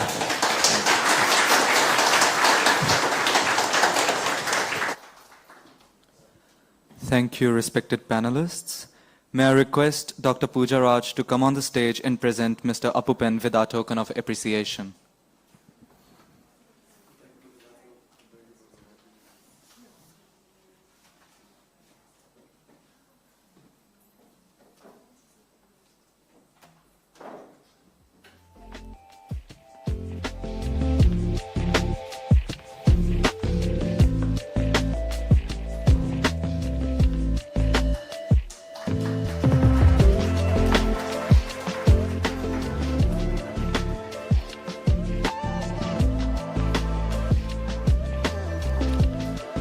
I would like to take the privilege to call upon Dr. Sandeep Debnath to take the reins on from here.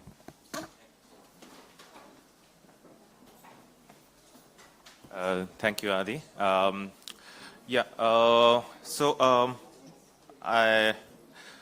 While all these panels were on, there were excellent exhibition curated fantastically by Michael.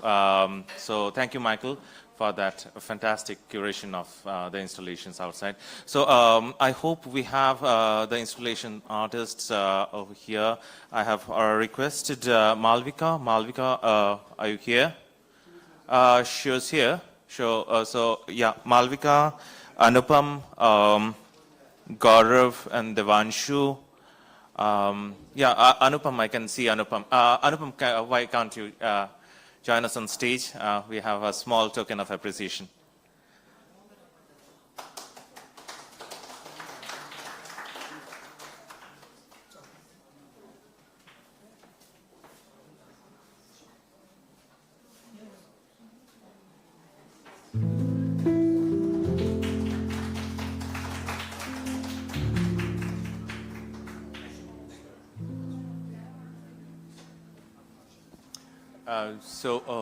Is Malvika here?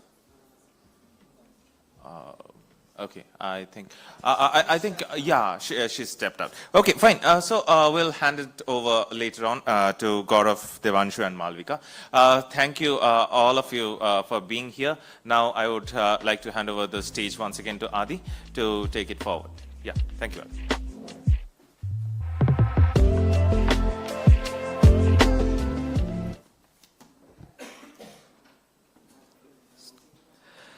The time has come and we shall leave with au revoir. It has been an exciting, learned, educative journey of 3 days.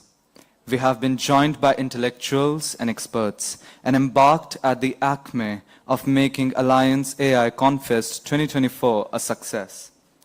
Thanks to the co-organizing team, due to their efforts, we have come this far and gathered here. For the closing remarks, I would like to call upon Dr. Ravi Chakraborty and Dr. Seyande.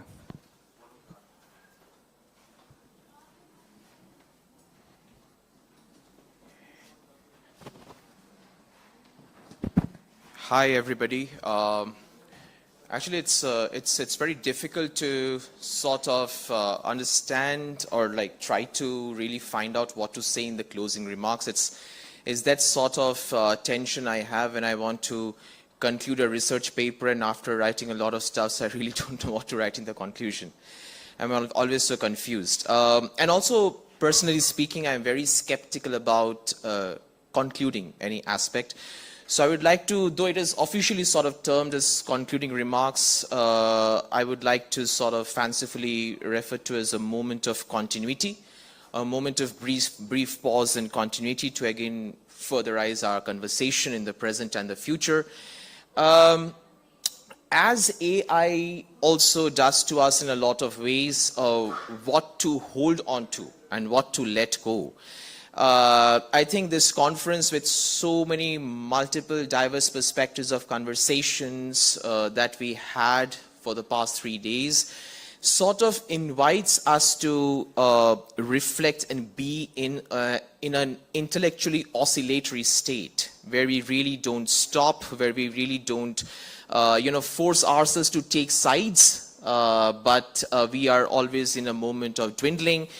And try to understand and try to be ready for a lot of surprises, but also put our ideas and perspectives together to think around what is awaiting for us and what we can do together for each other to improve our future, improve our present as much as possible. Thank you is an understatement, but I really don't know what other words to use. So I just say all of you a thank you. Please accept my warm love, my warm regards, and for being here, being such fascinating audience, and just being a part of the conference. I mean, I think it's again an understatement just to tell you people and audience. I mean, you were just part of this family, being a part of the installations, exhibitions, moving around, listening to us, sharing our questions, perspectives, sharing our feedback. Everything has been so fascinating, and I don't think it would have ever been possible without you. So we are very grateful to you, to have you here, to have you at the Alliance campus. And I personally believe that this is just the beginning of many, many such fascinating conversations in the future. Let us continue this conversation. Let us continue this collective thinking. Even if you're not able to physically interact with each other, let us be in our respective meditative state and remember each other in the process of continual knowledge production in the present and in the future. Now I would like to invite my very dear friend and colleague Ravi on the stage to sort of share his perspectives. Thank you so much.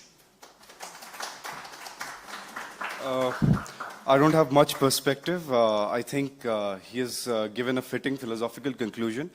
Like, what I want to say is, I think Apupen was talking about the tech people thinking a certain way and the people from the arts thinking a certain way. And being in a university, we see a university is also divided into those subcultures. The business school says that, oh, we are like this. They say the liberal arts school is so artsy and stuff. And I think those subcultures exist outside the university, but what we often forget is that we are part of a city. And a city offers a public space like this where we come out of our subcultures and have all these comfortable and uncomfortable conversations and disagreements and, have all these bickering and quarrels and laughter over it. And I think in that sense, the vision of Bangalore International Center sort of in a strange way coincides with our vision of the university as a hub of art, culture, and ideas, right? So we thank you all for taking time out of this busy evening, and making, indulging us in this way. And we just want to let you know that this is just the very beginning of our journey of not just, we want to collaborate more and more with all the most interesting artists and novelists in India in giving them a platform and in creating new art projects with them. And of course, I would just like to end thanking everybody, thanking all our faculty, our students, our staff, Michael, our curator, everybody, all our artists who have worked very hard over all these 3 days. And of course, all of you lovely audience, who have made it meaningful in the end. Thank you very much. Have a nice evening. Thanks.